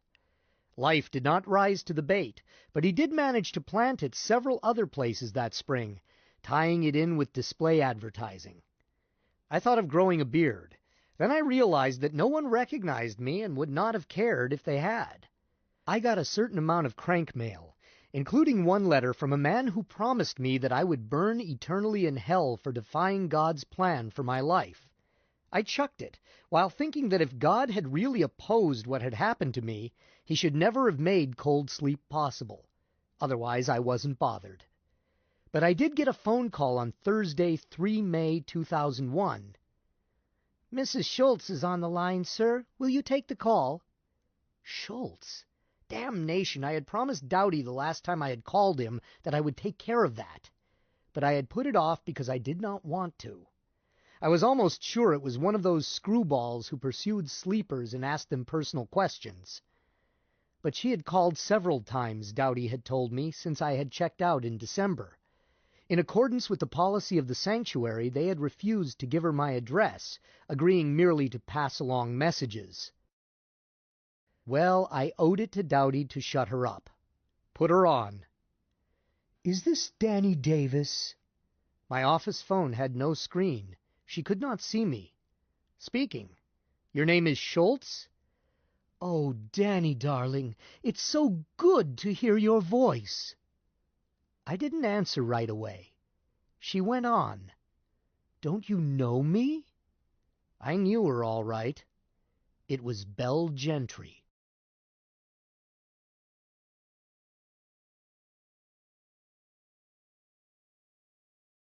Seven. I made a date with her. My first impulse had been to tell her to go to hell and switch off. I had long since realized that revenge was childish. Revenge would not bring Pete back, and fitting revenge would simply land me in jail. I had hardly thought about Belle and Miles since I had quit looking for them. But Belle almost certainly knew where Ricky was. So I made a date. She wanted me to take her to dinner, but I would not do that. I'm not fussy about fine points of etiquette, but eating is something you do only with friends. I would see her, but I had no intention of eating or drinking with her. I got her address and told her I would be there that evening at 8. It was a cheap rental, a walk-up flat in a part of town, Lower La Brea, not yet converted to new plan. Before I buzzed the door, I knew that she had not hung on to what she had built me out of, or she would not have been living there. And when I saw her, I realized that revenge was much too late. She and the years had managed it for me. Belle was not less than 53 by the age she had claimed, and probably closer to 60 in fact. Between geriatrics and endocrinology, a woman who cared to take the trouble could stay looking 30 for at least 30 extra years, and lots of them did. There were grabby stars who boasted of being grandmothers while still playing ingenue leads. Belle had not taken the trouble. She was fat and shrill and kittenish. It was evident that she still considered her body her principal asset, for she was dressed in a stick-tight negligee which, while showing much too much of her, also showed that she was female, mammalian, overfed, and underexercised. She was not aware of it. That once keen brain was fuzzy. All that was left was her conceit and her overpowering confidence in herself. She threw herself on me with squeals of joy, and came close to kissing me before I could unwind her. I pushed her wrists back. "Take it easy, Belle." "But, darling, I'm so happy, so excited, and so thrilled to see you." "I'll bet." I had gone there resolved to keep my temper, just to find out what I wanted to know and get out. But I was finding it difficult. "Remember how you saw me last? Drugged to my eyebrows so that you could stuff me into cold sleep?" She looked puzzled and hurt. "But, sweetheart, we only did it for your own good. You were so ill." I think she believed it. Okay. Where's Miles? You're Mrs. Schultz now?" Her eyes grew wide. "Didn't you know?" "Know what?" "Poor Miles. Poor dear Miles. He lived less than 2 years, Danny boy, after you left us." Her expression changed suddenly. "The Frallop cheated me." "That's too bad." I wondered how he had died. Did he fall, or was he pushed? Arsenic soup? I decided to stick to the main issue before she jumped the track completely. "What became of Ricky?" "Ricky?" "Miles's little girl, Frederica." "Oh, that horrible little brat! How should I know? She went to live with her grandmother." "Where? And what was her grandmother's name?" "Where? Tucson or Yuma, or someplace dull like that. It might have been Indio. Darling, I don't want to talk about that impossible child. I want to talk about us." "In a moment. What was her grandmother's name?" "Danny boy, you're being very tiresome. Why in the world should I remember something like that?" "What was it?" "Oh, Heinlein or Haney. Hines. It might have been Hinckley. Don't be dull, dear. Let's have a drink. Let's drink a toast to our happy reunion." I shook my head. "I don't use the stuff." This was almost true. Having discovered that it was an unreliable friend in a crisis, I usually limited myself to a beer with Chuck Freudenberg. "How very dull, dearest. You won't mind if I have one?" She was already pouring it, straight gin, the lonely girl's friend. But before she downed it, she picked up a plastic pill bottle and rolled 2 capsules into her palm. "Have one?" I recognized the striped casing. Euphorion. It was supposed to be non-toxic and non-habit-forming, but opinions differed. There was agitation to class it with morphine and the barbiturates. "Thanks, I'm happy now." "How nice." She took both of them, chased them with gin. I decided if I was to learn anything at all, I had better talk fast. Soon she would be nothing but giggles. I took her arm and sat her down on the couch, then sat down across from her. "Belle, tell me about yourself. Bring me up to date. How did you and Miles make out with the Mannix people?" "Huh? But we didn't." She suddenly flared up. "That was your fault." "Huh? My fault? I wasn't even there." "Of course it was your fault. That monstrous thing you built out of an old wheelchair. That was what they wanted, and then it was gone." "Gone? Where was it?" She peered at me with piggy, suspicious eyes. "You ought to know. You took it." "Me? Belle, are you crazy? I couldn't take anything. I was frozen stiff in cold sleep. Where was it, and when did it disappear?" It fitted in with my own notions that somebody must have swiped Flexible Frank if Belle and Miles had not made use of him. But out of all the billions on the globe, I was the one who certainly had not. I had not seen Frank since that disastrous night when they had outvoted me. "Tell me about it, Belle. Where was it? And what made you think I took it?" "It had to be you. Nobody else knew it was important. That pile of junk. I told Miles not to put it in the garage." "But if somebody did swipe it, I doubt if they could make it work. You still had all the notes and instructions and drawings." "No, we didn't either. Miles, the fool, had stuffed them all inside it the night we had to move it to protect it." I did not fuss about the word protect. Instead, I was about to say that he couldn't possibly have stuffed several pounds of paper into Flexible Frank. He was already stuffed like a goose, when I remembered that I had built a temporary shelf across the bottom of his wheelchair base to hold tools while I worked on him. A man in a hurry might very well have emptied my working files into that space. No matter. The crime or crimes had been committed 30 years ago. I wanted to find out how Hired Girl Inc. had slipped away from them. "After the Mannix deal fell through, what did you do with the company?" "We ran it, of course. Then when Jake quit us, Miles said we had to shut down. Miles was a weakling, and I never liked that Jake Schmidt. Sneaky. Always asking why you had quit, as if we could have stopped you. I wanted us to hire a good foreman and keep going. The company would have been worth more, but Miles insisted." "What happened then?" "Why, then we licensed to Geary Manufacturing, of course. You know that. You're working there now." I did know that. The full corporate name of Hired Girl was now Hired Girl Appliances and Geary Manufacturing, Inc., even though the signs read simply Hired Girl. I seemed to have found out all I needed to know that this flabby old wreck could tell me, but I was curious on another point. "You two sold your stock after you licensed to Geary?" "Huh? Whatever put that silly notion in your head?" Her expression broke and she began to blubber, pawing feebly for a handkerchief, then giving up and letting the tears go. "He cheated me! He cheated me! The dirty shiker cheated me! He kinked me out of it!" She snuffled and added meditatively, "You all cheated me, and you were the worst of the lot, Danny boy, after I had been so good to you." She started to bawl again. I decided that Euphorion wasn't worth whatever it cost. Or maybe she enjoyed crying. "How did he cheat you, Belle?" "What?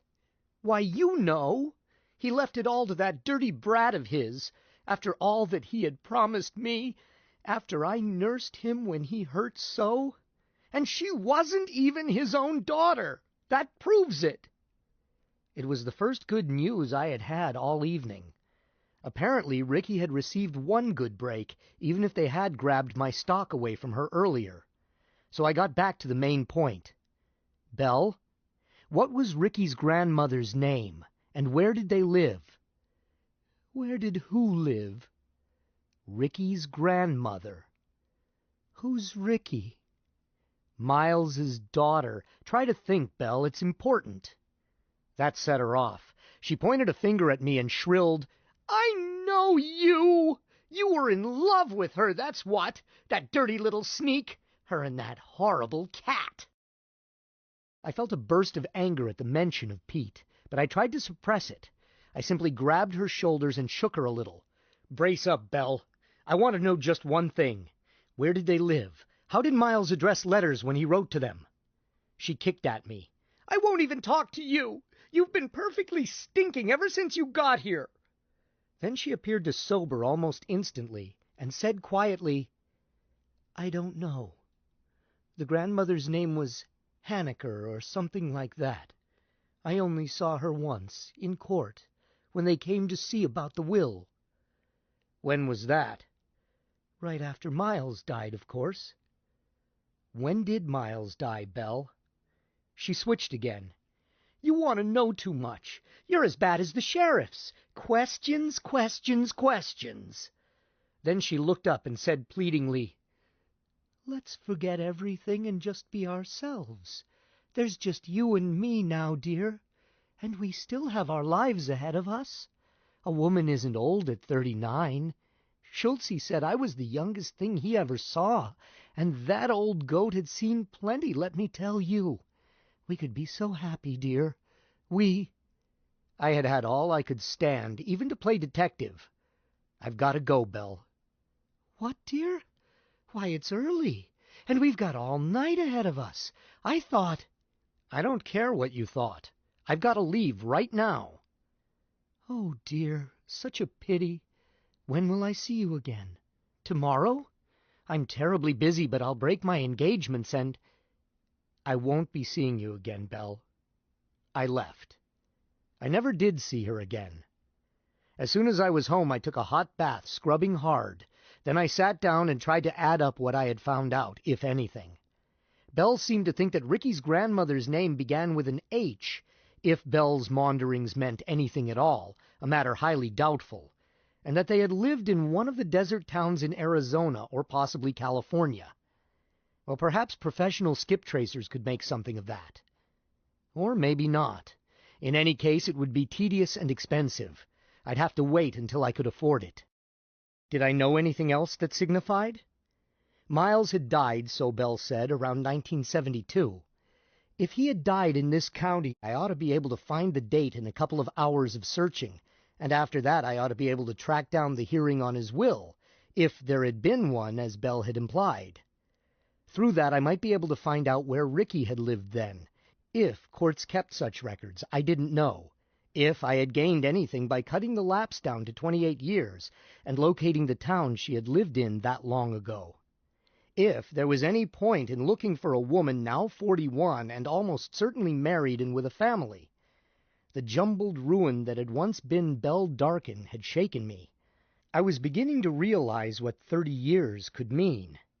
Not that I feared that Ricky grown up would be anything but gracious and good, but would she even remember me? Oh, I did not think she would have forgotten me entirely, but wasn't it likely that I would be just a faceless person, the man she had sometimes called Uncle Danny and who had that nice cat? Wasn't I, in my own way, living in a fantasy of the past quite as much as Belle was? Oh well, it couldn't hurt to try again to find her. At the least, we could exchange Christmas cards each year. Her husband could not very well object to that.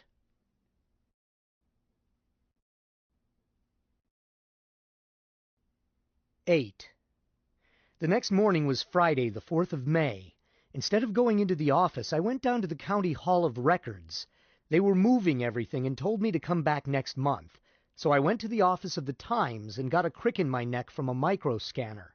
But I did find out that if Miles had died any date between 12 and 36 months after I had been tucked in the freezer, he had not done so in Los Angeles County, if the death notices were correct.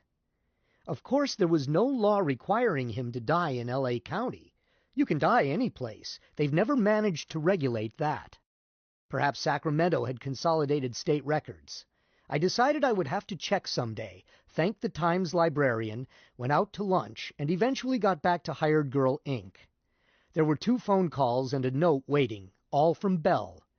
I got as far in the note as, "Dearest Dan," tore it up, and told the desk not to accept any calls for me from Mrs. Schultz. Then I went over to the accounting office and asked the chief accountant if there was any way to check up on past ownership of a retired stock issue. He said he would try, and I gave him the numbers, from memory, of the original Hired Girl stock I had once held. It took no feat of memory. We had issued exactly 1,000 shares to start with, and I had held the first 510, and Belle's engagement present had come off the front end. I went back to my cubbyhole and found McBee waiting for me. "Where have you been?" he wanted to know. "Out and around. Why?" "That's hardly a sufficient answer. Mr. Galloway was in twice today looking for you. I was forced to tell him I did not know where you were." "Oh, for Pete's sake. If Galloway wants me, he'll find me eventually. If he spent half the time peddling the merchandise on its merits that he does trying to think up cute new angles, the firm would be better off." Galloway was beginning to annoy me. He was supposed to be in charge of selling, but it seemed to me he concentrated on kibitzing the advertising agency that handled our account. But I'm prejudiced. Engineering is the only part that interests me. All the rest strikes me as paper shuffling, mere overhead. I knew what Galloway wanted me for, and, to tell the truth, I had been dragging my feet. He wanted to dress me up in 1900 costumes and take pictures. I had told him that he could take all the pics he wanted of me in 1970 costumes, but that 1900 was 12 years before my father was born. He said nobody would know the difference, so I told him what the fortune teller told the cop. He said I didn't have the right attitude. These people who deal in fancification to fool the public think nobody can read and write but themselves. McBee said, "You don't have the right attitude, Mr. Davis." "So? I'm sorry."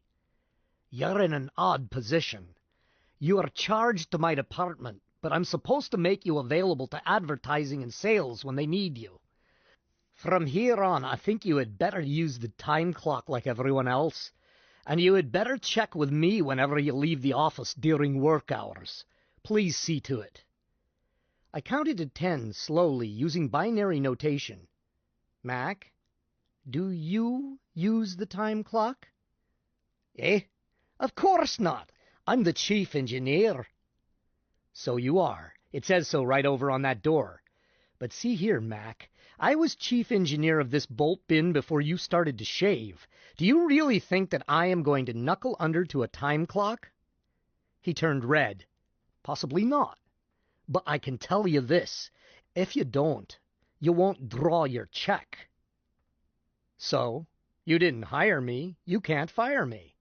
We'll see.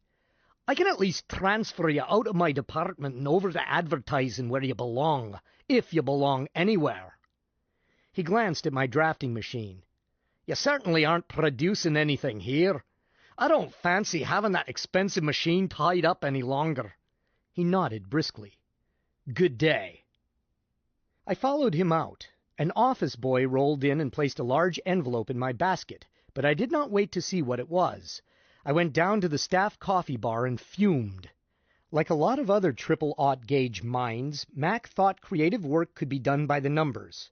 No wonder the old firm hadn't produced anything new for years. Well, to hell with him. I hadn't planned to stick around much longer anyway. An hour or so later, I wandered back up and found an inter-office mail envelope in my basket. I opened it, thinking that Mac had decided to throw the switch on me at once. But it was from accounting. It read, "Dear Mr. Davis, Ray, the stock you inquired about. Dividends on the larger block were paid from first quarter 1971 to second quarter 1980 on the original shares to a trust held in favor of a party named Heinlein.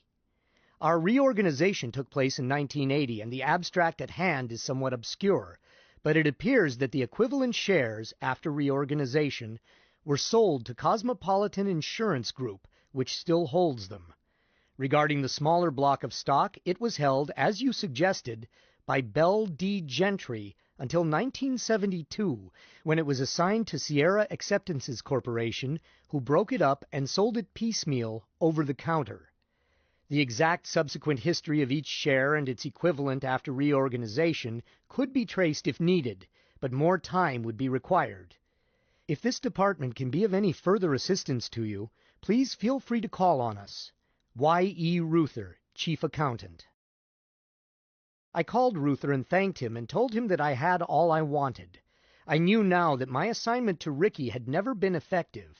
Since the transfer of my stock that did show in the record was clearly fraudulent, the deal whiffed of Belle. This third party could have been either another of her stooges or possibly a fictitious person. She was probably already planning on swindling Miles by then. Apparently, she had been short of cash after Miles's death and had sold off the smaller block. But I did not care what had happened to any of the stock once it passed out of Belle's control. I had forgotten to ask Ruther to trace Miles's stock. That might give a lead to Ricky, even though she no longer held it. But it was late Friday already. I'd ask him Monday. Right now I wanted to open the large envelope still waiting for me, for I had spotted the return address. I had written to the patent office early in March about the original patents on both Eager Beaver and Drafting Dan. My conviction that the original Eager Beaver was just another name for Flexible Frank had been somewhat shaken by my first upsetting experience with Drafting Dan.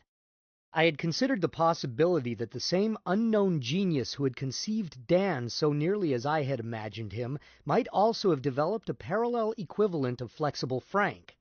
The theory was bulwarked by the fact that both patents had been taken out the same year, and both patents were held, or had been held until they expired, by the same company, Aladdin. But I had to know, and if this inventor was still alive, I wanted to meet him. He could teach me a thing or four. I had written first to the patent office, only to get a form letter back that all records of expired patents were now kept in the National Archives in Carlsbad Caverns. So I wrote the archives and got another form letter with a schedule of fees. So I wrote a third time, sending a postal order, no personal checks please, for prints of the whole works on both patents, descriptions, claims, drawings, histories. This fat envelope looked like my answer. The one on top was 4,307,909, the basic for Eager Beaver. I turned to the drawings, ignoring for the moment both description and claims. Claims aren't important anyway, except in court. The basic notion in writing up claims on an application for patent is to claim the whole wide world in the broadest possible terms, then let the patent examiners chew you down. This is why patent attorneys are born. The descriptions, on the other hand, have to be factual, but I can read drawings faster than I can read descriptions. I had to admit that it did not look too much like Flexible Frank. It was better than Flexible Frank. It could do more, and some of the linkages were simpler. The basic notion was the same, but that had to be true, as a machine controlled by Thorson tubes and ancestral to Eager Beaver had to be based on the same principles I had used in Flexible Frank. I could almost see myself developing just such a device, sort of a second-stage model of Frank. I had once had something of the sort in mind. Frank without Frank's household limitations. I finally got around to looking up the inventor's name on the claims and description sheet.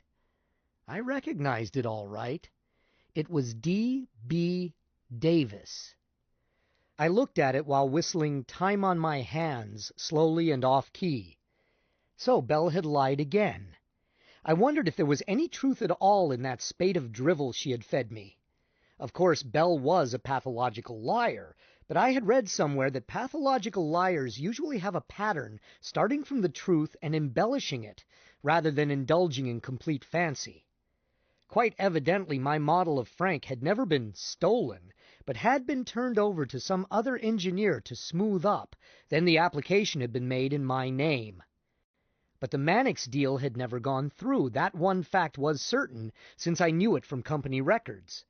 But Belle had said that their failure to produce Flexible Frank as contracted had soured the Mannix deal. Had Miles grabbed Frank for himself, letting Belle think that it had been stolen? Or re-stolen, rather? In that case, I dropped guessing at it as hopeless, more hopeless than the search for Ricky. I might have to take a job with Aladdin before I would be able to ferret out where they had gotten the basic patent and who had benefited by the deal. It probably was not worth it since the patent was expired, Miles was dead, and Belle, if she had gained a dime out of it, had long since thrown it away. I had satisfied myself on the one point important to me, the thing I had set out to prove, i.e., that I myself was the original inventor. My professional pride was salved, and who cares about money when 3 meals a day are taken care of? Not me. So I turned to 4,307,910, the first drafting Dan. The drawings were a delight. I couldn't have planned it better myself. This boy really had it. I admired the economy of the linkages and the clever way the circuits had been used to reduce the moving parts to a minimum. Moving parts are like the vermiform appendix, a source of trouble to be done away with whenever possible. He had even used an electric typewriter for his keyboard chassis, giving credit on the drawing to an IBM patent series. That was smart. That was engineering. Never reinvent something that you can buy down the street. I had to know who this brainy boy was, so I turned to the papers. It was D.B. Davis. After quite a long time, I phoned Dr. Albrecht. They rounded him up, and I told him who I was, since my office phone had no visual. "I recognized your voice," he answered. "Hi there, son. How are you getting along with your new job?" "Well enough. They haven't offered me a partnership yet." "Give them time. Happy otherwise? Find yourself fitting back in?" "Oh, sure. If I had known what a great place Here and Now is, I'd have taken the sleep earlier. You couldn't hire me to go back to 1970. "Oh, come now. I remember that year pretty well. I was a kid then on a farm in Nebraska. I used to hunt and fish. I had fun, more than I have now." "Well, to each his own. I like it now. But look, Doc, I didn't call up just to talk philosophy. I've got a little problem." "Well, let's have it. It ought to be a relief. Most people have big problems." "Doc, is it at all possible for the long sleep to cause amnesia?" He hesitated before replying. "It is conceivably possible. I can't say that I've ever seen a case as such. I mean, unconnected with other causes." "What are the things that cause amnesia?" "Any number of things. The commonest, perhaps, is the patient's own subconscious wish. He forgets a sequence of events or rearranges them because the facts are unbearable to him. That's a functional amnesia in the raw. Then there is the old-fashioned knock on the head, amnesia from trauma. Or it might be amnesia through suggestion, under drugs or hypnosis. What's the matter, bub? Can't you find your checkbook?" "It's not that. So far as I know, I'm getting along just fine now. But I can't get some things straight that happened before I took the sleep, and it's got me worried." Any possibility of any of the causes I mentioned?" "Yes," I said slowly. All of them, except maybe the bump on the head, and even that might have happened while I was drunk." "I neglected to mention," he said dryly, "the commonest temporary amnesia. Pulling a blank while under the affluence of alcohol. See here, son, why don't you come see me and we'll talk it over in detail? If I can't tag what is biting you, I'm not a psychiatrist, you know, I can turn you over to a hypnoanalyst who will peel back your memory like an onion and tell you why you were late to school on the 4th of February your second grade year. But he's pretty expensive, so why not give me a whirl first?" I said, "Cripes, Doc, I've bothered you too much already, and you are pretty stuffy about talking money." "Son, I'm always interested in my people. They're all the family I have." So I put him off by saying that I would call him the first of the week if I wasn't straightened out. I wanted to think about it anyhow. Most of the lights went out except in my office. A hired girl scrubwoman type looked in, twigged that the room was still occupied, and rolled silently away. I still sat there. Presently Chuck Freudenberg stuck his head in and said, "I thought you left long ago. Wake up and finish your sleep at home." I looked up. Chuck, I've got a wonderful idea. Let's buy a barrel of beer and 2 straws. He considered it carefully. Well, it's Friday, and I always like to have a head on Monday. It lets me know what day it is. Carried and so ordered. Wait a second while I stuff some things in this briefcase. We had some beers. Then we had some food. Then we had more beers at a place where the music was good. Then we moved on to another place where there was no music and the booths had hush linings and they didn't disturb you as long as you ordered something about once an hour. We talked. I showed him the patent records. Chuck looked over the Eager Beaver prototype. That's a real nice job, Dan. I'm proud of you, boy. I'd like your autograph. But look at this one. I gave him the drafting machine patent papers. Some ways this one is even nicer. Dan, do you realize that you have probably had more influence on the present state of the art than Edison had in his period? You know that, boy? Cut it out, Chuck. This is serious. I gestured abruptly at the pile of photostats. Okay, so I'm responsible for one of them, but I can't be responsible for the other one. I didn't do it. Unless I'm completely mixed up about my own life before I took the sleep. Unless I've got amnesia. You've been saying that for the past 20 minutes, but you don't seem to have any open circuits. You're no crazier than is normal in an engineer. I banged the table, making the steins dance. I've got to know! Steady there. So what are you going to do? Huh? I pondered it. I'm going to pay a psychiatrist to dig it out of me. He sighed. I thought you might say that. Now look, Dan, let's suppose you pay this brain mechanic to do this, and he reports that nothing is wrong. Your memory is in fine shape, and all your relays are closed. What then? That's impossible. That's what they told Columbus. You haven't even mentioned the most likely explanation. Huh? What? Without answering, he signaled the waiter and told it to bring back the big phone book, extended area. I said, What's the matter? You calling the wagon for me? Not yet. He thumbed through the enormous book, then stopped and said, Dan, scan this. I looked. He had his finger on Davis. There were columns of Davises.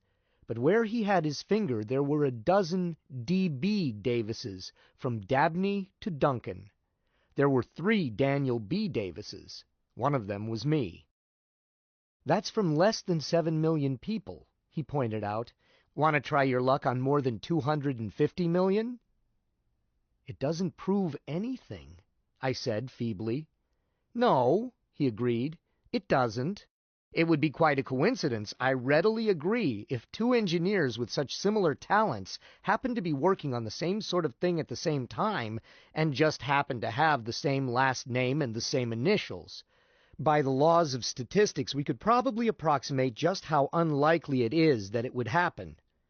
But people forget, especially those who ought to know better, such as yourself, that while the laws of statistics tell you how unlikely a particular coincidence is, they do state just as firmly that coincidences do happen. This looks like one. I like that a lot better than I like the theory that my beer buddy has slipped his cams. Good beer buddies are hard to come by. What do you think I ought to do? The first thing to do is not to waste your time and money on a psychiatrist until you try the second thing. The second thing is to find out the first name of this D.B. Davis who filed this patent. There will be some easy way to do that. Likely as not, his first name will be Dexter, or even Dorothy. But don't trip a breaker if it is Daniel, because the middle name might be Berzowski, with a social security number different from yours. And the third thing to do, which is really the first, is to forget it for now and order another round. So we did, and talked of other things, particularly women. Chuck had a theory that women were closely related to machinery, both utterly unpredictable by logic. He drew graphs on the tabletop in beer to prove his thesis. Some time later I said suddenly, If there were real time travel, I know what I would do. Huh? What are you talking about? About my problem. Look, Chuck, I got to now, by a sort of half-baked horse and buggy time travel. But the trouble is I can't go back. All the things that are worrying me happened 30 years ago. I'd go back and dig out the truth, if there were such a thing as real time travel. He stared at me. But there is. What? He suddenly sobered. I shouldn't have said that. I said, maybe not, but you already have said it. Now you'd better tell me what you mean before I empty this here stein over your head. Forget it, Dan. I made a slip. Talk. That's just what I can't do. He glanced around. No one was near us. It's classified. Time travel classified? Good God, why? Hell, boy, didn't you ever work for the government? They'd classify sex if they could. There doesn't have to be a reason, it's just their policy. But it is classified, and I'm bound by it, so lay off. But quit fooling around about it, Chuck. This is important to me. Terribly important. When he didn't answer and looked stubborn, I said, You can tell me. Shucks, I used to have a Q clearance myself. Never suspended either. It's just that I'm no longer with the government. What's a Q clearance? I explained, and presently he nodded. You mean an alpha status. You must have been hot stuff, boy. I only rated a beta. Then why can't you tell me? Huh? You know why. Regardless of your rated status, you don't have the necessary need-to-know qualification. The hell I don't. Need to know is what I've got most of. But he wouldn't budge. So finally I said in disgust, I don't think there is such a thing. I think you just had a belch back up on you. He stared at me solemnly for a while. Then he said, Danny. Huh? I'm going to tell you. Just remember your alpha status, boy. I'm going to tell you because it can't hurt anything, and I want you to realize that it couldn't possibly be of use to you in your problem. It's time travel, all right, but it's not practical. You can't use it. Why not? Give me a chance, will you? They never smoothed the bugs out of it, and it's not even theoretically possible that they ever will. It's of no practical value whatsoever, even for research. It's a mere byproduct of nullgrav. That's why they classified it. But hell, nullgrav is declassified. What's that got to do with it? If this was commercial too, maybe they'd unwrap it. But shut up. I'm afraid I didn't, but I'd rather tell this as if I had.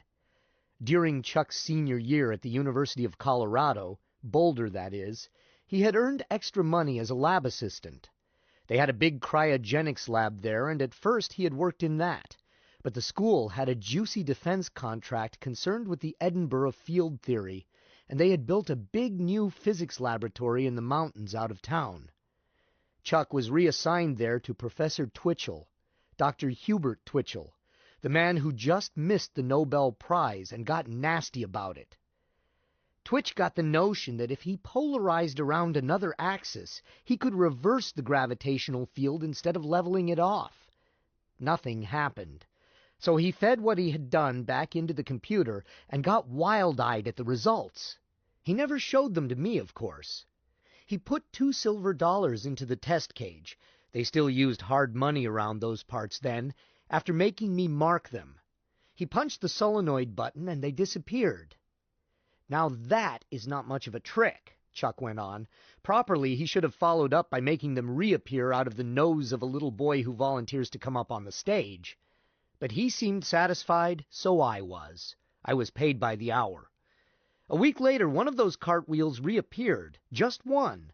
But before that, one afternoon while I was cleaning up after he had gone home, a guinea pig showed up in the cage. It didn't belong in the lab, and I hadn't seen it around before, so I took it over to the bio lab on my way home. They counted and weren't short any pigs, although it's hard to be certain with guinea pigs, so I took it home and made a pet out of it. After that single silver dollar came back, Twitch got so worked up he quit shaving. Next time he used 2 guinea pigs from the bio lab. One of them looked awfully familiar to me, but I didn't see it long because he pushed the panic button and they both disappeared. When one of them came back about 10 days later, the one that didn't look like mine, Twitch knew for sure he had it. Then the resident O&C for the Department of Defense came around, a chair-type colonel who used to be a professor himself, of botany. Very military type. Twitch had no use for him. This colonel swore us both to double-dyed secrecy over and above our status oaths. He seemed to think that he had the greatest thing in military logistics since Caesar invented the carbon copy. His idea was that you could send divisions forward or back to a battle you had lost or were going to lose and save the day. The enemy would never figure out what had happened. He was crazy in hearts and spades, of course, and he didn't get the star he was bucking for. But the critically secret classification he stuck on it stayed, so far as I know, right up to the present. I've never seen a disclosure on it. It might have some military use, I argued, it seems to me, if you could engineer it to take a division of soldiers at a time. No, wait a minute. I see the hitch. You always had 'em paired. It would take 2 divisions, one to go forward, one to go back. One division you would lose entirely. I suppose it would be more practical to have a division at the right time in the first place. You're right, but your reasons are wrong. You don't have to use 2 divisions or 2 guinea pigs or 2 anything. You simply have to match the masses. You could use a division of men and a pile of rocks that weighed as much. It's an action-reaction situation, corollary with Newton's third law. He started drawing in the beer drippings again. Capital MV equals small mv, the basic rocket ship formula. The cognate time travel formula is capital MT equals small mt. I still don't see the hitch. Rocks are cheap. Use your head, Danny. With a rocket ship you can aim the kinkin' thing. But which direction is last week? Point to it. Just try. You haven't the slightest idea which mass is going back and which one is going forward. There's no way to orient the equipment. I shut up. It would be embarrassing to a general to expect a division of fresh shock troops and get nothing but a pile of gravel. No wonder the ex-prof never made brigadier. But Chuck was still talking. You treat the 2 masses like the plates of a condenser, bringing them up to the same temporal potential. Then you discharge them on a damping curve that is effectively vertical. Smacko! One of them heads for the middle of next year, the other one is history. But you never know which one. But that's not the worst of it. You can't come back. Huh? Who wants to come back? Look, what use is it for research if you can't come back? Or for commerce? Either way you jump, your money is no good and you can't possibly get in touch with where you started. No equipment, and believe me, it takes equipment and power. We took power from the Arco reactors. Expensive. That's another drawback. You could get back, I pointed out, with cold sleep. Huh? If you went to the past. You might go the other way, you never know. If you went a short enough time back so that they had cold sleep, no farther back than the war. But what's the point of that? You want to know something about 1980, say, you ask somebody or you look it up in old newspapers. Now, if there was some way to photograph the crucifixion, but there isn't. Not possible. Not only couldn't you get back, but there isn't that much power on the globe. There's an inverse square law tied up in it, too. Nevertheless, some people would try it just for the hell of it. Didn't anybody ever ride it? Chuck glanced around again. I've talked too much already. A little more won't hurt.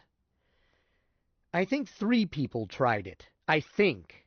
One of them was an instructor. I was in the lab when Twitch and this bird Leo Vincent came in. Twitch told me I could go home. I hung around outside. After a while, Twitch came out and Vincent didn't. So far as I know, he's still in there. He certainly wasn't teaching at Boulder after that. How about the other 2? Students. They all 3 went in together. Only Twitch came out. But one of them was in class the next day, whereas the other one was missing for a week. Figure it out yourself. Weren't you ever tempted? Me? Does my head look flat? Twitch suggested that it was almost my duty, in the interests of science, to volunteer. I said no, thanks, I'd take a short beer instead, but that I would gladly throw the switch for him. He didn't take me up on it. I'd take a chance on it. I could check up on what's worrying me, and then come back again by cold sleep. It would be worth it. Chuck sighed deeply. No more beer for you, my friend. You're drunk. You didn't listen to me. 1, he started making tallies on the tabletop. You have no way of knowing that you'd go back. You might go forward instead. I'd risk that. I like now a lot better than I liked then. I might like 30 years from now still better. Okay, so take the long sleep again. It's safer. Or just sit tight and wait for it to roll around. That's what I'm going to do. But quit interrupting me. 2, even if you did go back, you might miss 1970 by quite a margin. So far as I know, Twitch was shooting in the dark. I don't think he had it calibrated. But of course, I was just the flunky. 3, that lab was in a stand of pine trees, and it was built in 1980. Suppose you come out 10 years before it was built in the middle of a western yellow pine. Ought to make quite an explosion, about like a cobalt bomb, huh? Only you wouldn't know it. But, as a matter of fact, I don't see why you would come out anywhere near the lab. Why not the spot in outer space corresponding to where the lab used to be? I mean, where it was. Or rather, you don't mean anything. You stay on the world line you were on. Don't worry about the math. Just remember what that guinea pig did.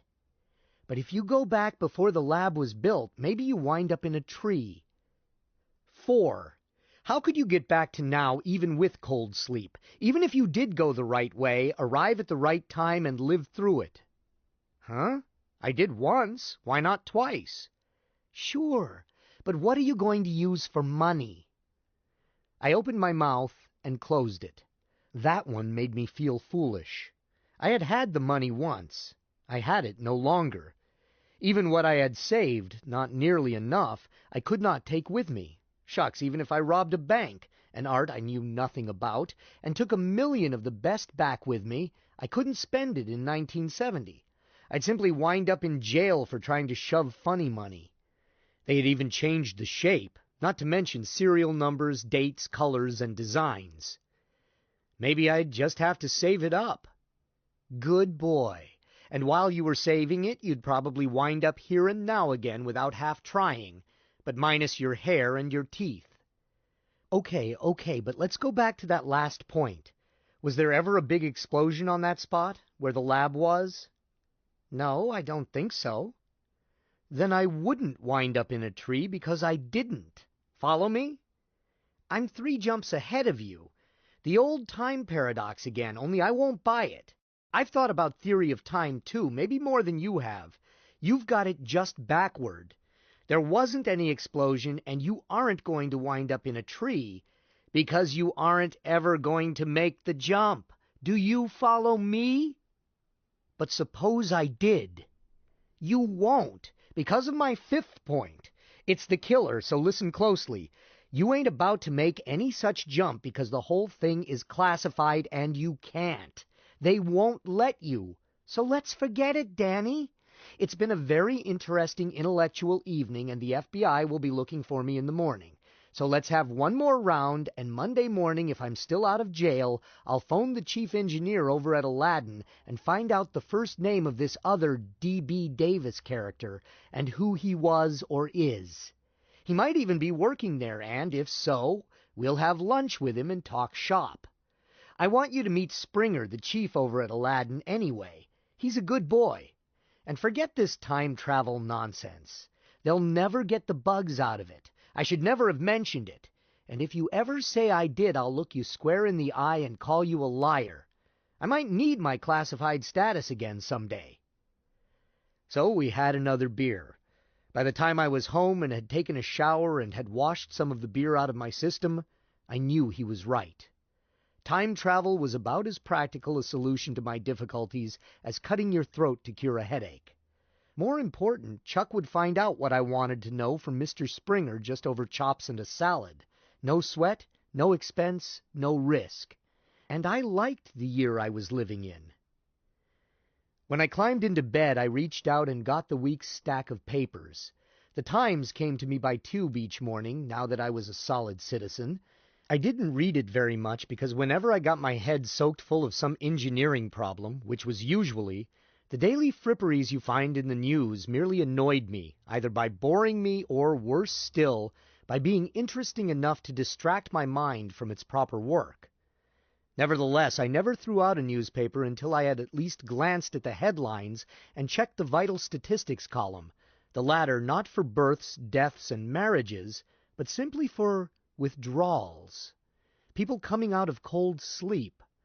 I had a notion that someday I would see the name of someone I had known back then, and then I would go around and say hello, bid him welcome, and see if I could give him a hand. The chances were against it, of course, but I kept on doing it, and it always gave me a feeling of satisfaction. I think that subconsciously I thought of all other sleepers as my kinfolk, the way anybody who once served in the same outfit is your buddy, at least to the extent of a drink. There wasn't much in the papers, except the ship that was still missing between here and Mars, and that was not news, but a sad lack of it. Nor did I spot any old friends among the newly awakened sleepers, so I lay back and waited for the light to go out. About 3 a.m, I sat up very suddenly, wide awake. The light came on, and I blinked at it. I had had a very odd dream, not quite a nightmare, but nearly, of having failed to notice little Ricky in the vital statistics. I knew I hadn't, but just the same, when I looked over and saw the week's stack of newspapers still sitting there, I was greatly relieved. It had been possible that I had stuffed them down the chute before going to sleep, as I sometimes did. I dragged them back onto the bed and started reading the vital statistics again. This time I read all categories: births, deaths, marriages, divorces, adoptions, changes of name, commitments, and withdrawals. For it had occurred to me that my eye might have caught Ricky's name without consciously realizing it while glancing down the column to the only subhead I was interested in. Ricky might have gotten married or had a baby or something. I almost missed what must have caused the distressing dream. It was in the Times for 2 May 2001, Tuesday's withdrawals listed in Wednesday's paper. Riverside Sanctuary, F.V. Heineke. F.V. Heineke. Heineke was Ricky's grandmother's name. I knew it. I was certain of it. I didn't know why I knew it, but I felt that it had been buried in my head and had not popped up until I read it again. I had probably seen it or heard it at some time from Ricky or Miles, or it was even possible that I had met the old gal at Sandia. No matter, the name, seen in the Times, had fitted a forgotten piece of information in my brain, and then I knew. Only I still had to prove it. I had to make sure that F.V. Heineke stood for Frederica Heineke. I was shaking with excitement, anticipation, and fear. In spite of well-established new habits, I tried to zip my clothes instead of sticking the seams together and made a botch of getting dressed. But a few minutes later, I was down in the hall where the phone booth was. I didn't have an instrument in my room or I would have used it. I was simply a supplementary listing for the house phone. Then I had to run back up again when I found that I had forgotten my phone credit ID card. I was really disorganized. Then when I had it, I was trembling so that I could hardly fit it into the slot. But I did, and signaled service. Circuit desired? I want the Riverside Sanctuary. That's in Riverside Borough. Searching. Holding. Circuit free. We are signaling. The screen lighted up at last, and a man looked grumpily at me. You must have the wrong phasing. This is the sanctuary. We're closed for the night. I said, hang on, please. If this is the Riverside Sanctuary, you're just who I want. Well, what do you want at this hour? You have a client there. F.V. Heineke, a new withdrawal. I want to know... He shook his head. We don't give out information about clients over the phone, and certainly not in the middle of the night. You'd better call after 10 o'clock. Better yet, come here. I will, but I want to know just one thing. What do the initials FV stand for? I told you that... Will you listen, please? I'm not just butting in. I'm a sleeper myself. Sawtell. Withdrawn just lately. So I know all about the confidential relationship and what's proper. Now you've already published this client's name in the paper. You and I both know that the sanctuaries always give the papers the full names of clients withdrawn and committed. But the papers trim the given names to initials to save space. Isn't that true? He thought about it. Could be. Then what possible harm is there in telling me what the initials FV stand for? He hesitated still longer. None, I guess, if that's all you want. It's all you're going to get. Hold on. He passed out of the screen, was gone for what seemed like an hour, came back holding a card. The light's poor, he said, peering at it. Francis. No, Frederica, Virginia. My ears roared, and I almost fainted. Thank God!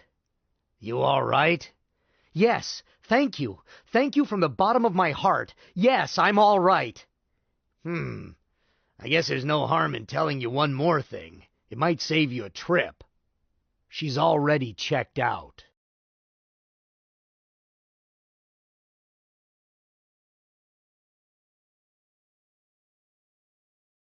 Nine. I could have saved time by hiring a cab to jump me to Riverside, but I was handicapped by lack of cash. I was living in West Hollywood. The nearest 24-hour bank was downtown at the Grand Circle of the Ways. So first I rode the Ways downtown and went to the bank for cash. One real improvement I had not appreciated up to then was the universal checkbook system. With a single cybernet as clearinghouse for the whole city and radioactive coding on my checkbook, I got cash laid in my palm as quickly there as I could have gotten it at my home bank across from Hired Girl, Inc. Then I caught the express way for Riverside. When I reached the sanctuary, it was just daylight. There was nobody there but the night technician I had talked to and his wife, the night nurse. I'm afraid I didn't make a good impression. I had a day's beard, I was wild-eyed, I probably had a beer breath, and I had not worked out a consistent framework of lies. Nevertheless, Mrs. Larrigan, the night nurse, was sympathetic and helpful. She got a photograph out of file and said, "Is this your cousin, Mr. Davis?" It was Ricky. There was no doubt about it. It was Ricky.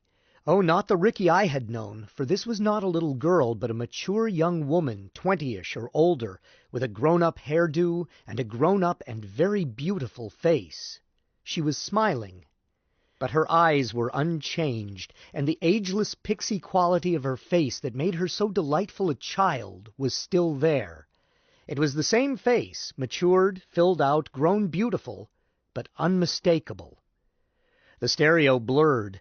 My eyes had filled with tears. "Yes," I managed to choke. "Yes, that's Ricky."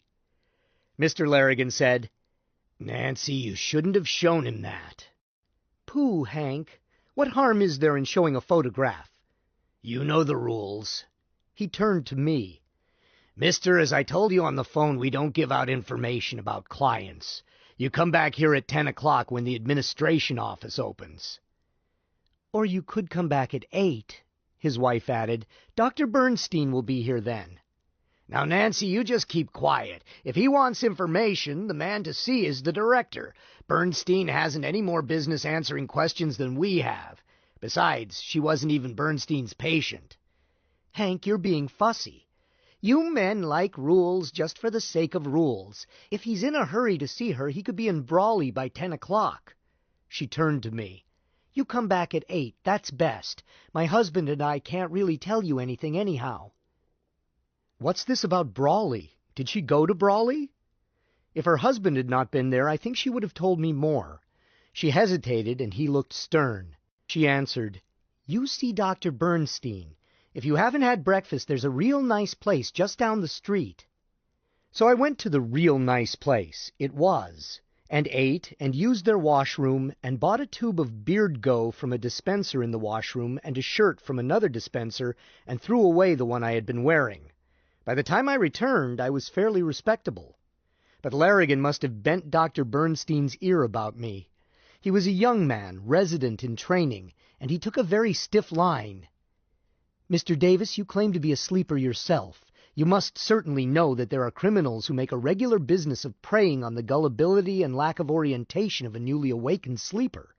Most sleepers have considerable assets. All of them are unworldly in the world in which they find themselves. They are usually lonely and a bit scared, a perfect setup for confidence men." But all I want to know is where she went. I'm her cousin, but I took the sleep before she did, so I didn't know she was going to. "They usually claim to be relatives." He looked at me closely. "Haven't I seen you before?" "I strongly doubt it, unless you just happened to pass me on the ways downtown.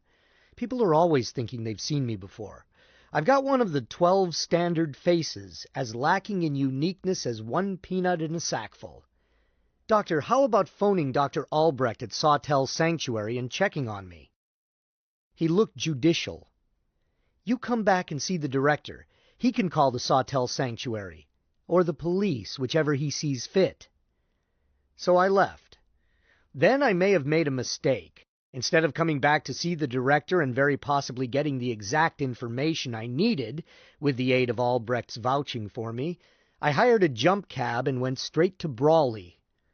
It took 3 days to pick up her trail in Brawley.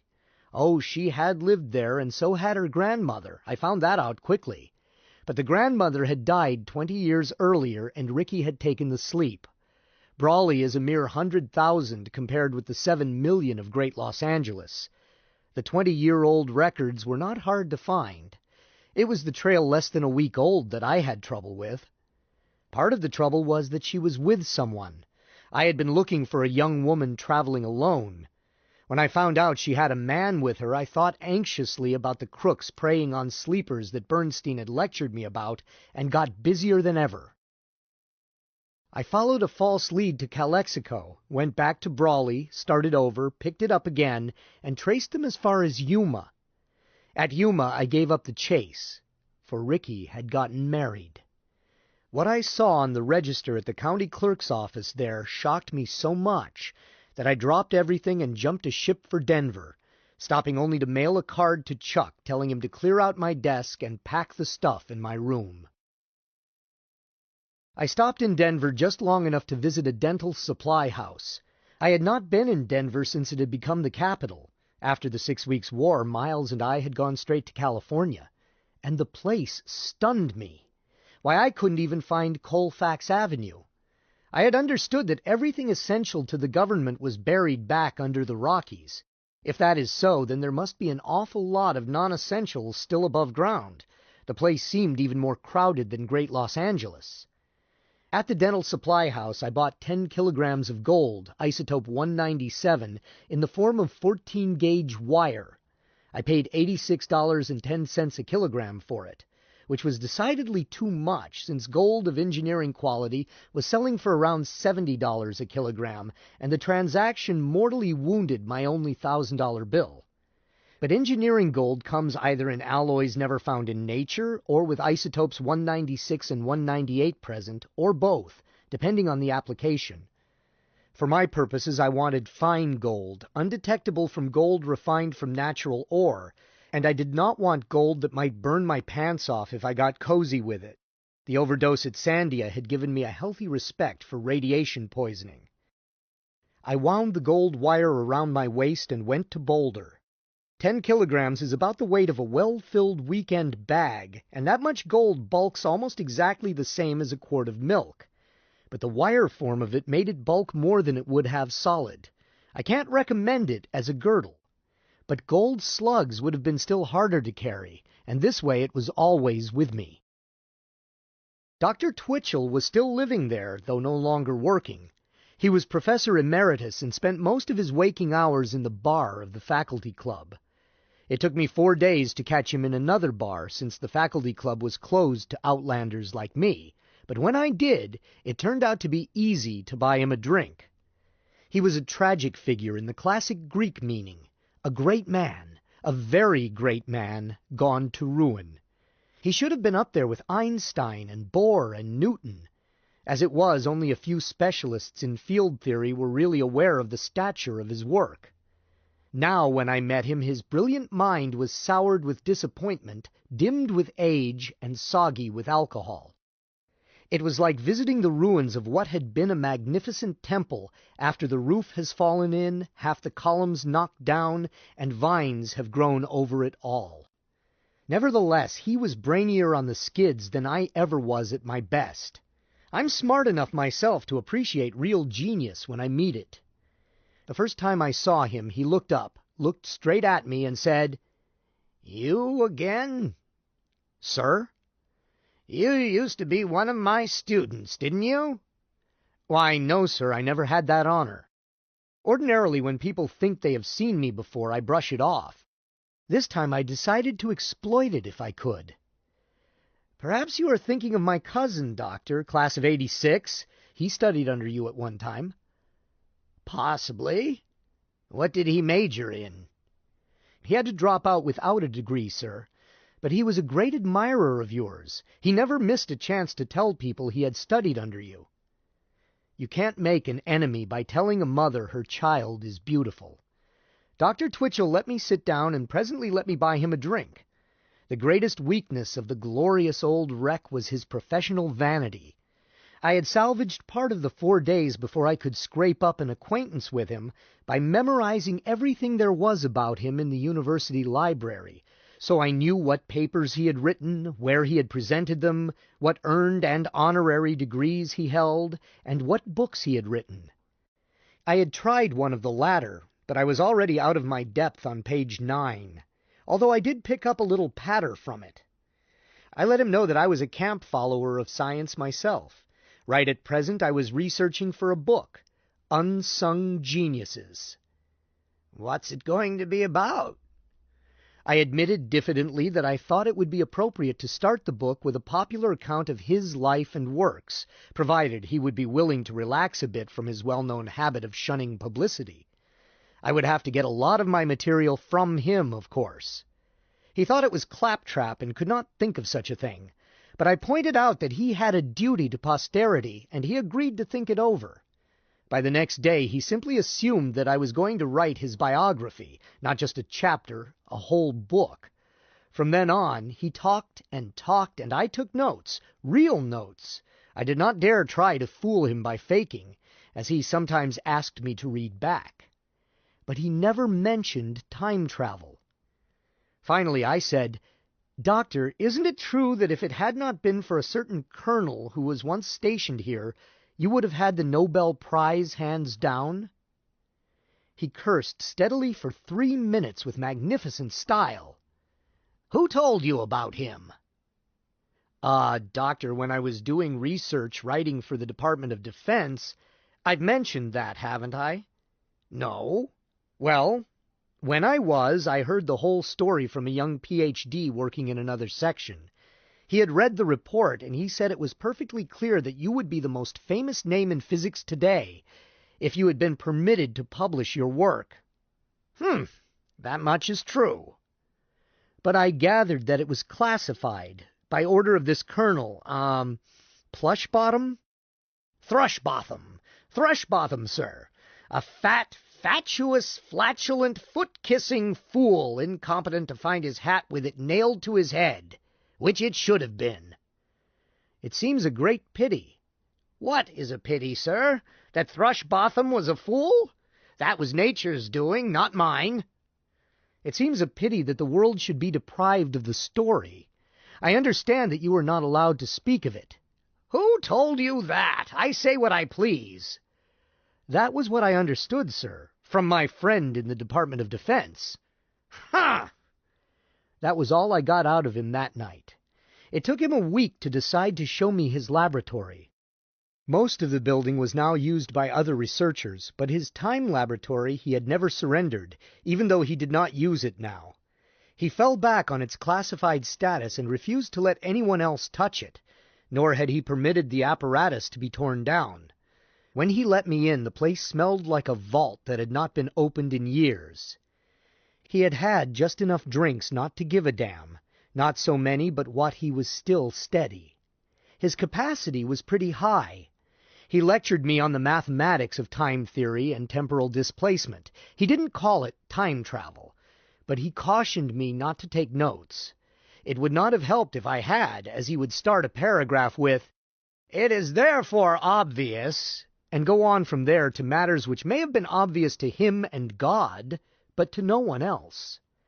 When he slowed down, I said, "I gathered from my friend that the one thing you had not been able to do was to calibrate it? That you could not tell the exact magnitude of the temporal displacement?" "What? Poppycock!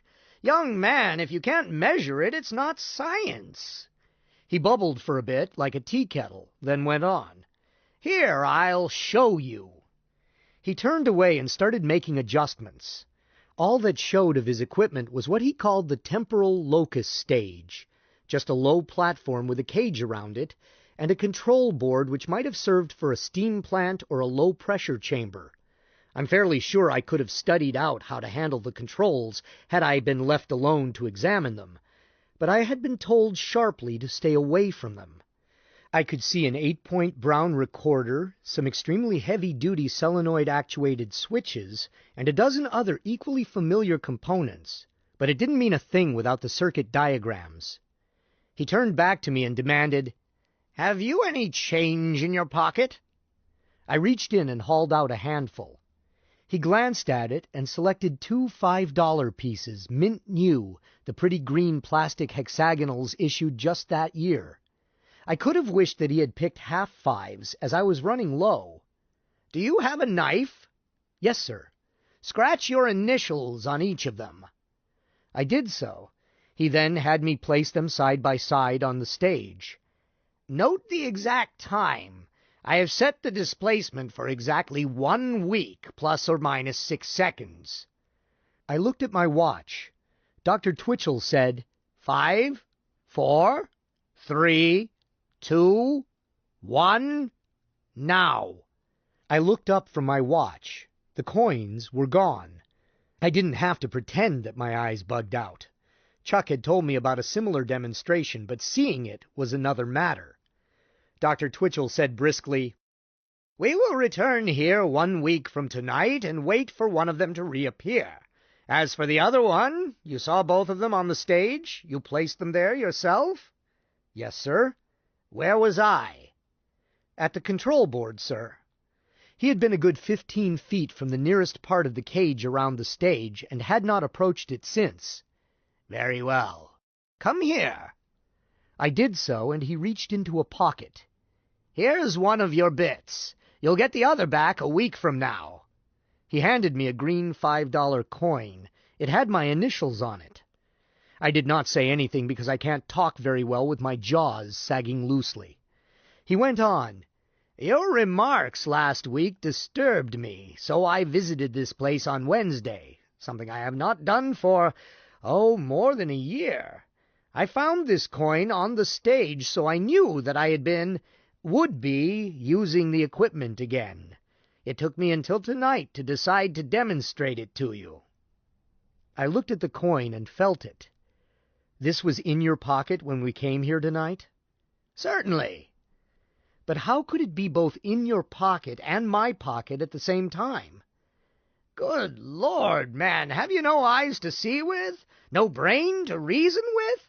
Can't you absorb a simple fact simply because it lies outside your dull existence? You fetched it here in your pocket tonight, and we kicked it into last week. You saw. A few days ago I found it here. I placed it in my pocket. I fetched it here tonight. The same coin, or to be precise, a later segment of its space-time structure, a week more worn, a week more dulled, but what the canaille would call the same coin, although no more identical in fact than is a baby identical with the man the baby grows into. Older." I looked at it. "Doctor, push me back in time by a week." He stared angrily. "Out of the question." "Why not? Won't it work with people?" "Certainly it will work with people." "Then why not do it? I'm not afraid." And think what a wonderful thing it would be for the book if I could testify of my own knowledge that the Twitchell time displacement works. You can report it of your own knowledge. You just saw it. Yes, I admitted slowly, but I won't be believed. That business with the coins, I saw it and I believed it, but anyone simply reading an account of it would conclude that I was gullible, that you had hoaxed me with some simple legerdemain. Damn it, sir! That's what they would say. They wouldn't be able to believe that I actually had seen what I reported. But if you were to ship me back just a week, then I could report of my own knowledge. Sit down. Listen to me. He sat down, but there was no place for me to sit, although he did not seem aware of it. I have experimented with human beings long ago, and for that reason I resolved never to do it again. Why? Did it kill them? What? Don't talk nonsense. He looked at me sharply and added, You are not to put this in the book. As you say, sir. Some minor experiments showed that living subjects could make temporal displacements without harm. I had confided in a colleague, a young fellow who taught drawing and other matters in the School of Architecture. Really more of an engineer than a scientist, but I liked him. His mind was alive. This young chap, it can't hurt to tell you his name, Leonard Vincent, was wild to try it, really try it. He wanted to undergo major displacement, 500 years. I was weak. I let him. Then what happened? How should I know? 500 years, man! I'll never live to find out. But you think he's 500 years in the future? Or the past. He might have wound up in the 15th century, or the 25th. The chances are pretty even. There's an indeterminacy, symmetrical equations. I've sometimes thought... No, just a chance similarity in names. I didn't ask what he meant by this because I suddenly saw the similarity too, and my hair stood on end. Then I pushed it out of my mind. I had other problems. Besides, chance similarity was all it could be. A man could not get from Colorado to Italy, not in the 15th century. But I resolved not to be tempted again. It wasn't science. It added nothing to the data. If he was displaced forward, well and good. But if he was displaced backward, then possibly I sent my friend to be killed by savages, or eaten by wild animals. Or even possibly, I thought, to become a great white god. I kept the thought to myself. But you needn't use so long a displacement with me. Let's say no more about it, if you please, sir.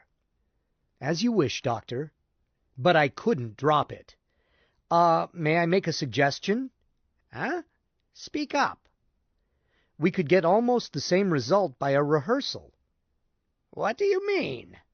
A complete dry run, with everything done just exactly as if you were intending to displace a living subject. I'll act out that part. We'll do everything precisely as if you meant to displace me, right up to the point where you would push that button. Then I'll understand the procedure, which I don't quite as yet. He grumbled a little, but he really wanted to show off his toy. He weighed me and set aside metal weights just equal to my 170 pounds. These are the same scales I used with poor Vincent. Between us, we placed them on one side of the stage. What temporal setting shall we make? He asked. This is your show. You said that it could be set accurately? I said so, sir. Do you doubt it? Oh, no. Well, let's see. This is the 24th of May. Suppose we... how about, say, 31 years, 3 weeks, 1 day, 7 hours, 13 minutes, and 25 seconds.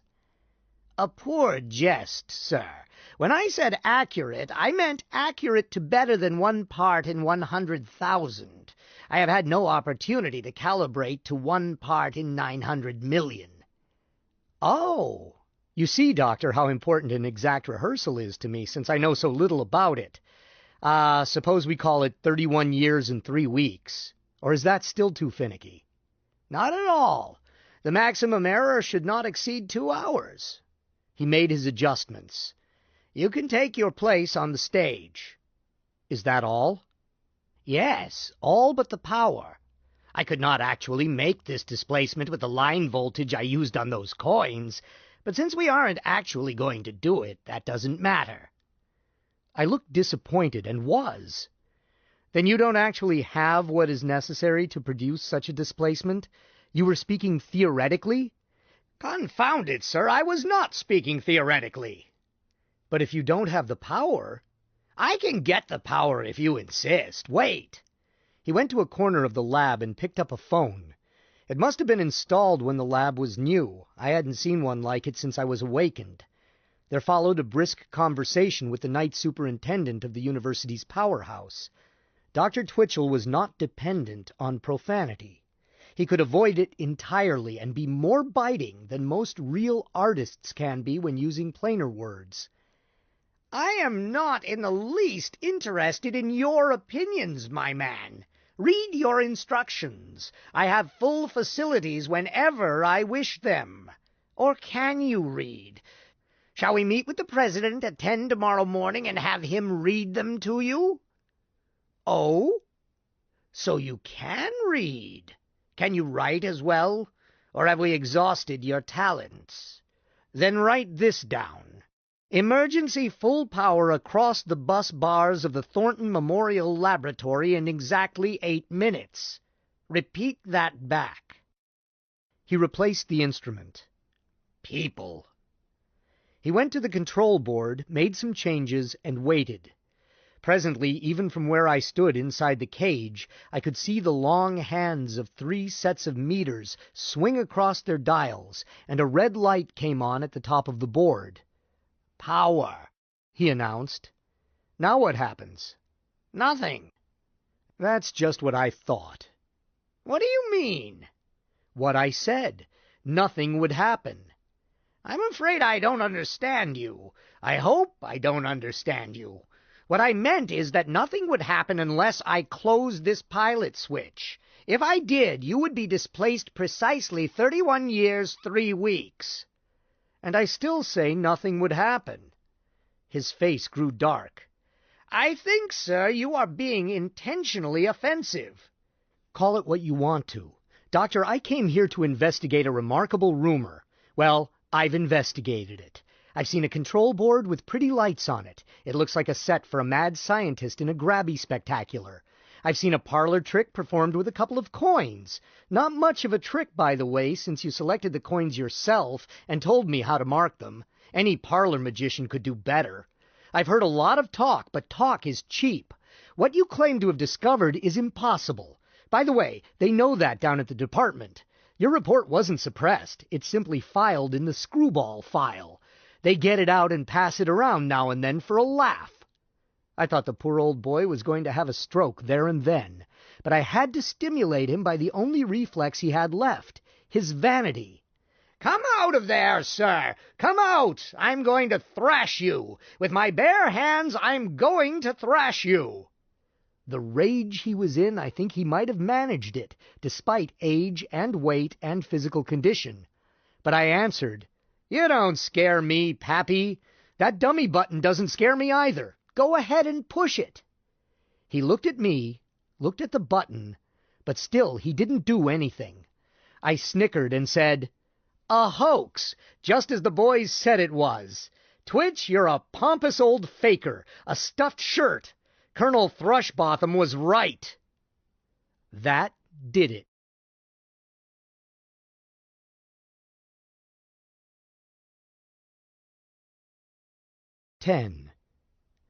Even as he stabbed at the button, I tried to shout at him not to do it, but it was too late. I was already falling. My last thought was an agonized one, that I didn't want to go through with it. I had chucked away everything and tormented almost to death a poor old man who hadn't done me any harm, and I didn't even know which way I was going. Worse, I didn't know that I could get there. Then I hit. I don't think I fell more than 4 feet, but I had not been ready for it. I fell like a stick, collapsed like a sack. Then somebody was saying, "Where the devil did you come from?" It was a man about 40, bald-headed but well-built and lean. He was standing facing me with his fists on his hip bones. He looked competent and shrewd, and his face was not unpleasant, save at that moment he seemed sore at me. I sat up and found that I was sitting on granite gravel and pine needles. There was a woman standing by the man, a pleasant, pretty woman somewhat younger than he. She was looking at me wide-eyed but not speaking. "Where am I?" I said foolishly. I could have said, "When am I?" but that would have sounded still more foolish, and besides, I didn't think of it. One look at them and I knew when I was not. I was sure it was not 1970. Nor was I still in 2001. In 2001 they kept that sort of thing for the beaches, so I must have gone the wrong way, because neither one of them wore anything but smooth coats of tan, not even stick-tight. But they seemed to find it enough. Certainly they were not embarrassed by it. "One thing at a time," he objected. "I asked you how you got here." He glanced up. "Your parachute didn't stick in the trees, did it? In any case, what are you doing here? This is posted private property. You're trespassing. And what are you doing in that Mardi Gras get-up?" I didn't see anything wrong with my clothes, especially in view of the way they were dressed, but I didn't answer. Other times, other customs. I could see that I was going to have trouble. She put a hand on his arm. "Don't, John," she said gently. "I think he's hurt." He looked at her, glanced back sharply at me. "Are you hurt?" I tried to stand up, managed it. "I don't think so. A few bruises, maybe. What date is today?" "Huh? Why, it's the first Sunday in May. The 3rd of May, I think. Is that right, Jenny?" "Yes, dear." "Look," I said urgently, "I got an awful knock on the head. I'm confused. What's the date? The whole date." "What?" I should have kept my mouth shut until I could pick it up off something, a calendar or a paper. But I had to know right then. I couldn't stand to wait. "What year?" "Brother, you did get a lump. It's 1970. I saw him staring at my clothes again. My relief was almost more than I could stand. I'd made it. I wasn't too late. "Thanks," I said. "Thanks an awful lot. You don't know." He still looked as if he wanted to call out the reserves, so I added nervously, "I'm subject to sudden attacks of amnesia. Once I lost, 5 whole years." "I should think that would be upsetting," he said slowly. "Do you feel well enough to answer my questions?" "Don't badger him, dear," she said softly. "He looks like a nice person. I think he's just made a mistake." "We'll see. Well?" "I feel all right, now. But I was pretty confused for a minute there." "Okay. How did you get here? And why are you dressed that way?" "To tell the truth, I'm not sure how I got here, and I certainly don't know where I am. These spells hit me suddenly. As for how I'm dressed, I guess you could call it personal eccentricity. Like the way you're dressed, or not dressed." He glanced down at himself and grinned.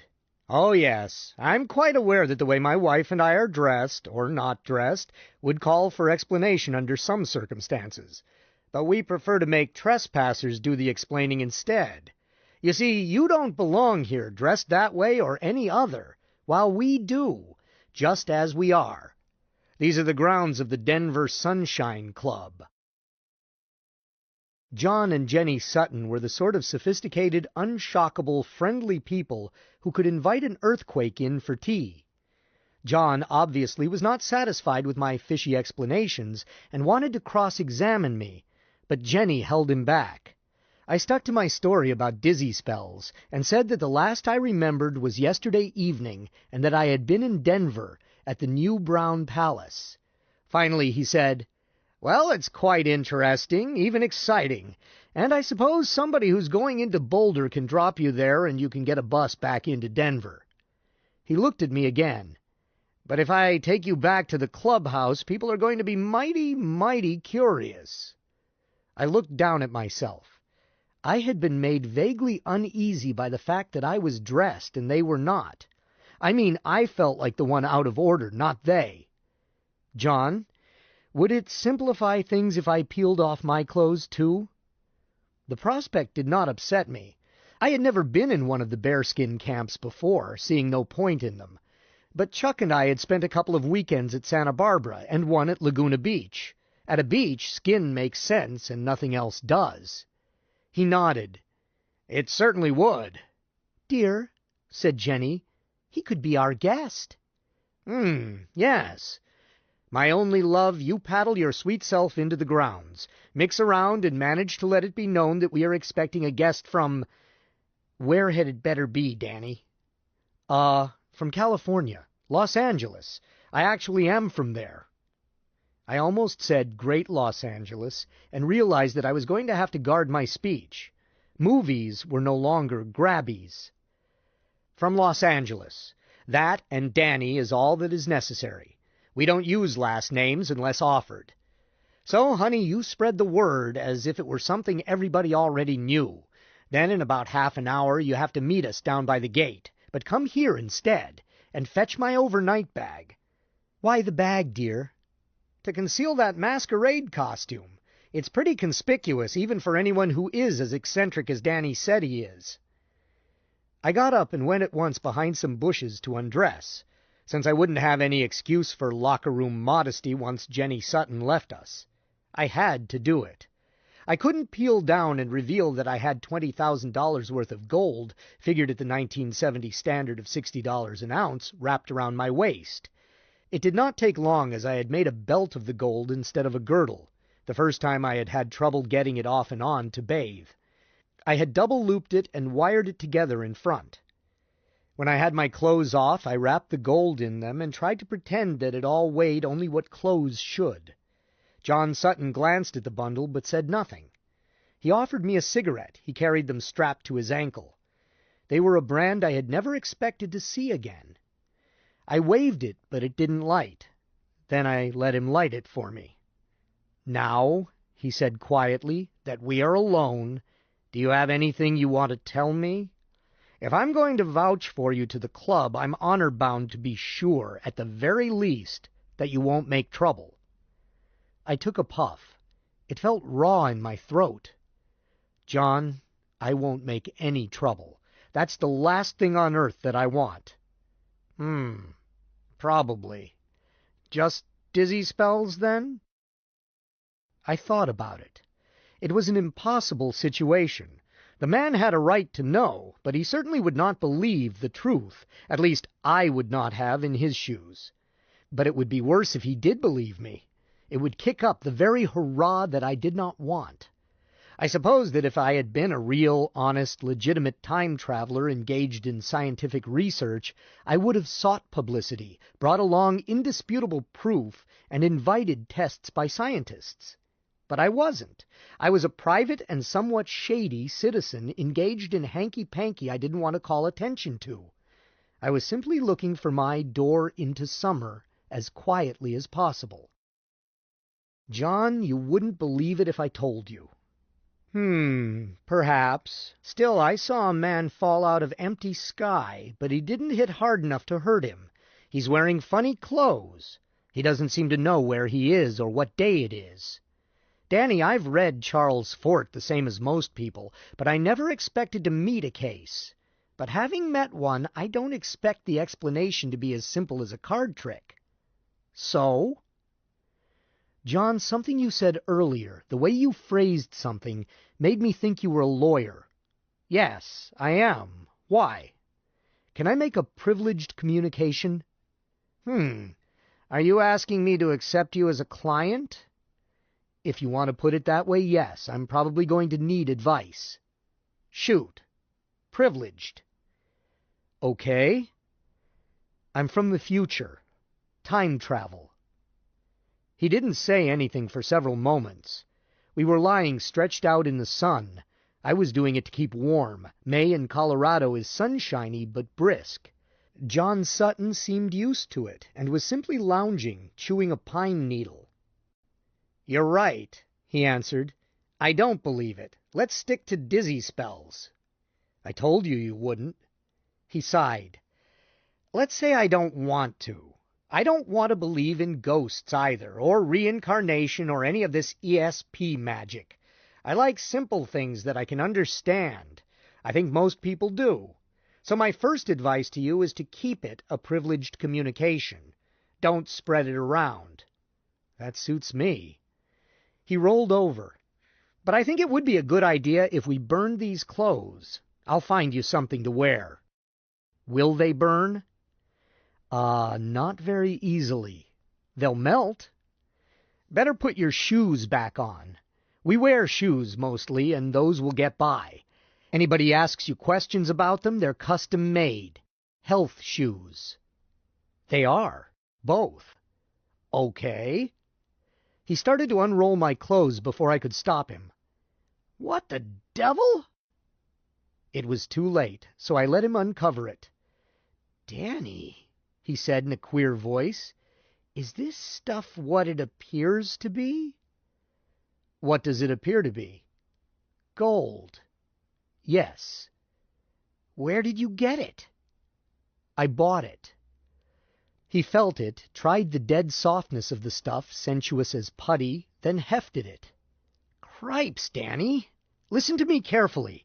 I'm going to ask you one question, and be damned careful how you answer it, because I've got no use for a client who lies to me. I dump him, and I won't be a party to a felony. Did you come by this stuff legally? Yes. Maybe you haven't heard of the Gold Reserve Act of 1968? I have.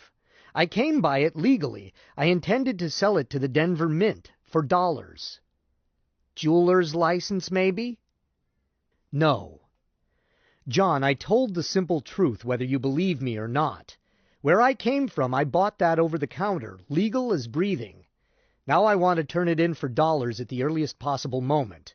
I know that it is against the law to keep it. What can they do to me if I lay it on the counter at the Mint and tell them to weigh it? Nothing, in the long run, if you stick to your dizzy spells. But they can sure make your life miserable in the meantime. He looked at it. I think you had better kick a little dirt over it. Bury it? You don't have to go that far. But if what you tell me is true, you found this stuff in the mountains. That's where prospectors usually find gold. Well, whatever you say. I don't mind some little white lies, since it is legitimately mine anyhow. But is it a lie? When did you first lay eyes on this gold? What was the earliest date when it was in your possession? I tried to think back. It was the same day I left Yuma, which was sometime in May 2001. About 2 weeks ago. Huh. Put that way, John, the earliest date on which I saw that gold was today, May 3rd, 1970. He nodded. So you found it in the mountains. The Suttons were staying over until Monday morning, so I stayed over. The other club members were all friendly, but remarkably unnosy about my personal affairs, less so than any group I've ever been in. I've learned since that this constitutes standard good manners in a skin club, but at the time it made them the most discreet and most polite people I had ever met. John and Jenny had their own cabin, and I slept on a cot in the clubhouse dormitory. It was darn chilly. The next morning John gave me a shirt and a pair of blue jeans. My own clothes were wrapped around the gold in a bag in the trunk of his car, which itself was a Jaguar Imperator, all I needed to tell me that he was no cheap shyster. But I had known that by his manner. I stayed overnight with them, and by Tuesday I had a little money. I never laid eyes on the gold again, but in the course of the next few weeks John turned over to me its exact mint value as bullion, minus the standard fees of licensed gold buyers. I know that he did not deal with the mint directly, as he always turned over to me vouchers from gold buyers. He did not deduct for his own services, and he never offered to tell me the details. I did not care. Once I had cash again, I got busy. That first Tuesday, 5 May 1970, Jenny drove me around and I rented a small loft in the old commercial district. I equipped it with a drafting table, a workbench, an army cot, and darn little else. It already had 122/40, gas, running water, and a toilet that stopped up easily. I didn't want any more, and I had to watch every dime. It was tedious and time-wasting to design by the old compass and T-square routine, and I didn't have a minute to spare, so I built Drafting Dan before I rebuilt Flexible Frank. Only this time Flexible Frank became Protean Pete, the all-purpose automaton, so linked as to be able to do almost anything a man can do, provided its Thorson tubes were properly instructed. I knew that Protean Pete would not stay that way. His descendants would evolve into a horde of specialized gadgets, but I wanted to make the claims as broad as possible. Working models are not required for patents, merely drawings and descriptions, but I needed good models. Models that would work perfectly and anybody could demonstrate, because these models were going to have to sell themselves, show by their very practicality and by the evident economy designed into them for their eventual production engineering, that they would not only work, but would be a good investment. The patent office is stuffed with things that work but are worthless commercially. The work went both fast and slow. Fast because I knew exactly what I was doing. Slow because I did not have a proper machine shop nor any help. Presently I grudgingly dipped into my precious cash to rent some machine tools. Then things went better. I worked from breakfast to exhaustion 7 days a week, except for about 1 weekend a month with John and Jenny at the Bear Bottom Club near Boulder. By the 1st of September I had both models working properly and was ready to start on the drawings and descriptions. I designed and sent out for manufacture pretty speckle lacquer covered plates for both of them, and I had the external moving parts chrome plated. These were the only jobs I farmed out, and it hurt me to spend the money, but I felt that it was necessary. Oh, I had made extreme use of catalog available standard components. I could not have built them otherwise, nor would they have been commercial when I got through. But I did not like to spend money on custom-made prettiness. I did not have time to get around much, which was just as well. Once, when I was out buying a servo motor, I ran into a chap I had known in California. He spoke to me, and I answered before I thought. "Hey, Dan! Danny Davis! Imagine bumping into you here. I thought you were in Mojave." I shook hands. "Just a quick business trip. I'm going back in a few days." "I'm going back this afternoon. I'll phone Miles and tell him I saw you." I looked worried, and was. "Don't do that, please." "Why not? Aren't you and Miles still buddying tycoons together?" "Well, look, Mort. Miles doesn't know I'm here. I'm supposed to be in Albuquerque on business for the company, but I flew up here on the side, on strictly personal and private business. Get me? Nothing to do with the firm, and I don't care to discuss it with Miles." He looked knowing. "Woman trouble?" "Well, yes." "She married?" "You might say so." He dug me in the ribs and winked. "I catch. Old Miles is pretty puritanical, isn't he? Okay, I'll cover for you, and someday you can cover for me. Is she any good?" "I'd like to cover you with a spade," I thought to myself, "you fourth-rate frollo." Mort was the sort of no-good traveling salesman who spends more time trying to seduce waitresses than taking care of his customers. Besides which, the line he handled was as shoddy as he was, never up to its specs. But I bought him a drink and treated him to fairy tales about the married woman I had invented, and listened while he boasted to me of no doubt equally fictitious exploits. Then I shook him. On another occasion I tried to buy Dr. Twitchell a drink, and failed. I had seated myself beside him at the restaurant counter of a drugstore on Champa Street, then caught sight of his face in the mirror. My first impulse was to crawl under the counter and hide. Then I caught hold of myself and realized that, out of all the persons living in 1970, he was the one I had least need to worry about. Nothing could go wrong because nothing had. I meant nothing would. No?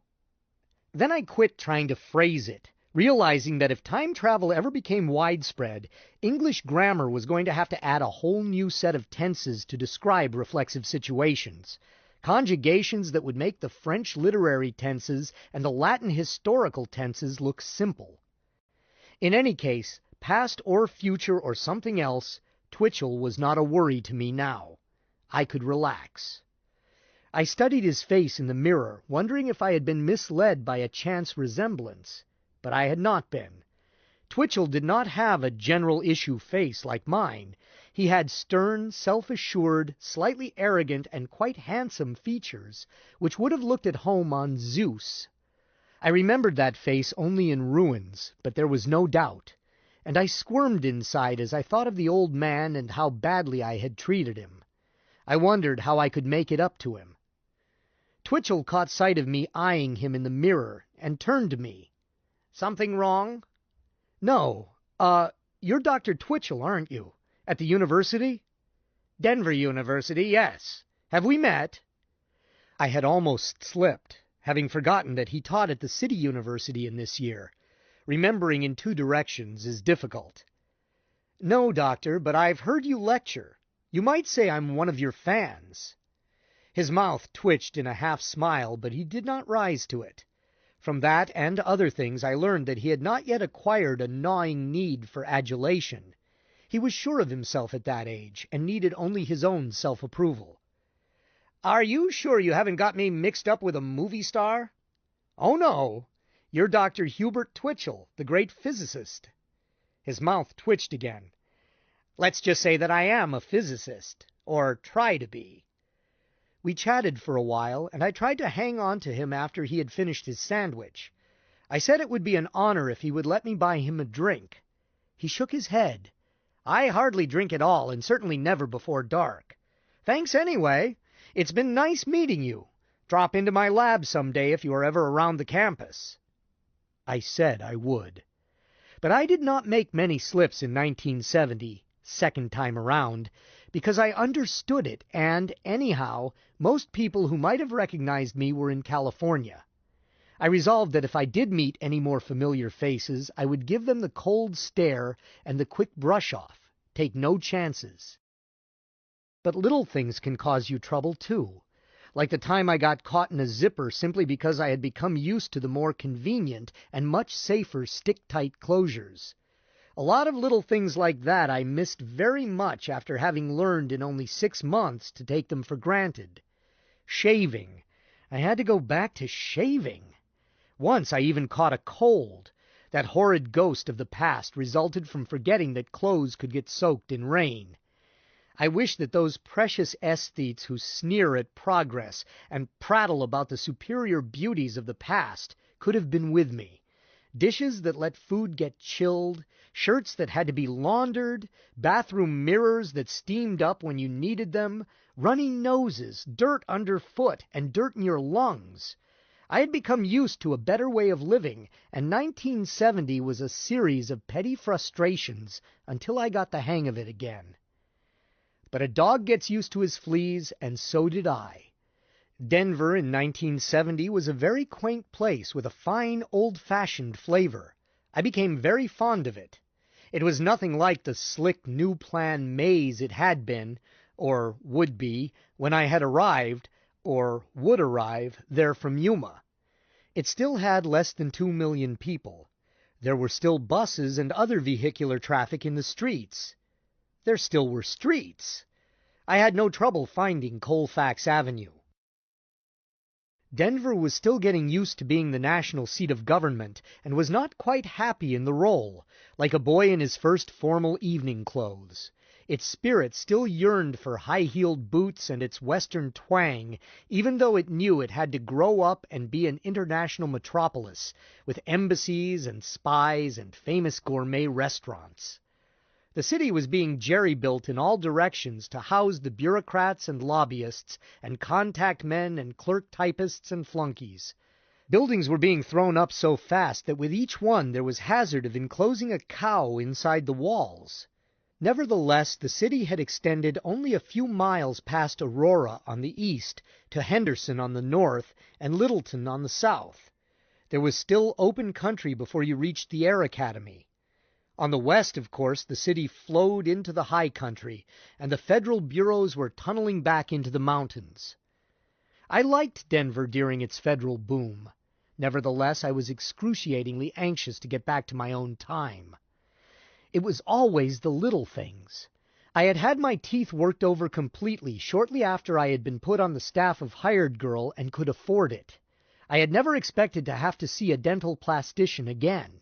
Nevertheless, in 1970 I did not have anti-caries pills, and so I got a hole in a tooth, a painful one or I would have ignored it.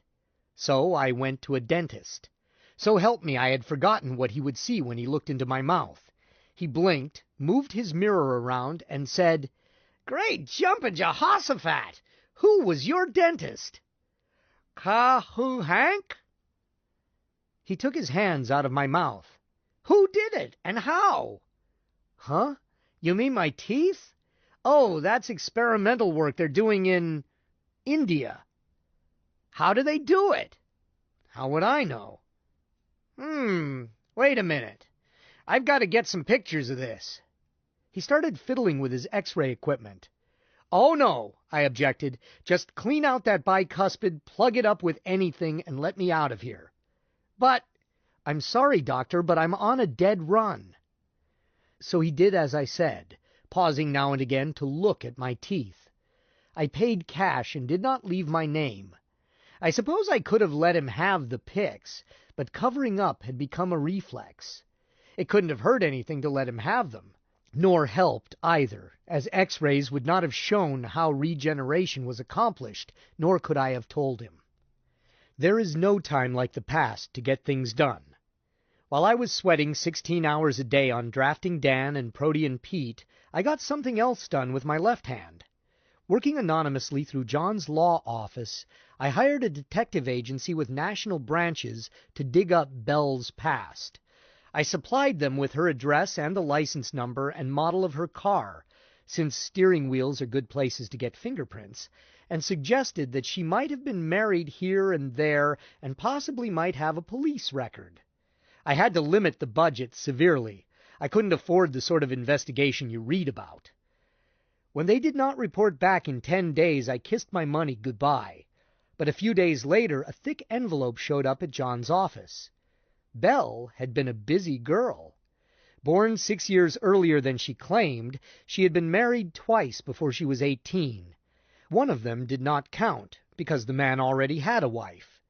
If she had been divorced from the second, the agency had not uncovered it. She had apparently been married 4 times since then, although once was doubtful. It may have been the war widow racket worked with the aid of a man who was dead and could not object. She had been divorced once, respondent, and one of her husbands was dead. She might still be married to the others. Her police record was long and interesting, but apparently she had been convicted of a felony only once, in Nebraska, and granted parole without doing time. This was established only by fingerprints, as she had jumped parole, changed her name, and had acquired a new Social Security number. The agency asked if they were to notify Nebraska authorities. I told them not to bother. She had been missing for 9 years, and her conviction had been for nothing worse than lure in a badger game. I wondered what I would have done if it had been dope peddling. Reflexive decisions have their complications. I ran behind schedule on the drawings, and October was on me before I knew it. I still had the description only half-worded, since they had to tie into drawings, and I had done nothing about the claims. Worse, I had done nothing about organizing the deal so that it would hold up. I could not do it until I had a completed job to show, nor had I had time to make contacts.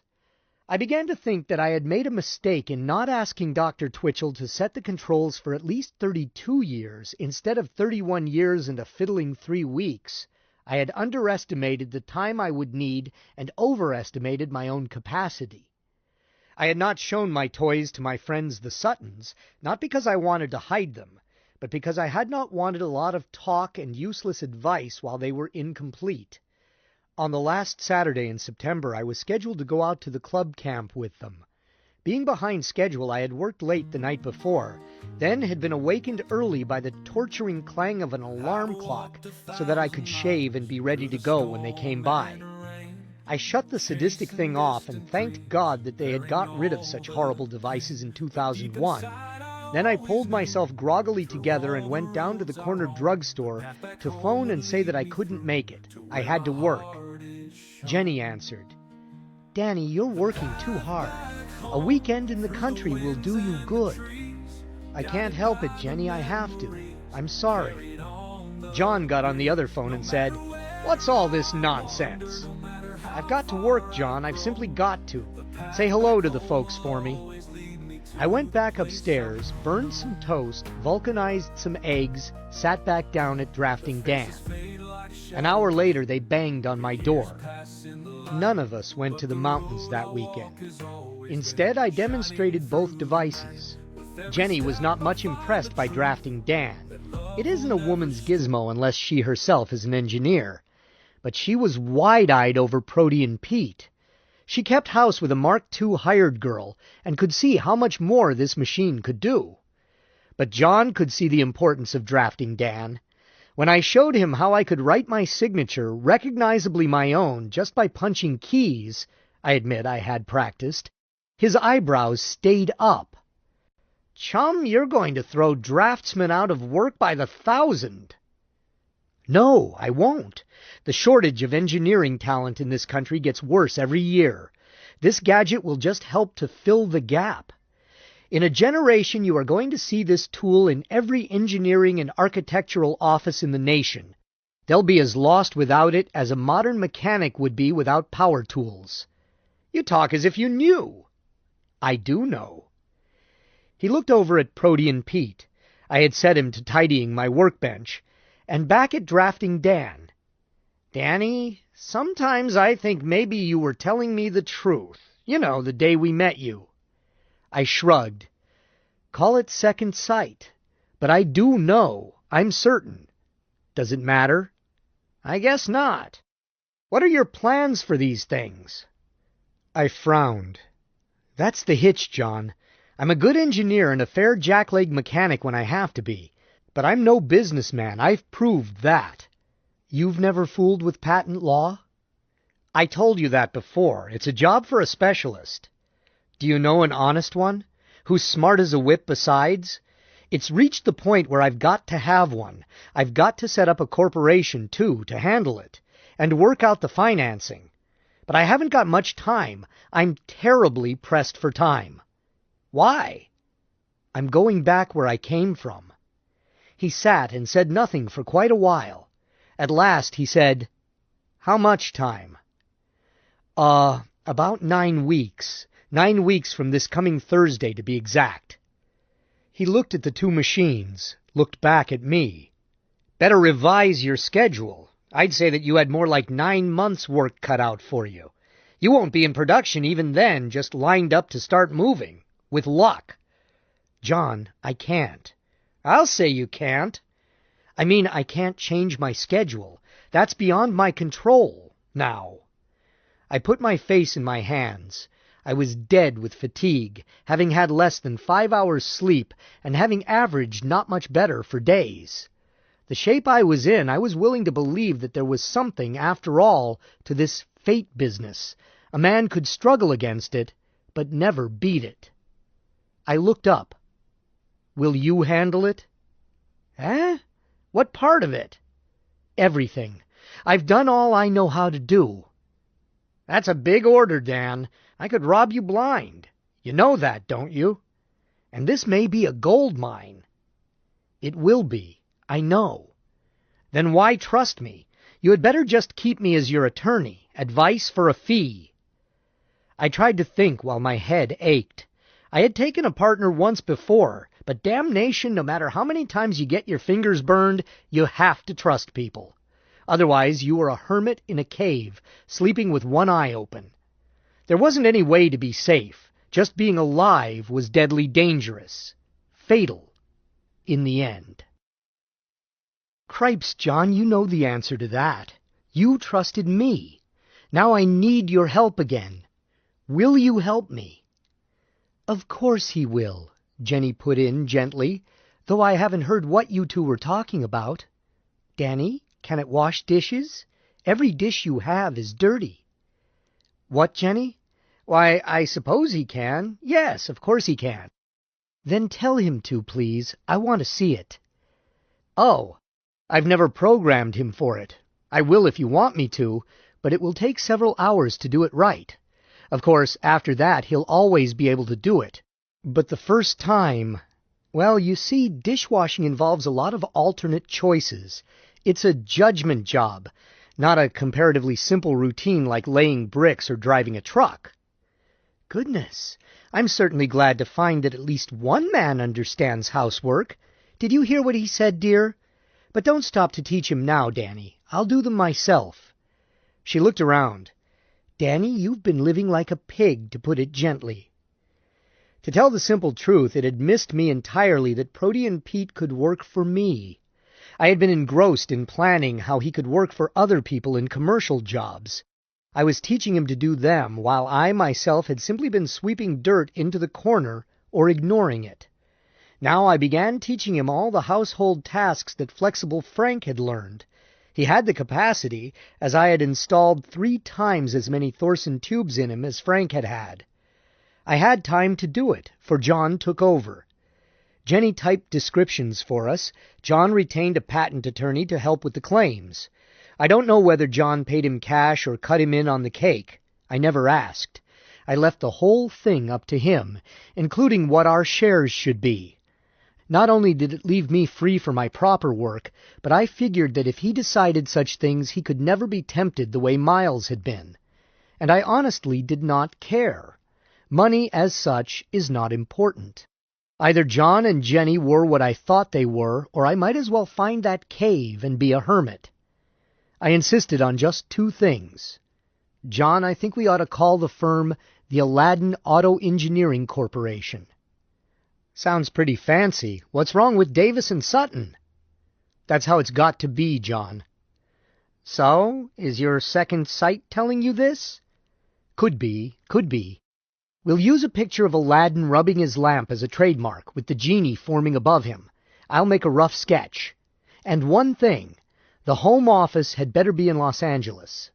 What? Now you've gone too far. That is, if you expect me to run it. What's wrong with Denver? Nothing is wrong with Denver. It's a nice town, but it is not the place to set up the factory. Pick a good site here, and some bright morning you wake up and find that the federal enclave has washed over it, and you are out of business until you get re-established on a new one. Besides that, labor is scarce, raw materials come overland, building materials are all gray market, whereas Los Angeles has an unlimited supply of skilled workmen, and more pouring in every day. Los Angeles is a seaport. Los Angeles is... How about the smog? It's not worth it. They'll lick the smog before long, believe me. And haven't you noticed that Denver is working up smog of its own? Now, wait a minute, Dan. You've already made it clear that I will have to run this while you go cayuteling off on some business of your own. Okay, I agreed. But I ought to have some choice in working conditions. It's necessary, John. Dan, nobody in his right mind who lives in Colorado would move to California. I was stationed out there during the war. I know. Take Jenny here. She's a native Californian. That's her secret shame. You couldn't hire her to go back. Here you've got winters, changing seasons, brisk mountain air, magnificent... Jenny looked up. Oh, I wouldn't go so far as to say I'd never go back. What's that, dear? Jenny had been quietly knitting. She never talked unless she really had something to say. Now she put down her knitting, a clear sign. If we did move there, dear, we could join the Oakdale Club. They have outdoor swimming all year round. I was thinking of that just this last weekend, when I saw ice on the pool at Boulder. I stayed until the evening of 2 December 1970, the last possible minute. I was forced to borrow $3,000 from John. The prices I had paid for components had been scandalous, but I offered him a stock mortgage to secure it.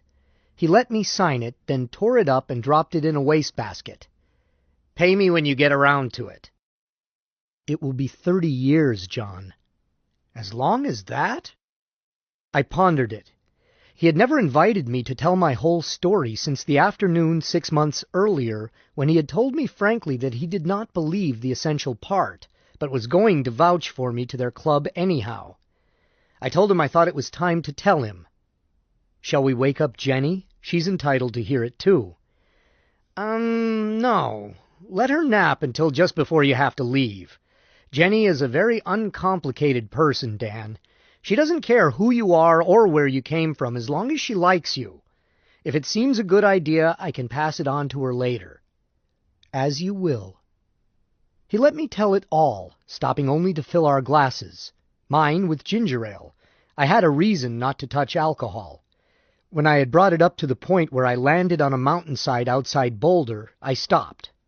"That's it," I said, though I was mixed up on one point. I've looked at the contours since, and I don't think my fall was more than 2 feet.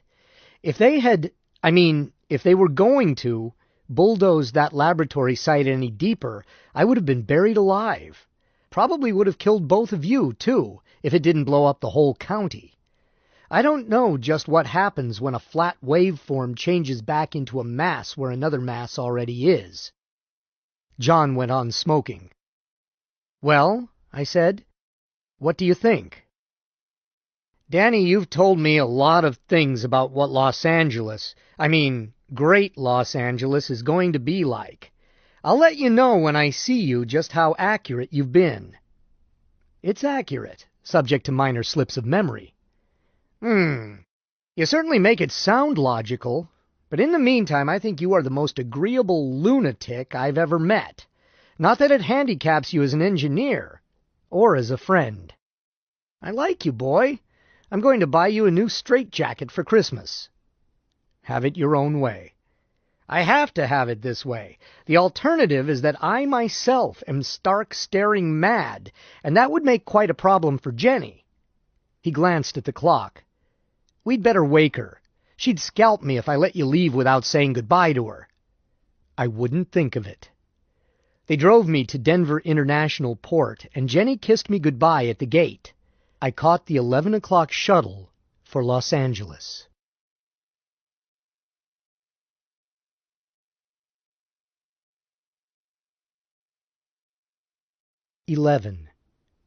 The following evening, 3 December 1970, I had a cab driver drop me a block from Miles's house comfortably early, as I did not know exactly what time I had arrived there the first time. It was already dark as I approached his house, but I saw only his car at the curb, so I backed off 100 yards to a spot where I could watch that stretch of curb, and waited. 2 cigarettes later I saw another car pull up there, stop, and its lights go out. I waited a couple of minutes longer, then hurried toward it. It was my own car. I did not have a key, but that was no hurdle. I was always getting ears deep in an engineering problem and forgetting my keys. I had long ago formed the habit of keeping a spare ditched in the trunk. I got it now and climbed into the car. I had parked on a slight grade heading downhill, so without turning on lights or starting the engine, I let it drift to the corner and turned there, then switched on the engine, but not the lights, and parked again in the alley back of Miles's house, and on which his garage faced. The garage was locked. I peered through dirty glass and saw a shape with a sheet over it. By its contours I knew it was my old friend Flexible Frank. Garage doors are not built to resist a man armed with a tire iron and determination. Not in Southern California in 1970. It took seconds. Carving Frank into pieces I could carry and stuff into my car took much longer. But first I checked to see that the notes and drawings were where I suspected they were. They were, indeed, so I hauled them out and dumped them on the floor of the car, then tackled Frank himself. Nobody knew as well as I did how he was put together, and it speeded up things enormously that I did not care how much damage I did. Nevertheless, I was as busy as a one-man band for nearly an hour. I had just stowed the last piece, the wheelchair chassis, in the car trunk, and had lowered the turtle back down on it as far as it would go, when I heard Pete start to wail. Swearing at myself at the time it had taken to tear Frank apart, I hurried around the garage and into their backyard. Then the commotion started. I had promised myself that I would relish every second of Pete's triumph, but I couldn't see it.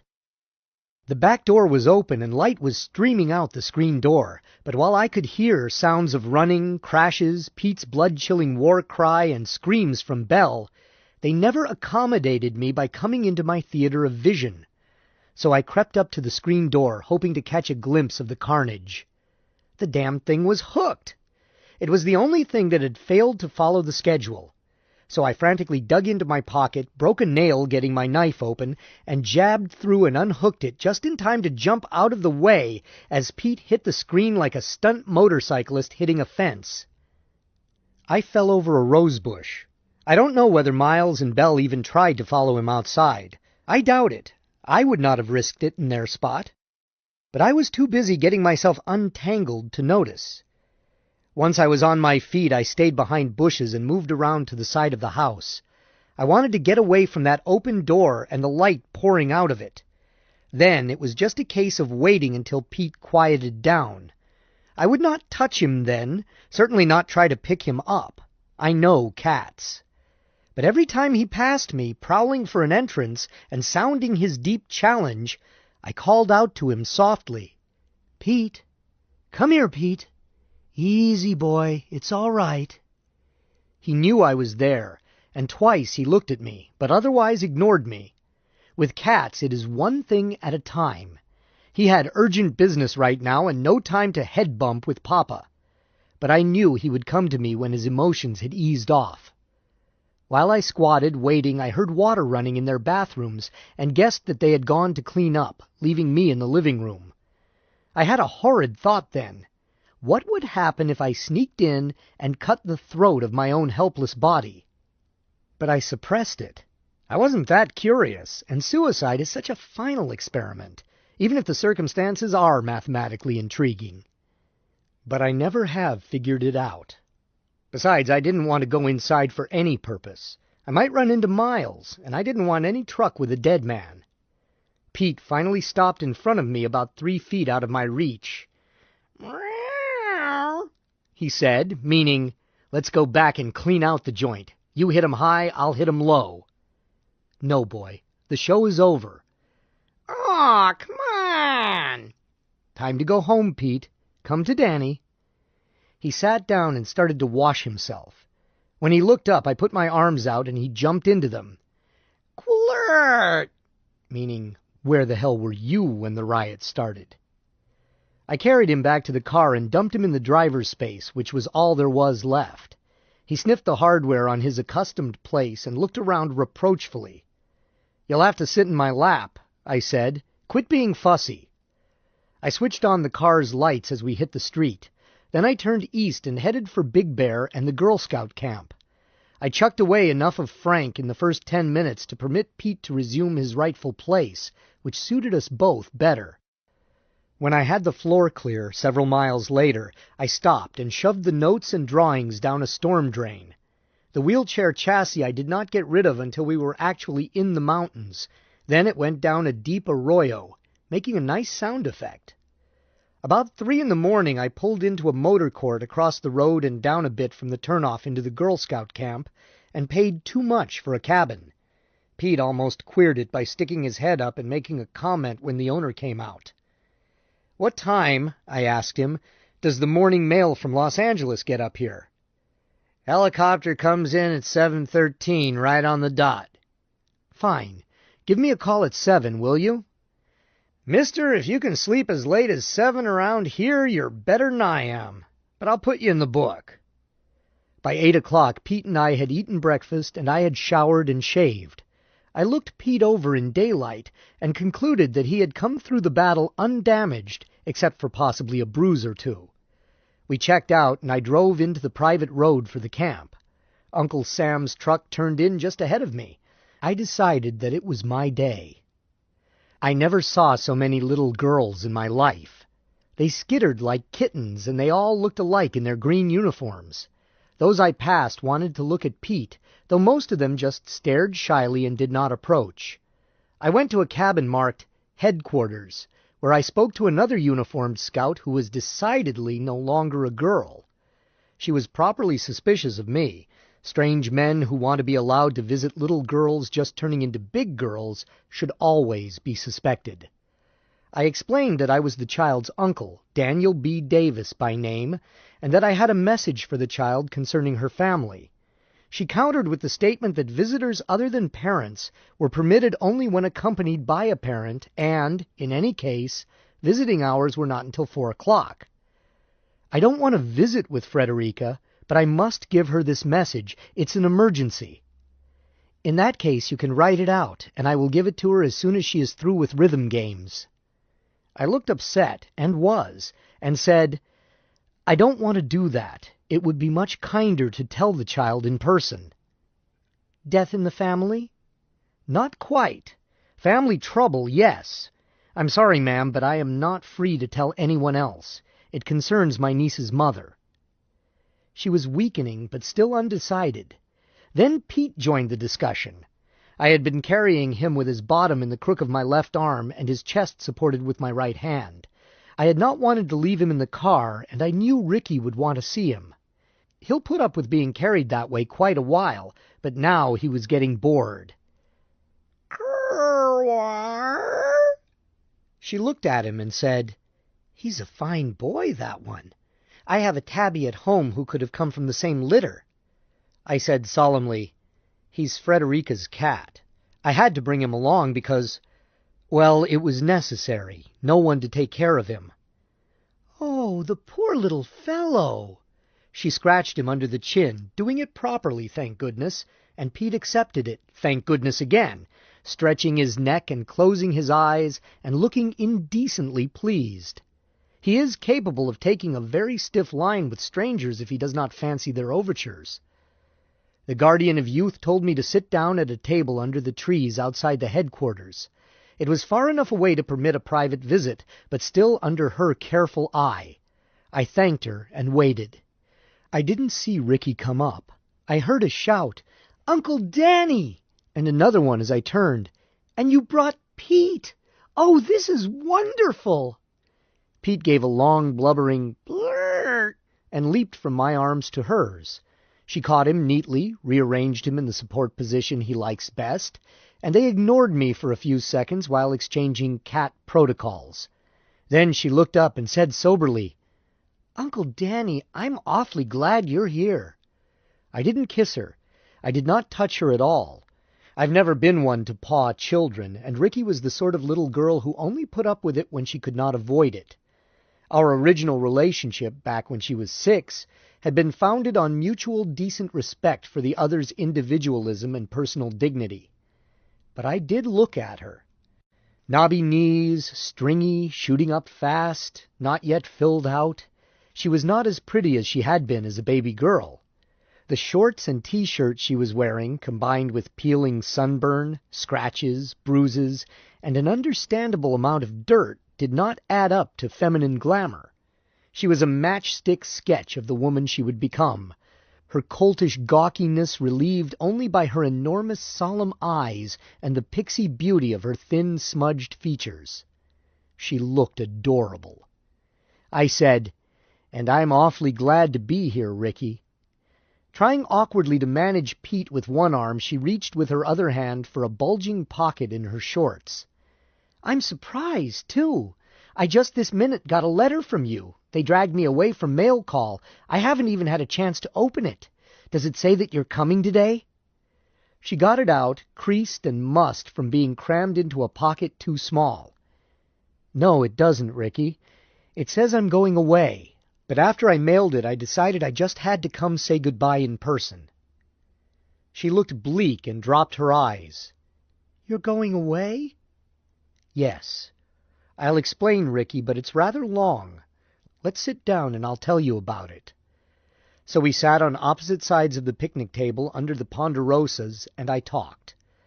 Pete lay on the table between us, making a library lion of himself with his forepaws on the creased letter, and sang a low song like bees buzzing in deep clover while he narrowed his eyes in contentment.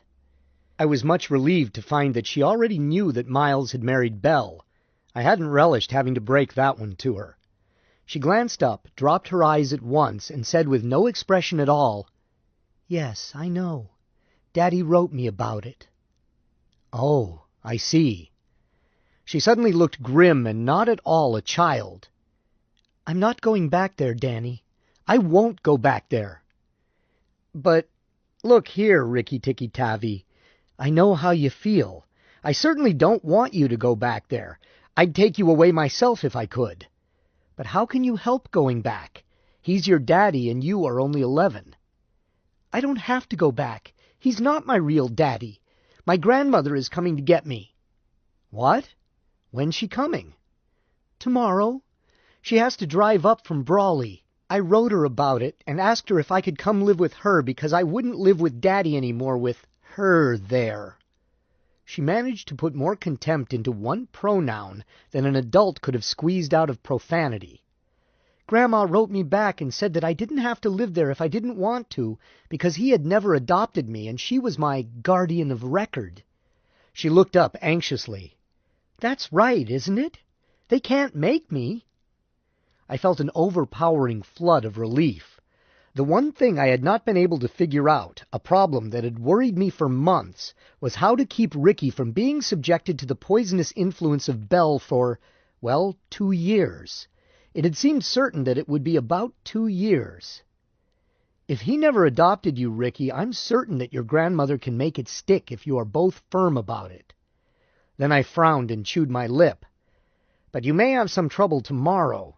They may object to letting you go with her." "How can they stop me? I'll just get in the car and go." "It's not that simple, Ricky. These people who run the camp, they have to follow rules. Your daddy, Miles, Miles turned you over to them. They won't be willing to turn you back over to anyone but him." She stuck out her lower lip. "I won't go. I'm going with Grandma." "Yes, but maybe I can tell you how to make it easy. If I were you, I wouldn't tell them that I'm leaving camp. I'd just tell them that your grandmother wants to take you for a ride. Then don't come back." Some of her tension relaxed. "All right." Don't pack a bag or anything, or they may guess what you're doing. Don't try to take any clothes but those you are wearing at the time. Put any money or anything you really want to save into your pockets. You don't have much here that you would really mind losing, I suppose?" "I guess not." But she looked wistful. "I've got a brand new swimsuit." How do you explain to a child that there are times when you just must abandon your baggage? You can't. They'll go back into a burning building to save a doll or a toy elephant. Ricky, have your grandmother tell them that she is taking you over to Arrowhead to have a swim with her, and that she may take you to dinner at the hotel there, but that she will have you back before taps.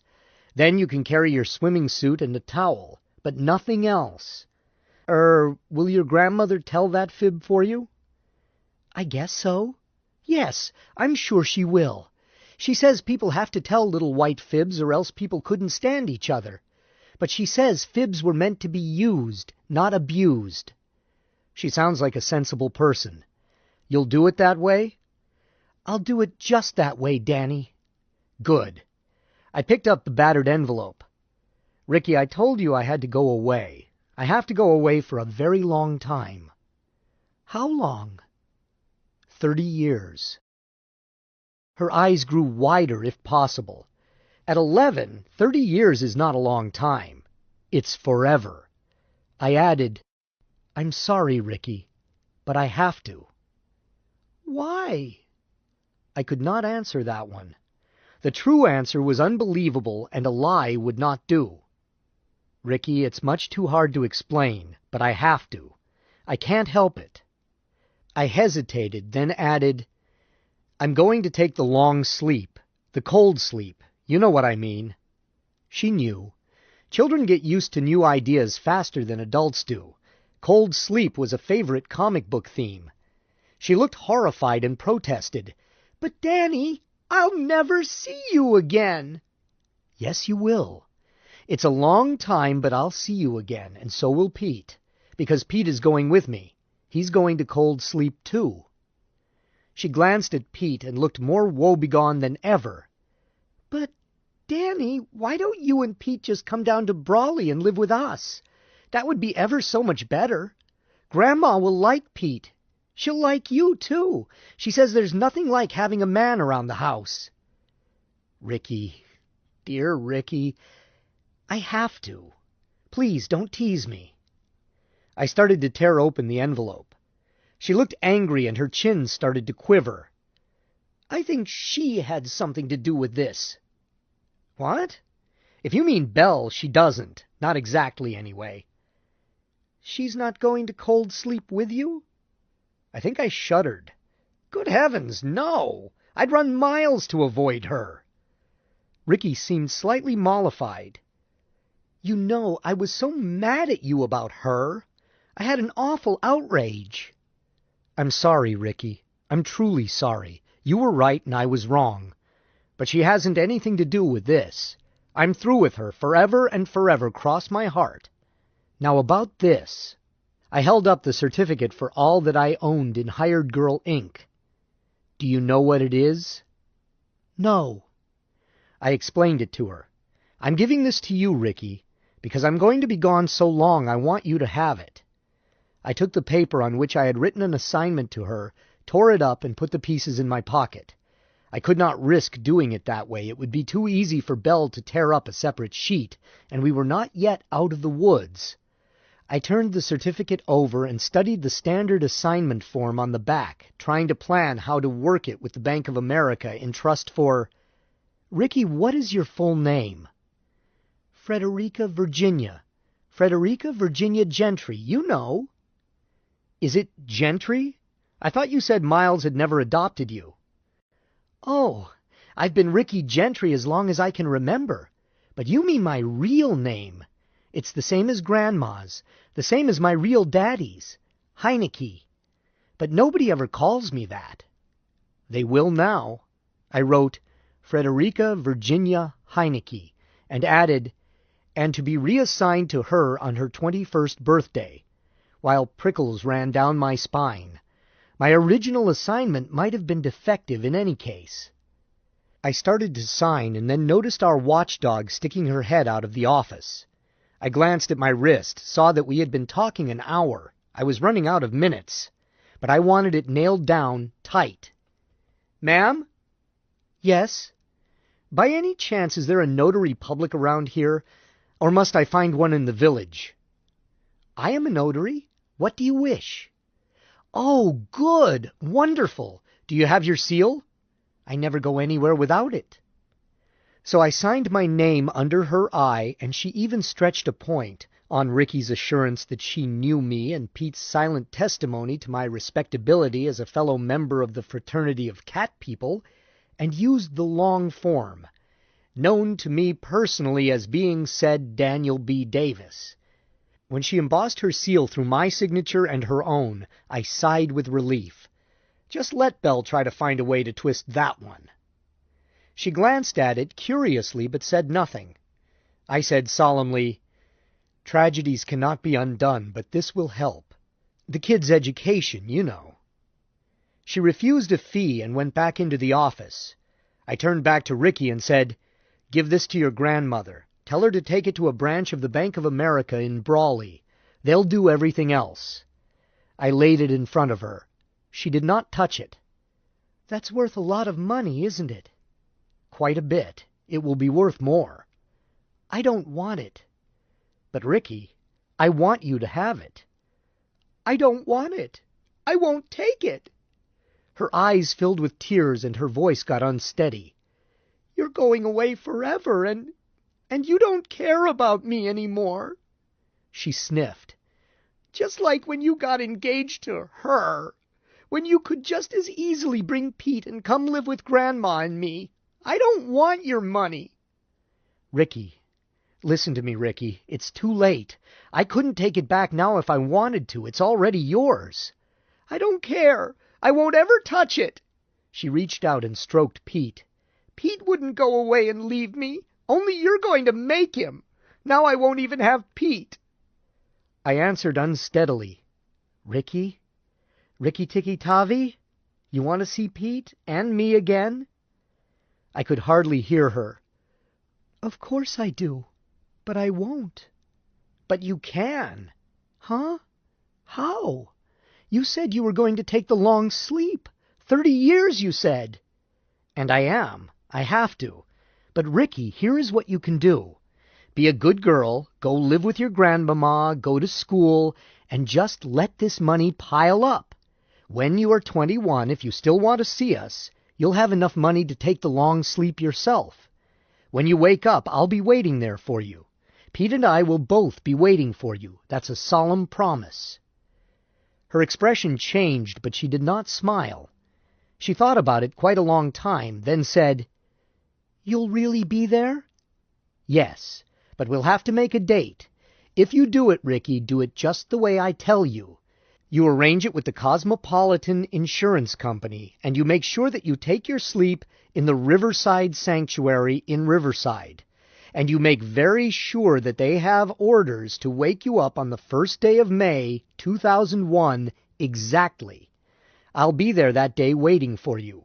If you want me to be there when you first open your eyes, you'll have to leave word for that too, or they won't let me farther than the waiting room. I know that sanctuary. They're very fussy." I took out an envelope which I had prepared before I left Denver. "You don't have to remember this. I've got it all written out for you. Just save it, and on your 21st birthday you can make up your mind. But you can be sure that Pete and I will be there waiting for you whether you show up or not." I laid the prepared instructions on the stock certificate. I thought that I had her convinced, but she did not touch either of them. She stared at them, then presently said, "Danny?" "Yes, Ricky?" She would not look up, and her voice was so low that I could barely hear her. But I did hear her. "If I do, will you marry me?" My ears roared and the lights flickered, but I answered steadily and much louder than she had spoken. "Yes, Ricky. That's what I want. That's why I'm doing this." I had just one more thing to leave with her, a prepared envelope marked "to be opened in the event of the death of Miles Gentry." I did not explain it to her. I just told her to keep it. It contained proof of Belle's varied career, matrimonial and otherwise. In the hands of a lawyer, it should make a court fight over his will no contest at all. Then I gave her my class ring from Tech. It was all I had, and told her it was hers. We were engaged. "It's too big for you, but you can keep it. I'll have another one for you when you wake up." She held it tight in her fist. "I won't want another one." "All right. Now better tell Pete goodbye, Ricky. I've got to go. I can't wait a minute longer." She hugged Pete, then handed him back to me, looked me steadily in the eye even though tears were running down her nose and leaving clean streaks. "Goodbye, Danny." "Not goodbye, Ricky. Just so long. We'll be waiting for you." It was 10:15 when I got back to the village. I found that a helicopter bus was due to leave for the center of the city in 25 minutes, so I sought out the only used car lot and made one of the fastest deals in history, letting my car go for half what it was worth for cash in hand at once. It left me just time to sneak Pete into the bus. They are fussy about airsick cats. And we reached Powell's office just after 11 o'clock. Powell was much annoyed that I had canceled my arrangements for Mutual to handle my estate, and was especially inclined to lecture me over having lost my papers. "I can't very well ask the same judge to pass on your committal twice in the same 24 hours. It's most irregular." I waved money at him, cash money with convincing figures on it. "Never mind eating me out about it, Sergeant. Do you want my business or don't you? If not, say so, and I'll beat it on up to Central Valley, because I'm going today." He still fumed, but he gave in. Then he grumbled about adding 6 months to the cold sleep period, and did not want to guarantee an exact date of awakening. "The contracts ordinarily read plus or minus 1 month to allow for administrative hazards. This one doesn't. This one reads 27 April 2001. But I don't care whether it says Mutual at the top or Central Valley. Mr. Powell, I'm buying and you're selling. If you don't sell what I want to buy, I'll go where they do sell it." He changed the contract, and we both initialed it. At 12, straight up, I was back in for my final check with their medical examiner. He looked at me. "Did you stay sober?"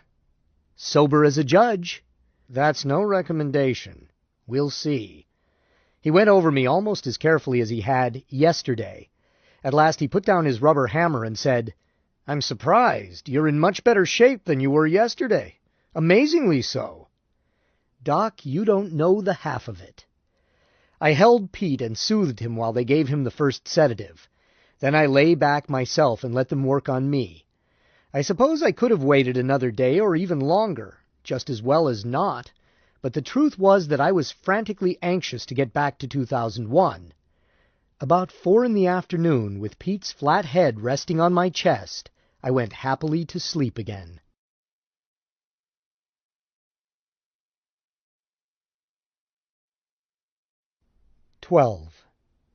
My dreams were pleasanter this time. The only bad one I remember was not too bad, but simply endless frustration.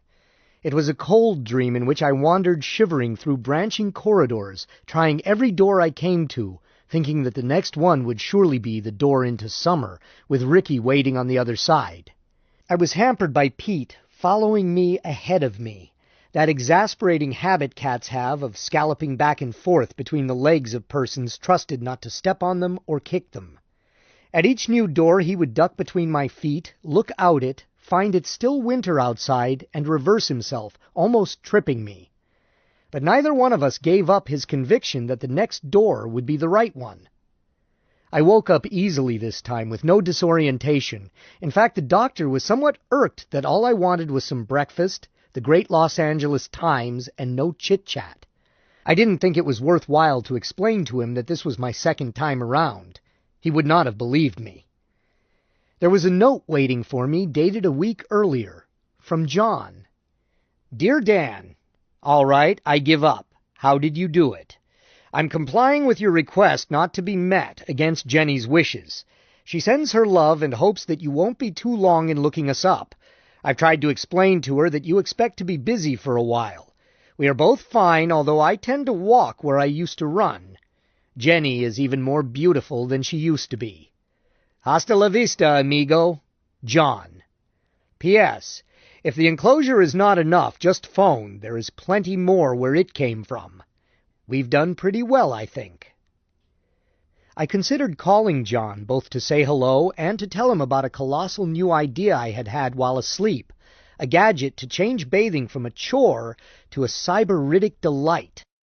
But I decided not to. I had other things on my mind. So I made notes while the notion was fresh, and then got some sleep, with Pete's head tucked into my armpit. I wish I could cure him of that. It's flattering, but a nuisance. On Monday, the 30th of April, I checked out and went over to Riverside, where I got a room in the old Mission Inn. They made the predictable fuss about taking a cat into a room, and an auto bellhop is not responsive to bribes. Hardly an improvement. But the assistant manager had more flexibility in his synapses. He listened to reason as long as it was crisp and rustled. I did not sleep well. I was too excited. I presented myself to the director of the Riverside Sanctuary at 10 o'clock the next morning. "Dr. Rumsey, my name is Daniel B. Davis. You have a committed client here named Frederica Heineke? I suppose you can identify yourself?" I showed him a 1970 driver's license issued in Denver and my withdrawal certificate from Forest Lawn Sanctuary. He looked them over and me and handed them back. I said anxiously, "I think she's scheduled for withdrawal today. By any chance, are there any instructions to permit me to be present? I don't mean the processing routines. I mean at the last minute when she's ready for the final re-stimulant and consciousness." He shoved his lips out and looked judicial. "Our instructions for this client do not read to wake her today." "No?" I felt disappointment and hurt. "No. Her exact wishes are as follows. Instead of necessarily being waked today, she wished not to be waked at all until you showed up." He looked me over and smiled. "You must have a heart of gold. I can't account for it on your beauty." I sighed. "Thanks, Doctor. You can wait in the lobby or come back. We won't need you for a couple of hours." I went back to the lobby, got Pete, and took him for a walk. I had parked him there in his new travel bag, and he was none too pleased with it, even though I had bought one as much like his old one as possible, and had installed a one-way window in it the night before. It probably didn't smell right as yet. We passed the real nice place, but I was not hungry, even though I hadn't been able to eat much breakfast. Pete had eaten my eggs and had turned up his nose at yeast strips. At 11:30 I was back at the sanctuary. Finally they let me in to see her. All I could see was her face. Her body was covered. But it was my Ricky, grown woman's size and looking like a slumbering angel. "She is under post-hypnotic instruction," Dr. Rumsey said softly. "If you will stand just there, I'll bring her up. I think you had better put that cat outside." "No, doctor." He started to speak, shrugged, turned back to his patient. "Wake up, Frederica. Wake up. You must wake up now." Her eyelids fluttered. She opened her eyes. They wandered for an instant, then she caught sight of us and smiled sleepily. "Danny. And Pete." She raised both arms, and I saw that she was wearing my tech class ring on her left thumb. Pete chirruped and jumped on the bed, started doing shoulder dives against her in an ecstasy of welcome. Dr. Rumsey wanted her to stay overnight, but Ricky would have none of it. So I had a cab brought to the door, and we jumped to Brawley. Her grandmother had died in 1980, and her social links there had gone by attrition, but she had left things in storage there, books mostly. I ordered them shipped to Aladdin, care of John Sutton. Ricky was a little dazzled by the changes in her old hometown and never let go my arm, but she never succumbed to that terrible homesickness which is the great hazard of the sleep. She merely wanted to get out of Brawley as quickly as possible. So I hired another cab and we jumped to Yuma. There I signed the county clerk's book in a fine round hand, using my full name, Daniel Boone Davis, so that there could be no possible doubt as to which D.B. Davis had designed this magnum opus. A few minutes later I was standing with her little hand in mine and choking over, "I, Daniel, take thee, Frederica, till death do us part." Pete was my best man. The witnesses we scraped up in the courthouse. We got out of Yuma at once and jumped to a guest ranch near Tucson, where we had a cabin away from the main lodge and equipped with our own eager beaver to fetch and carry so that we did not need to see anyone. Pete fought a monumental battle with the Tom who until then had been boss of the ranch, whereupon we had to keep Pete in or watch him. This was the only shortcoming I can think of. Ricky took to being married as if she had invented it, and me, well, I had Ricky. There isn't much more to be said. Voting Ricky's hired girl stock, it was still the largest single block, I had McBee eased upstairs to Research Engineer Emeritus, and put Chuck in as Chief Engineer. John is boss of Aladdin, but keeps threatening to retire, an idle threat. He and I and Jenny control the company, since he was careful to issue preferred stock and to float bonds rather than surrender control. I'm not on the board of either corporation. I don't run them, and they compete. Competition is a good idea. Darwin thought well of it. Me? I'm just the Davis Engineering Company, a drafting room, a small shop, and an old machinist who thinks I'm crazy but follows my drawings to exact tolerance. When we finish something, I put it out for license. I had my notes on Twitchell recovered. Then I wrote and told him I had made it and returned via cold sleep, and apologized abjectly for having doubted him. I asked if he wanted to see the manuscript when I finished. He never answered, so I guess he is still sore at me. But I am writing it, and I'll put it in all major libraries even if I have to publish at my own expense. I owe him that much. I owe him much more. I owe him for Ricky, and for Pete. I'm going to title it Unsung Genius. Jenny and John look as if they would last forever, thanks to geriatrics, fresh air, sunshine, exercise, and a mind that never worries. Jenny is prettier than ever at, well, 63 is my guess. John thinks that I am merely clairvoyant and does not want to look at the evidence. Well, how did I do it? I tried to explain it to Ricky, but she got upset when I told her that while we were on our honeymoon, I was actually, and no foolin', also up at Boulder, and that while I was visiting her at the Girl Scout camp, I was also lying in a drugged stupor in San Fernando Valley. She turned white, so I said, "Let's put it hypothetically. It's all logical when you look at it mathematically.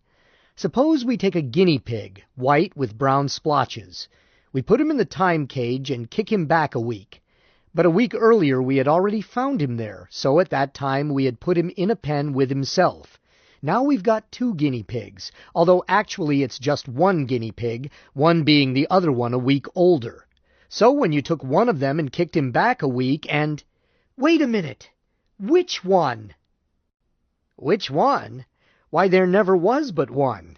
You took the one a week younger, of course, because—" "You said there was just one. Then you said there were 2. Then you said the 2 was just one, but you were going to take one of the 2 when there was just one." "I'm trying to explain how 2 can be just one. If you take the younger—" "How can you tell which guinea pig is younger when they look just alike?" "Well, you could cut off the tail of the one you were sending back. Then when it came back, you would—" "Why, Danny, how cruel! Besides, guinea pigs don't have tails." She seemed to think that proved something. I should never have tried to explain. But Ricky is not one to fret over things that aren't important. Seeing that I was upset, she said softly, "Come here, dear." She rumpled what hair I have left and kissed me. "One of you is all I want, dearest. 2 might be more than I could manage. Tell me one thing. Are you glad you waited for me to grow up?" I did my darndest to convince her that I was. But the explanation I tried to give does not explain everything. I missed a point even though I was riding the merry-go-round myself and counting the revolutions. Why didn't I see the notice of my own withdrawal? I mean the second one in April 2001, not the one in December 2000. I should have. I was there and I used to check those lists. I was awakened, second time, on Friday, 27 April 2001. It should have been in next morning's Times, but I did not see it. I've looked it up since, and there it is, D.B. Davis, in the Times for Saturday, 28 April 2001. Philosophically, just one line of ink can make a different universe as surely as having the continent of Europe missing. Is the old branching time streams and multiple universes notion correct? Did I bounce into a different universe, different because I had monkeyed with the setup, even though I found Ricky and Pete in it? Is there another universe somewhere, or somewhen, in which Pete yowled until he despaired, then wandered off to fend for himself deserted? And in which Ricky never managed to flee with her grandmother but had to suffer the vindictive wrath of Belle? One line of fine print isn't enough. I probably fell asleep that night and missed reading my own name, then stuffed the paper down the chute next morning, thinking I had finished with it. I am absent-minded, particularly when I'm thinking about a job. But what would I have done if I had seen it? Gone there, met myself, and gone stark mad? No, for if I had seen it, I wouldn't have done the things I did afterward for me, which led up to it. Therefore, it could never have happened that way. The control is a negative feedback type with a built-in fail-safe, because the very existence of that line of print depended on my not seeing it. The apparent possibility that I might have seen it is one of the excluded not possibles of the basic circuit design. There's a divinity that shapes our ends, rough hew them how we will. Free will and predestination in one sentence, and both true. There is only one real world, with one past and one future, as it was in the beginning, is now, and ever shall be, world without end. Amen. Just one, but big enough and complicated enough to include free will and time travel and everything else in its linkages and feedbacks and guard circuits. You're allowed to do anything inside the rules, but you come back to your own door. I'm not the only person who has time traveled. Fort listed too many cases not explainable otherwise, and so did Ambrose Bierce. And there were those two ladies in the gardens of the Trianon. I have a hunch, too, that old Doc Twitchell closed that switch oftener than he admitted, to say nothing of others who may have learned how in the past or future. But I doubt if much ever comes of it. In my case, only 3 people know and 2 don't believe me. You can't do much if you do time travel. As Fort said, you railroad only when it comes time to railroad. But I can't get Leonard Vincent out of my mind. Was he Leonardo da Vinci? Did he beat his way across the continent and go back with Columbus? The encyclopedia says that his life was such and such, but he might have revised the record. I know how that is. I've had to do a little of it. They don't have social security numbers, ID cards, nor fingerprints in 15th century Italy. He could have swung it. But think of him, marooned from everything he was used to, aware of flight, of power, of a million things, trying desperately to picture them so that they could be made, but doomed to frustration because you simply can't do the things we do today without centuries of former art to build on. Tantalus had it easier. I've thought about what could be done with time travel commercially if it were declassified, making short jumps, setting up machinery to get back, taking along components. But someday you'd make one jump too many and not be able to set up for your return because it's not time to railroad. Something simple like a special alloy could whip you. And there is that truly awful hazard of not knowing which way you are going. Imagine winding up at the court of Henry VIII with a load of subflexive phasardas intended for the 25th century. Being becalmed in the horse latitudes would be better. No, you should never market a gadget until the bugs are out of it. But I'm not worried about paradoxes or causing anachronisms. If a 30th century engineer does smooth out the bugs and then sets up transfer stations and trade, it will be because the builder designed the universe that way. He gave us eyes, 2 hands, a brain. Anything we do with them can't be a paradox. He doesn't need busybodies to enforce his laws. They enforce themselves. There are no miracles, and the word anachronism is a semantic blank. But I don't worry about philosophy any more than Pete does. Whatever the truth about this world, I like it. I've found my door into summer, and I would not time travel again for fear of getting off at the wrong station. Maybe my son will, but if he does, I will urge him to go forward, not back. Back is for emergencies. The future is better than the past. Despite the crepe hangers, romanticists, and anti-intellectuals, the world steadily grows better because the human mind, applying itself to environment, makes it better. With hands, with tools, with horse sense and science and engineering. Most of these long-haired belittlers can't drive a nail nor use a slide rule. I'd like to invite them into Dr. Twitchell's cage and ship them back to the 12th century, then let them enjoy it.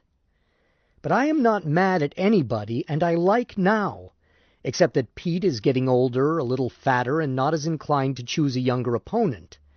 All too soon he must take the very long sleep. I hope with all my heart that his gallant little soul may find its door into summer, where catnip fields abound, and tabbies are complacent, and robot opponents are programmed to fight fiercely, but always lose, and people have friendly laps and legs to strop against, but never a foot that kicks. Ricky is getting fat too, but for a temporary, happier reason. It has just made her more beautiful, and her sweet eternal yay is unchanged, but it isn't comfortable for her. I'm working on gadgets to make things easier. It just isn't very convenient to be a woman. Something ought to be done, and I'm convinced that some things can be done. There's that matter of leaning over, and also the backaches. I'm working on those, and I've built her a hydraulic bed that I think I will patent. It ought to be easier to get in and out of a bathtub than it is, too. I haven't solved that yet. For old Pete, I've built a cat bathroom to use in bad weather. Automatic, self-replenishing, sanitary, and odorless. However, Pete, being a proper cat, prefers to go outdoors, and he has never given up his conviction that if you just try all the doors, one of them is bound to be the door into summer. You know, I think he's right.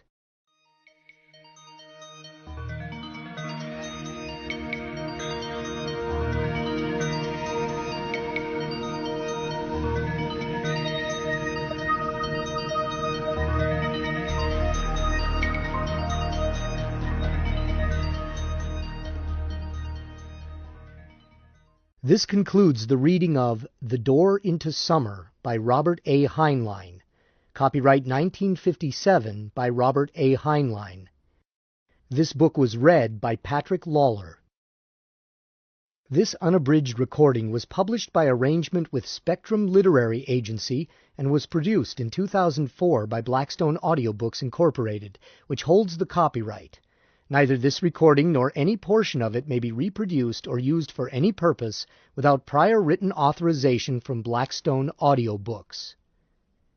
If you would like to obtain a complete catalog of our titles or our monthly update telling you about new releases and our new collection of books on CD and MP3, call 1-800-SAY-BOOK. That's 1-800-729-2665. You may also obtain the same information from our award-winning website. Our address, all one word, is www.blackstoneaudio.com. Thank you.